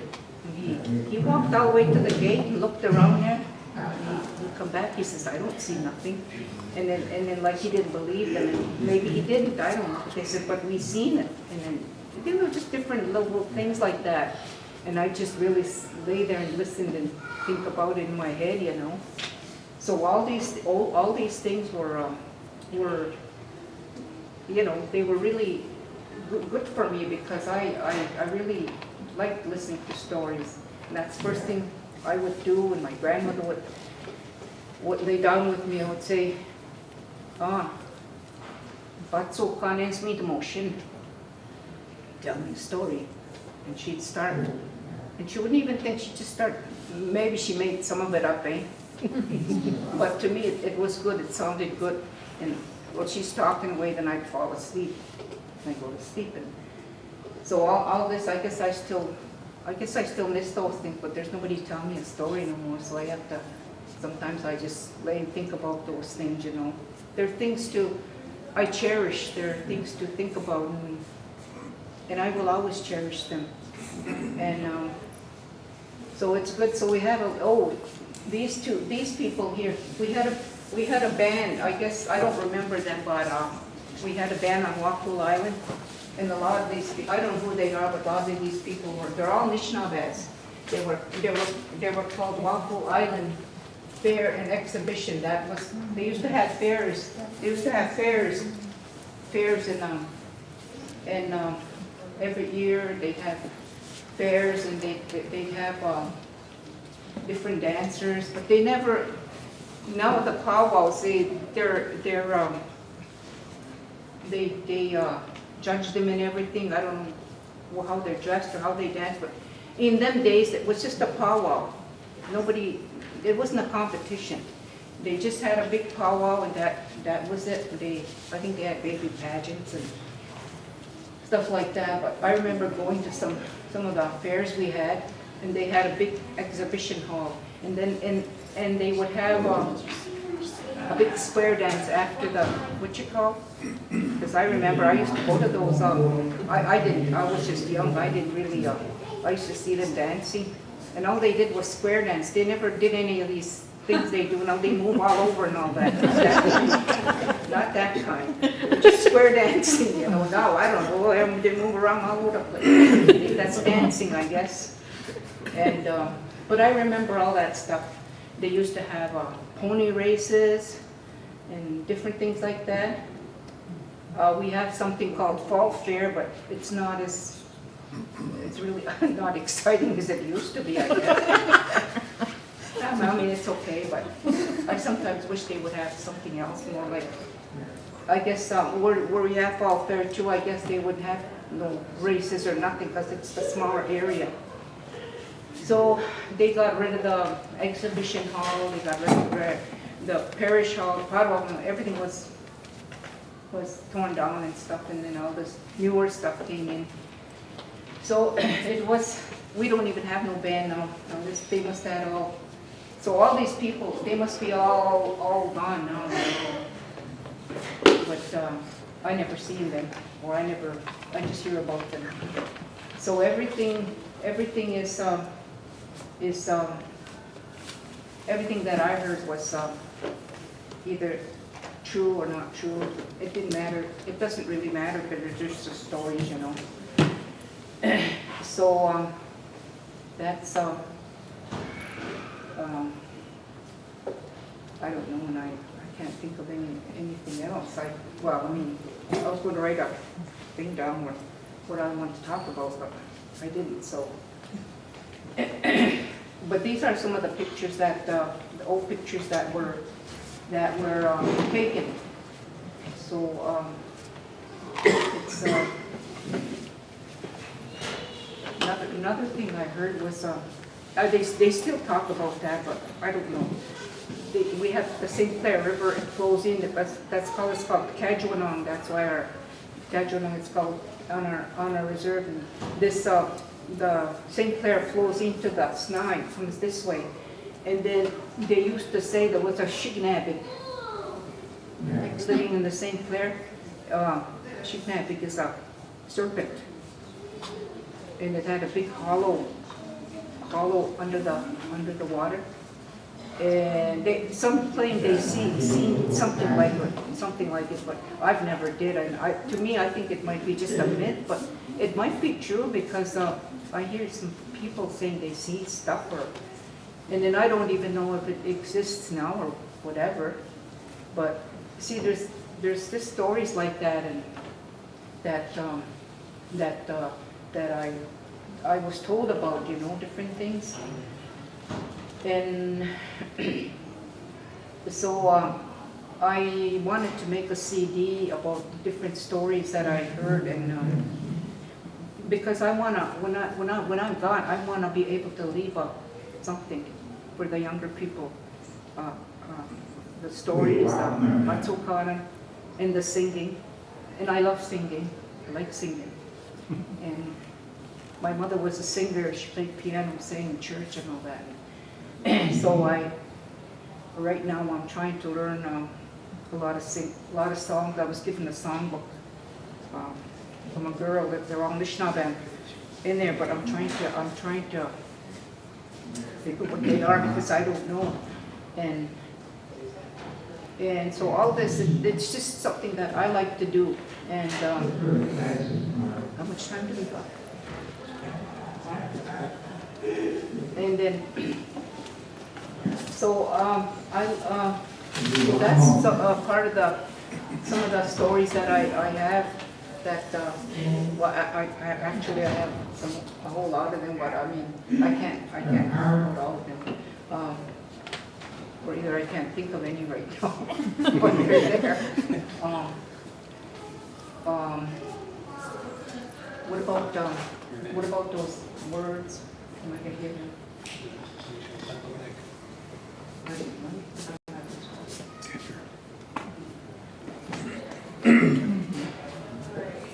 So,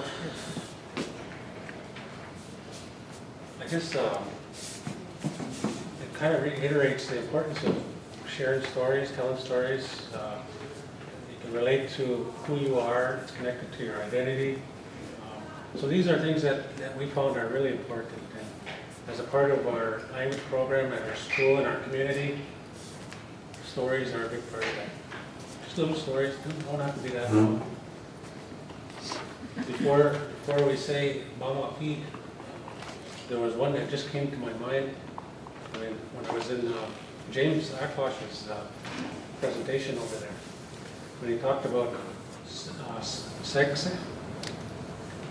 If you say zegse, you're saying he's scared. Zegse, she's scared. If I say I'm scared, zeges. Or if I ask them, "Kdo zeges na? Are you scared?" And a friend of mine, Anput Jinkos, his name was Anput. Ishwal Wasike, he had passed on. He used to tell me stories as well. And he told me of one in our community about this place, this road, that they said was haunted. Jibek over there. He says there's ghosts over there. And he had heard this all his life growing up. And then one day he went to work, and on the other side of this road there was a barn. And what he was doing was he was working with hay, and he was in the barn, and he was putting the bundles together. And then his peers, the ones that he worked with, were taken off. And he says, "No, I want to finish up." So he stayed. he ended up laying down. He says, I ended up laying down and I fell asleep, which is fine, he says. But when he woke up, it was dark. Potawatomi, yes, he says, he told me, he says, I was really scared because he had to go down that road that they said was haunted in order to get home. So he had two choices. At that time, he says, one was stay where he was or tough it out and go down that road. He didn't stay where he was because we have a lot of mosquitoes. Lots of mosquitoes. So it was really uncomfortable. So he says, I'm going to tough it out. And he told me, he says, I looked down the road and I couldn't see nothing because it was just black. Today we have street lights. Looks like a city over there. But back then, yeah, you kind of imagined. So this is, it's all wooded. The area is wooded, and then we have a dirt road. The horse and buggy system. So he looked down there and he stomached it and he says, okay, I'm going to do it. And then we started to go down. So he kind of walked. He says, I was just walking, kind of going around, following the path. Then he heard something behind him. He heard something sound like a horse, he says. He says, I couldn't. His horses ain't out that night. And he heard like, you know, not too fast, but he says, I recognize the sound. So he was really scared. He took off running. He was really running fast, he says. He tired out. He didn't hear it. And then he started to hear it again. So he got scared and he ran. He says, I ran so hard, so fast. Tired out, stopped. Oh, tired. Didn't hear nothing. And he started to hear it again. He goes, I'm not going to make it, he says. I'm not going to make it. So he started running again because he was Potawatomi. That's very much so. That's even more Potawatomi. And he says, I was really scared.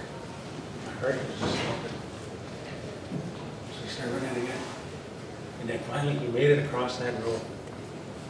It's like the longest road he ever traveled on, he says. In his life. In his short little life. It was just a little bit. Then he finally made it home. Later that night, his uncle came over. He says, Uncle, when he's going to Uncle? What the heck, Uncle? And he says, my uncle asked me, he says, I was following you down the road there. How come you were taking off so fast? Every time I get a little bit closer, take off running again. These are some of the little stories that are shared from time to time. I'm sure you all have. And, I just wanted to share that a little bit with you about where we come from and things that we've heard. And our mentors that are there in the community to help us with the work that needs to be done. No shortcuts. So depending on what you put into things, not just learning languages, but anything, will determine the outcome. So with that, Jimmy Good. Do you have the papers, Chris? And so before you go, we have a song here. Make sure you're singing it on the way home.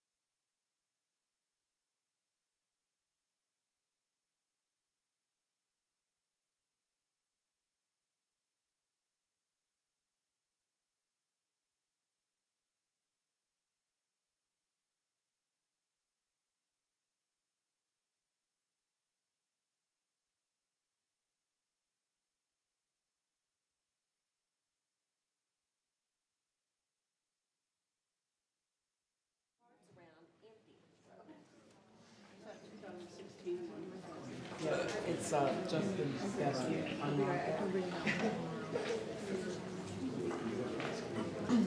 want to use my laptop? Frankie was going to get.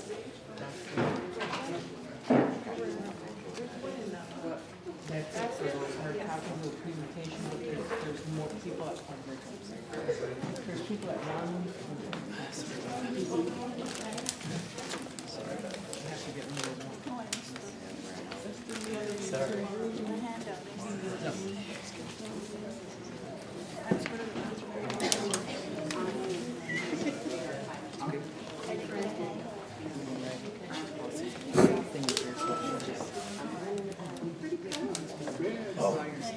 Yeah, that's Kevin's. Me and my sister sing.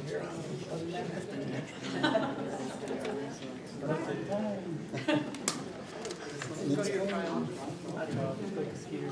It's not, it's probably got extra.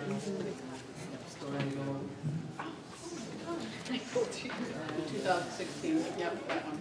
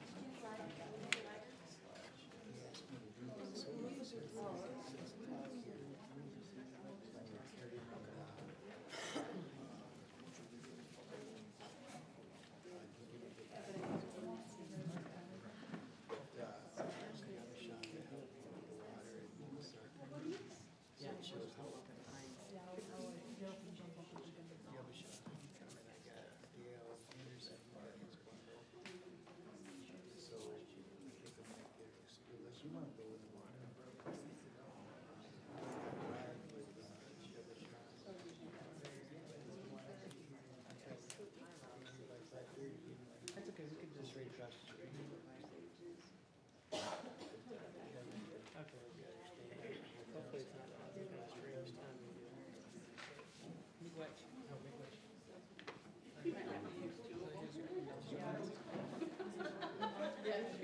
They're a little thin. Good intentions.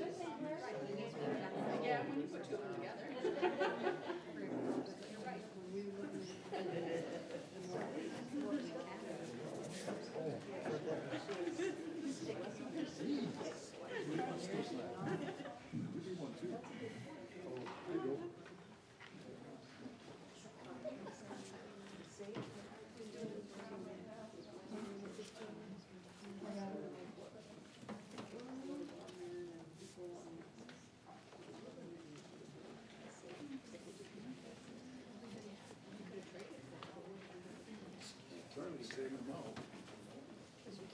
Did everybody get a raffle ticket? Oh, okay. So she'll Ophelia back here. 5:15. You have a couple more of these, this one? Excuse me, everybody. We ran out of the pamphlets of the booklets. So if you guys are interested in having one and you don't have one, let us know and we can go make copies after our presentation. Can you put your hand up if you don't have a raffle ticket? So 5:15 for what? And our 5:15 to Shawnee. And let us know when it's ready. 4:34 now. Coming through and I'm not lying. Okay. 4:34 now.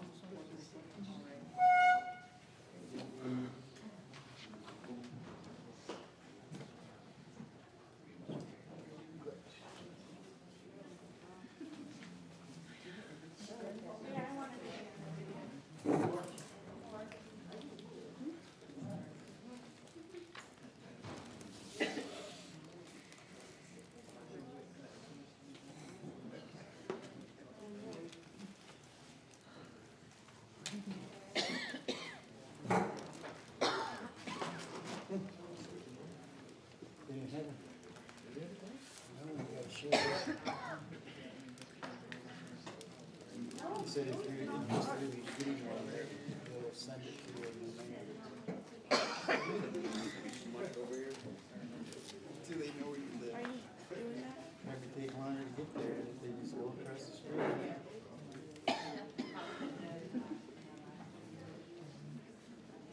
All right, so everybody has a raffle ticket now, right? All right. Whichever one.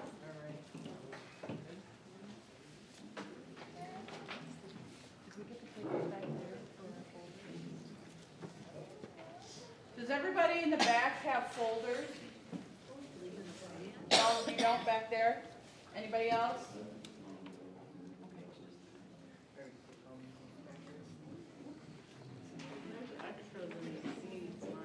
There's some right here. Extras in these seats.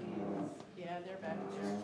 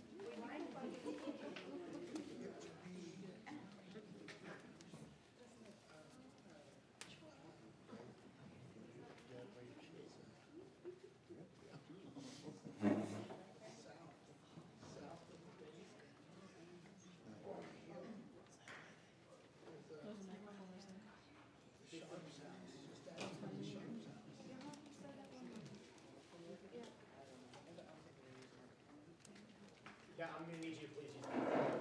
What's that? I'll need you to please use the microphone for the black screen. Is it on? They said it wasn't working. Is it on? Yeah. You can hear? All right, miigwech for that smudge. My cousin Charlie.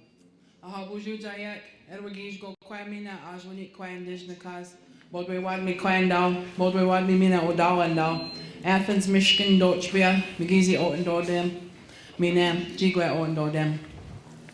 Mikchet Wian as the cultural specialist for the Nodwazi Biniak. Nodwazi Biniak Ndebdagwas. Naka Ninsa, Mani Zapata, and let my coworkers introduce themselves also. Bonjour, Antiquae Indigenous Cause, Migizi and Odam, Bobiwadmi Ojibwe, Odawa and Down, Nishnawbe Kwe and Down, Athens and Dochbia, near Battle Creek, Michigan. Bonjour, my name is Kishki Pomsakwe, and I'm the cultural administrative assistant for our department. And this is Melissa Forrester, and she is another one of our culture specialists. We'll go ahead. We started a little bit late. We had to get things set up. We appreciate everybody coming and being a part of our presentation. Also, miigwech to the Shishi Baniak for offering an invite to our band to come and provide a presentation here. So we're very appreciative of that. Also, you see on your seats there, we've put a folder of information, of handouts there for you. There's also a little miniature Gmon there. We wanted to give that to people who came as well. A fan for you We apologize about the flimsiness of the fan. I suppose you probably need something maybe a little bit harder stock down here in Oklahoma. We said you'd probably have to use 2 or 3 of these back in Michigan, but in Oklahoma you might have to use 6 of them to get a good breeze. Again, we're appreciative that we're down here. We'll go ahead and start our presentation. Melissa and myself are language students. We've been involved with our language program, working with a few speakers, Frankie Barker, Don Perot, also Jim Thunder and Billy Daniels. We also had a collection of some of their materials too before we had started our language program. So today, our office is known as CHPO, C-H-P-O. We're the Cultural and Historic Preservation Office, which was newly created in 2013. Prior to that, what really was the seed that started our journey here was the language. That was our first cultural program that we had. And also our band had collected language materials back in when Shirley Day used to be our enrollment coordinator at that time. So that was back in, like the 70s, 80s. But we just had a few materials collected at that time.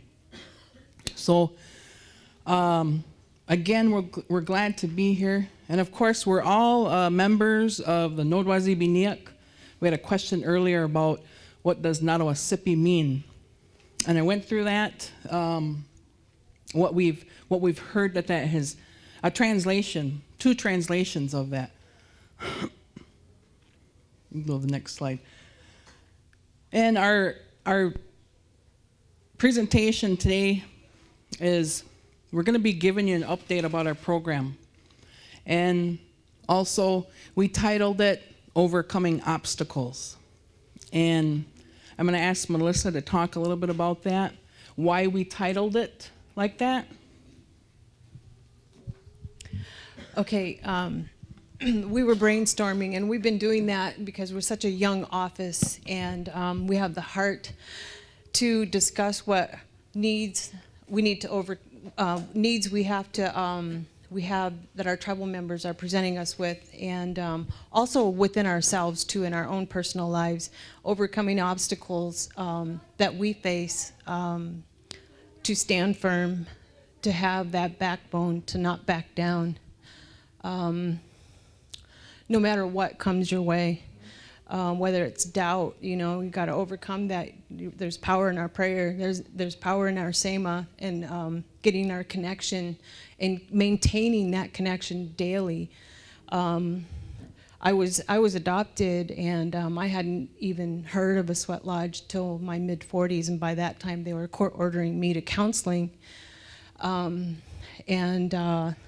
just so conditioned, so acclimated to the Western civilization. Just I didn't have any knowledge whatsoever, and to me it's so important to stand strong, to not pray for strength, but to use that strength that's made you who you were through everything that you endured through your whole life, is what that strength is inside. So I call on that when I need it. And because I think that when you pray for strength, you get something coming at you where you're tested really hard. So I think that's why I just use that strength that's already from within, because we've been and faced a lot of stuff. So it just seemed real fitting. That just came to me and these other ladies here too. And just wanted to let you know that we are all working together. Our office is really strong with the 3 of us, because I see ourselves as these big spirits. And Monty has so much knowledge on the language. I'm super baby tiny. She's carried the backbone of the language and the culture for decades in our tribe. I've only stepped on the scene. I'm riding on Monty's coattails. And then Danielle's come in, and the other day I just told Danielle, I'm so grateful that you're here, because you're that addition that we need to stay strong, because I believe that that people like that, you know, we can face anything, any obstacle, no matter what. And that doubt, it goes away. It's erased, and there's harmony that comes in, and there's things that come in, you know, and using our 7 grandfather teachings and being in line with that, we're gonna face a lot of stuff and get through it and get to the other side. So that's my explanation.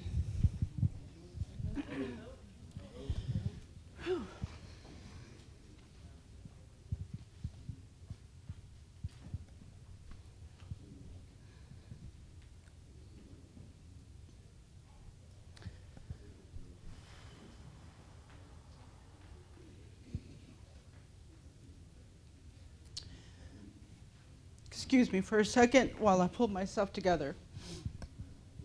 Overcoming obstacles is generational for us Anishinaabe. We fight it every day, but it goes back so far. And these overcoming obstacles, excuse me,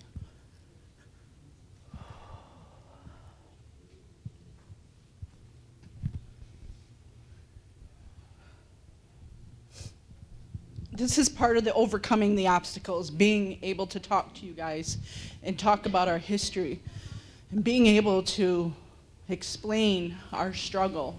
And our struggles are individual, but they're also the same fight that we all face as Anishinaabe people. Me, myself, the biggest obstacle that I've had to overcome is that boarding school mentality that some of my family members still don't even know how many of our family has been affected by boarding school.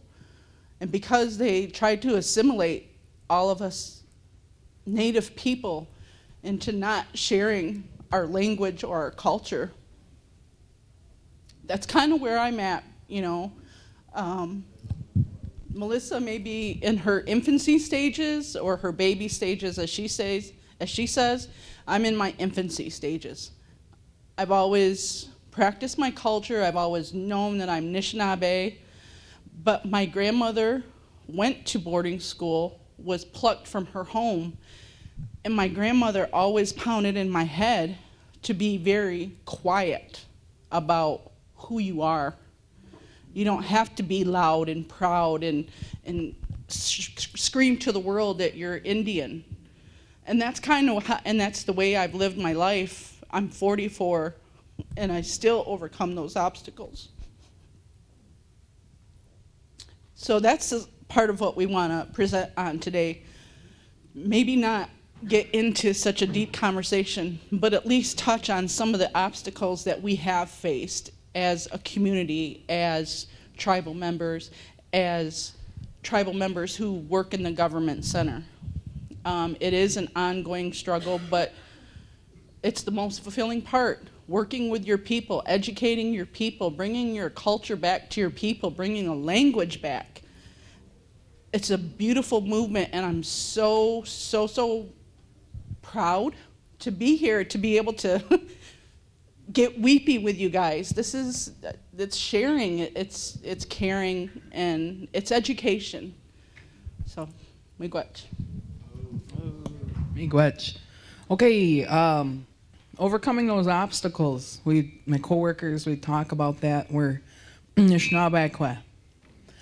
So we faced quite a few throughout our duration, even with our department, with language. The starting of language.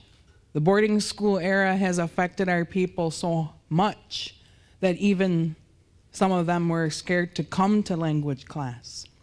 Not that they were scared of it, but they would think about those memories when they would hear the language. So we're starting to heal. Now we have our culture department. We've got 3 in here. That's pretty powerful. Hats off to the other Potawatomi people that have your departments, because our departments are the reason of our existence. Tribal sovereignty. That's where our department comes from, and that's why we have to have our departments. So, okay, next slide. So our first one, you can follow along with your handouts. Bonjour and Denwe Maganduk. Nice to see our relatives down this way, to see the names on the walls.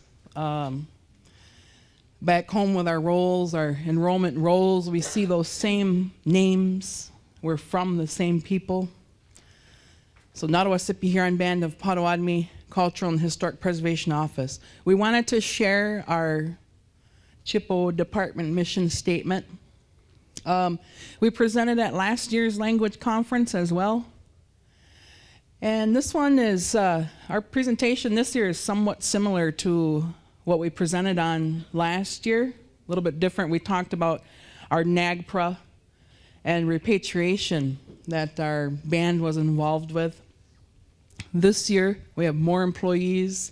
We're adding more things to our programming, which is awesome. Getting support from our council, which is very important. Seek support from your councils. Ask. It doesn't hurt to ask, you know? Okay, so number one, go the education revitalization.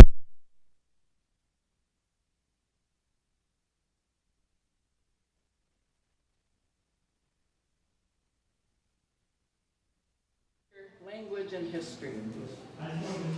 Number niche, repatriation of a tribe's ancestors, sacred objects, and objects of cultural significance.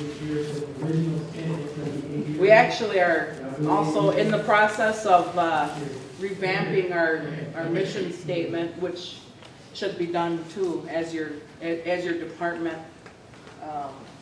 accomplishes your goals. I see there's other reps here from the other Potawatomi bands, our relatives that may be just starting too. So your mission statement's always, you know, it can be also ever so evolving and moving. Push it on. Oop. Sometimes this happens to us all.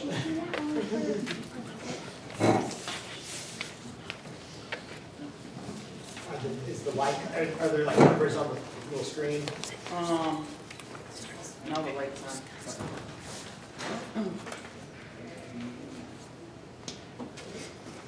This happens to us quite a lot, so then when the technology messes up, we always say, well, we're not supposed to use it. We'll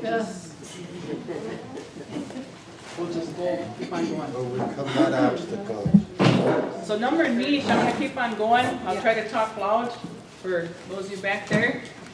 The repatriation of the tribe's ancestors. Now going on. Sacred objects and objects of cultural significance. Number the protection, preservation, and management of significant historical properties, traditional culture properties, also known as TCPs, and archaeological sites. Number 9, the preservation and curation of significant cultural objects, archaeological artifacts, and historical records. So we wanted to share a mission statement with you all. And again, this is something we're working on and changing as we're developing things, developing programs, adding to our department. And we got a tour. Sorry to interrupt you. Okay. Just real quick, I just want to make sure everybody knows this. We are eating here this evening on the original schedule. It's at the aviary, so we are going to be eating in here about 5:30, 5:45, right there. Then we're going to play Shishi Bay or Potawatomi Bingo in here afterwards. We've got all the stuff kind of laid out there. I apologize, but it is in here. So if people do want to see the aviary, then maybe we'll take some folks down there. But okay, big question. Sorry.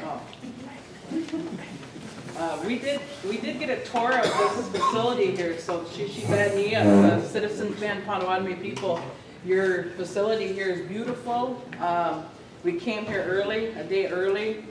We wanted to get a tour here. They showed us the whole building. It's in the collection area and whatnot.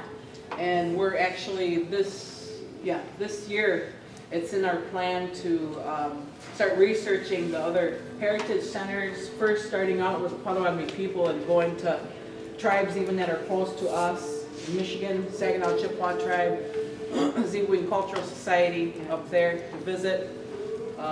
One of our cousins is a director there, Shannon Martin. So for other Potawatomi bands too, if you want that connection up there to the Zebwing Cultural Society, Shannon Martin, she's a relative of the Potawatomi people. She's willing to share information to policies, procedures, all that good stuff. Next one. Somebody else wanna get some water?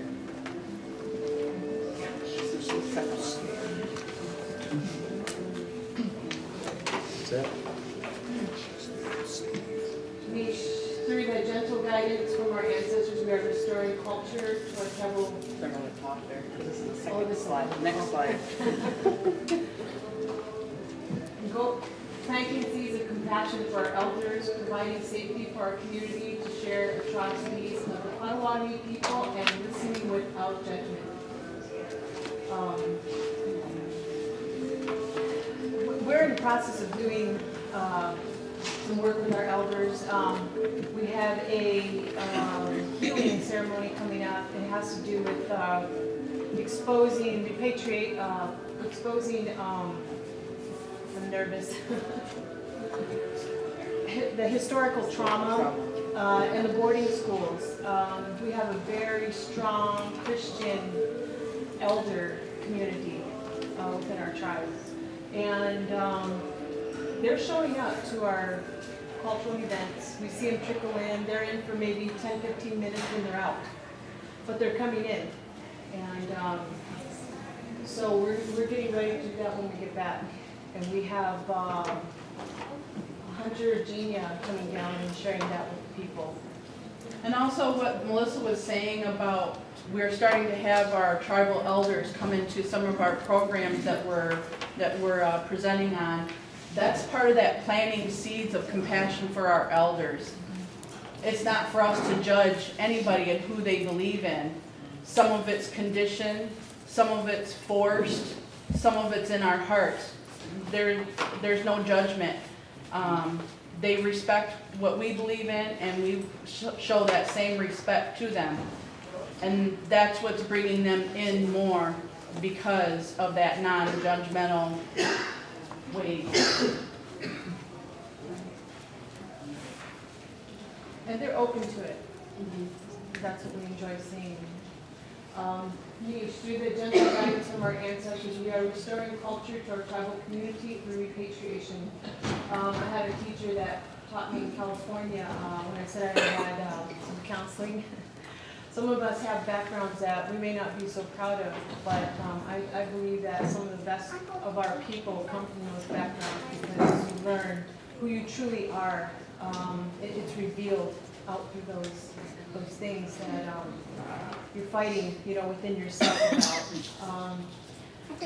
Through the gentle guidance of our ancestors, my teacher had told me out there, he says, if you are in doubt, he says, ask for your ancestors' help, put out your sema, that they'll be there. They'll be there for you. You have an entourage. You're traveling with an entourage. You're not alone, ever. And so I rely on that and I trust in that, especially when you feel like you're alone. I know that they're there. They reveal themselves. And they help us to restore that culture. And repatriation, my heart is really into that because so many of our ancestors' bones people are walking on, driving their cars over, homes are being built on. It's being desecrated, and we have done a repatriation recently, just a couple of weeks ago.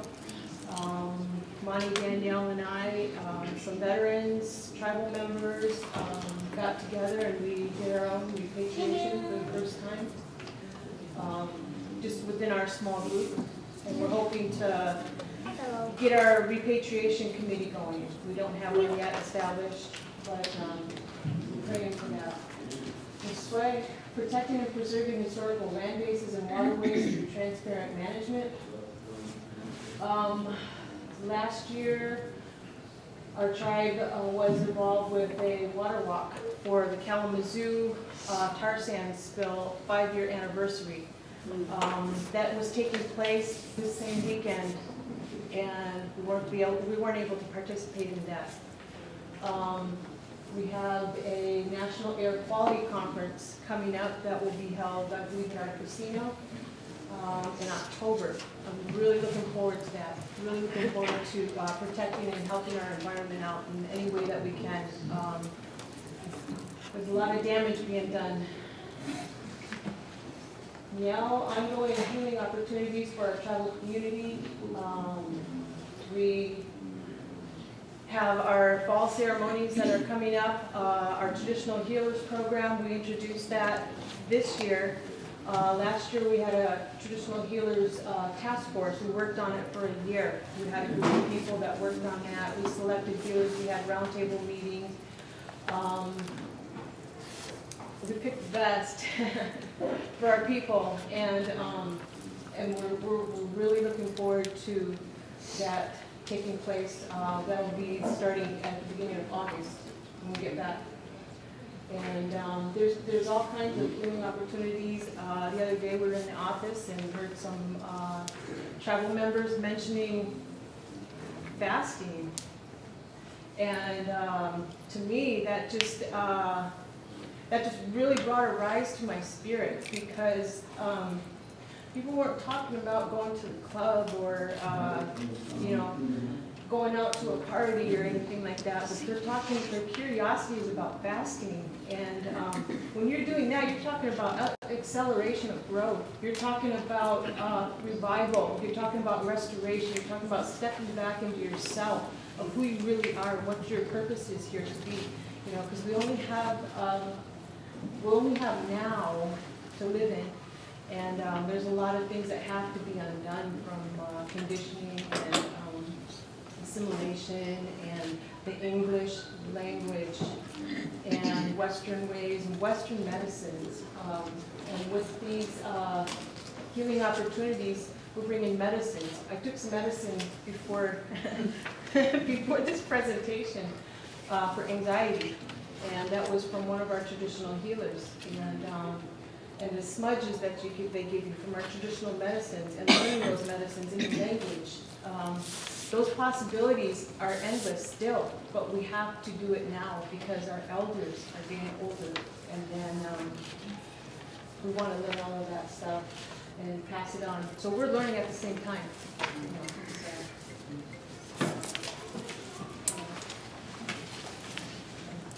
The next couple slides, we're going to dissect our history, culture, healing, language, repatriation. And we're going to dissect them into what we've been accomplishing this past year with each different category. First off, we have history, revitalization of traditional land use, including the Nomen. Excuse me, I'm baby infancy stages on my language, so bear with me through the pronunciations. Zisbakwit, our sweat lodges, Shko Day teachings, Three Sisters Garden, Sema, Wapshkek Bieg, Shko Wishpe Mishkos, National Air and Water Quality Conferences. Under culture, we're doing monthly activities for our membership. We have three satellites, and we reach out to all three communities. No matter the distance, no matter how many participants we have, we service everybody. We have collaborations with other tribes and our Firekeepers Casino hotel staff. There's conferences that go on at Firekeepers.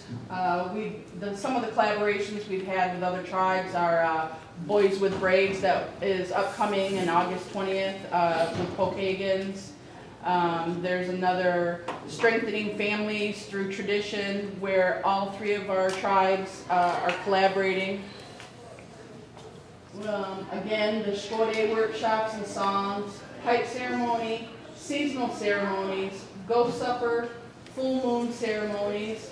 We just recently, with the help of our sister from another tribe, we just had our first one. This is July, this month? Yes. We had our first full moon ceremony, and we were careful if we wanted to put ceremony or ceremonies. So we put ceremonies because this is going to be ongoing. We're not going to stop. Nobody's going to hold us down any longer. Panojek celebration, traditional healer task force, drum teachings, regalia making classes. The regalia making classes are a lead up to our annual powwow. And unfortunately, and it's not just us, but the members of our community, we kind of all do that 2-week crunch, where everybody floods in and wants to get their regalia done in the last minute. So we're going to kind of tweak that a little bit and try and do cultural regalia making classes. Back on though? Not yet. Not yet. So we're going to break that up a little bit and do a different regalia making class every month so that there's not that full force push in the last 2 weeks. There's actually a teaching about that. It really does. There's a teaching about that, not doing that too. Yeah. I mean, and we have opened it up like it's 2 months, but I don't know. Sometimes people just wait till the last minute, and then it's all all hands on deck.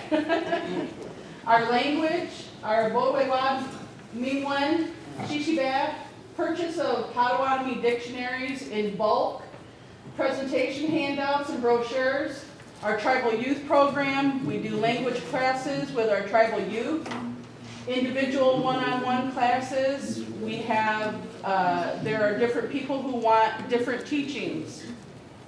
Each one of us kind of has our own expertise. Sometimes we do a collaboration, sometimes it is individual where it's just one-on-one. Sometimes we go in full force with all three. And then we also have a language list of activities where our activities will be listed in the language. We're bringing awareness to our tribe. Next couple slides. The repatriation, that's kind of developing for us. We have some really big repatriation activities, for lack of a better word, coming up throughout the state of Michigan, and each day there's a different area where we have to address. Now we're kind of going into Pennsylvania area, Ohio area, Upper Michigan area. So we're blossoming in that. We're active with the Michigan Snohomish Cultural Preservation and Repatriation Alliance, also known as MACPRA. Establishment of Tribal Historic Preservation Officer, active in Native American Graves Protection and Repatriation Act, also known as NAGPRA. We have 2 veteran tribal representatives. We also have people who have been given the honor of being able to step up in veterans' roles in absences of veterans. Again, getting that awareness out to our tribal community. Okay, Nanokazi. Okay, repatriation grounds are in use. Nanokazi Jibeki.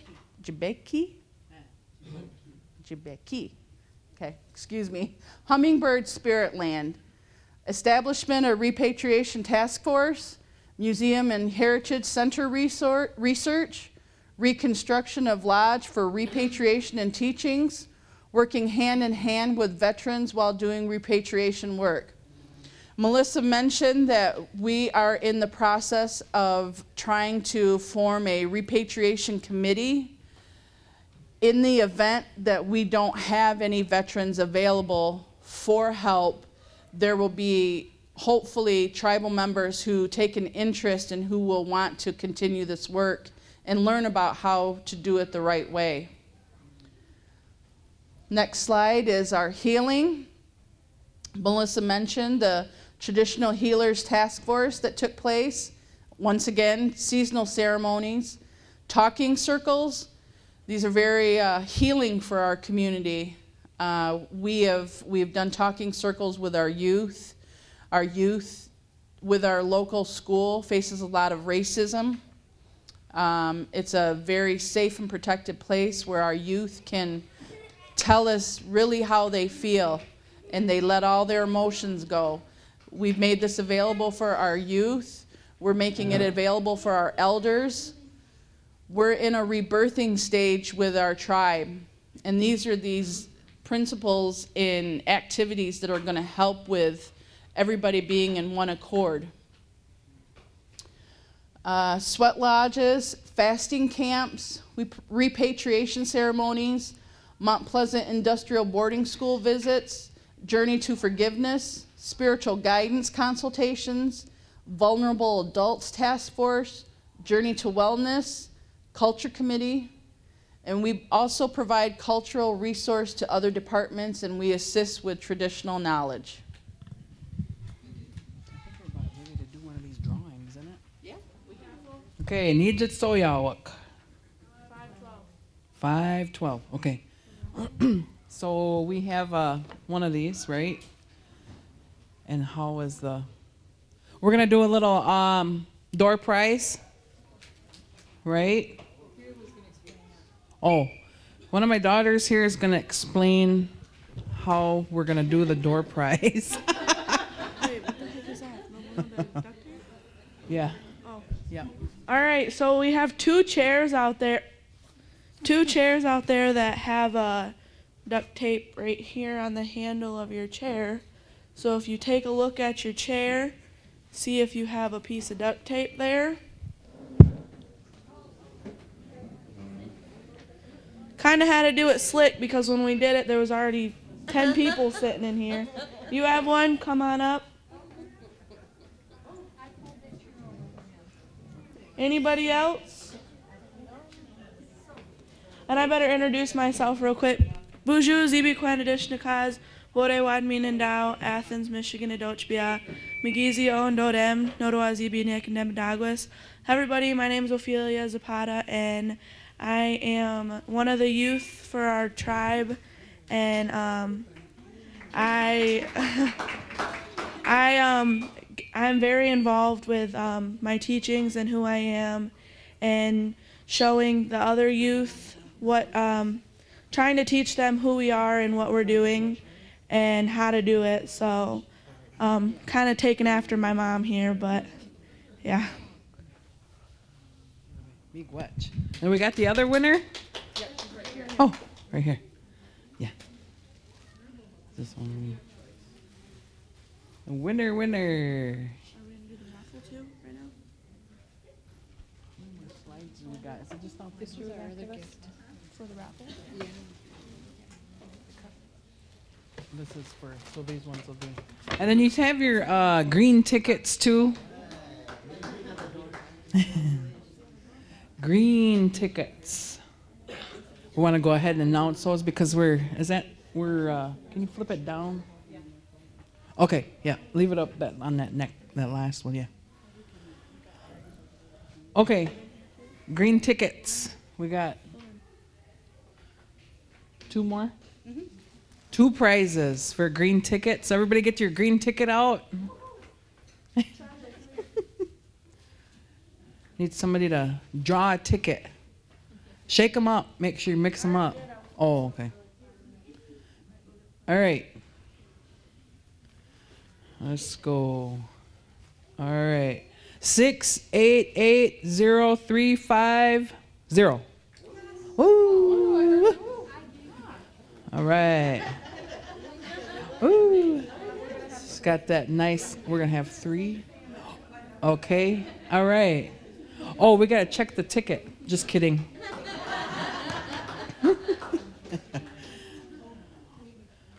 Okay. We've got draw another ticket.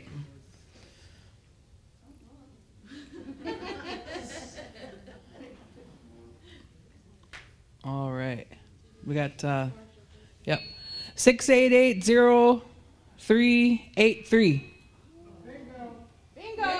Shishi bear. Supposed to say shishi bear. We see the shishi bear man sitting in the back there, Mr. Doherty. Oh, okay. What? Last one? Yeah. We can do last one, and then we'll finish it out with our, just our pictures there. We got one more. Last one. 6880349. Woo! Hot section right there. Better go to the Todd Deal come up tonight. You guys are kind of lucky. So to finish out our presentation, we have some pictures there. And again, with our department, with what we presented on today, is we feel that all of the work that we're doing is we are overcoming obstacles. Those of you that work in your language and cultural departments, you know the things that you face when you go and you talk to your people or your council. Lots of questions. And sometimes it's hard for us to understand why we're one of the departments that will get questioned a lot, because this is who we are. We're Nishnabet. So that's what our presentation was about. Bringing all of those things that we mentioned to you: regalia making, drum making, language classes, boy, all of these things. And that's a part of our healing process. That's a part of that decolonization process. Bringing our ceremonies back. We're singing our songs. We're singing water songs. We're doing those full moon ceremonies. And I know Justin had mentioned that if you have a chance or you want to go and visit their aviary, their eagle aviary, oh, it's beautiful. They gave us a tour.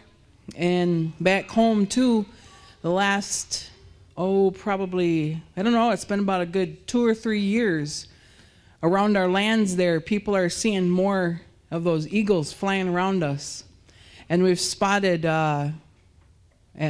we think that we know one nest for sure that's probably about 2 miles away from our homelands there, and another nest possibly on the northwest side of our lands.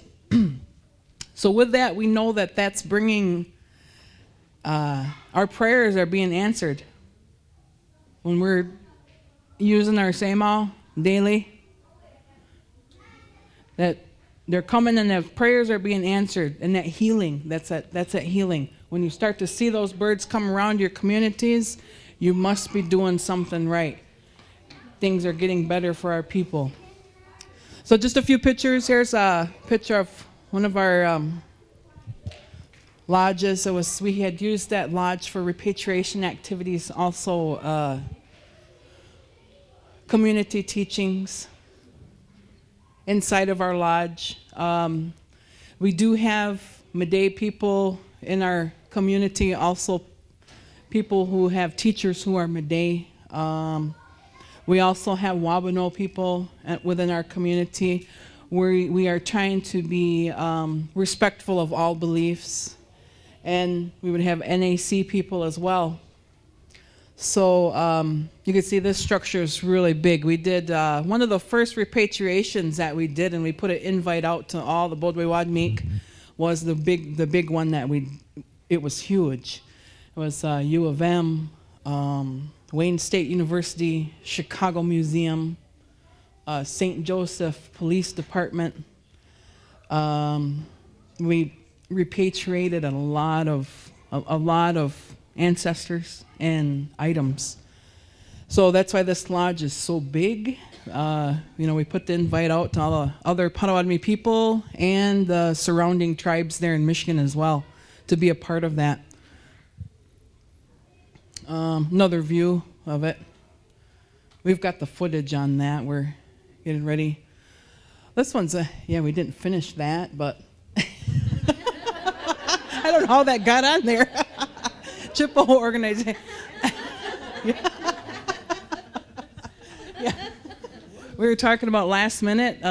We were working on our things presentation.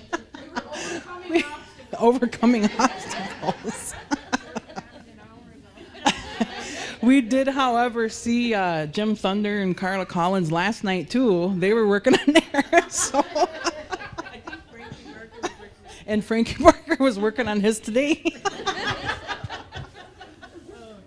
Another picture of Shawnee, that's my great-great-grandma. She's a basket maker. Mary Walker, Mary Mandoki. That's some things that we're collecting, some of our photos and whatnot. You go to the next one, Ani. Another photo we seen in the aviary on the wall there. Beautiful wall with a eagle on there, and then we recognize that photo there. That I believe it's right here. The same photo. It's on your wall there at the aviary. It shows that relation of of our people. These photos were taken in this one says Battle Creek, Michigan, or Marshall, Michigan, too, which is right down the road from our casino there. Probably about 20 minutes away from our home. 37 miles. Oh, what? From our reservation to the Marshall County Fairgrounds. And this is how some of our tribal members made their living, is by walking, because they didn't have cars back then, as many know. But this is how they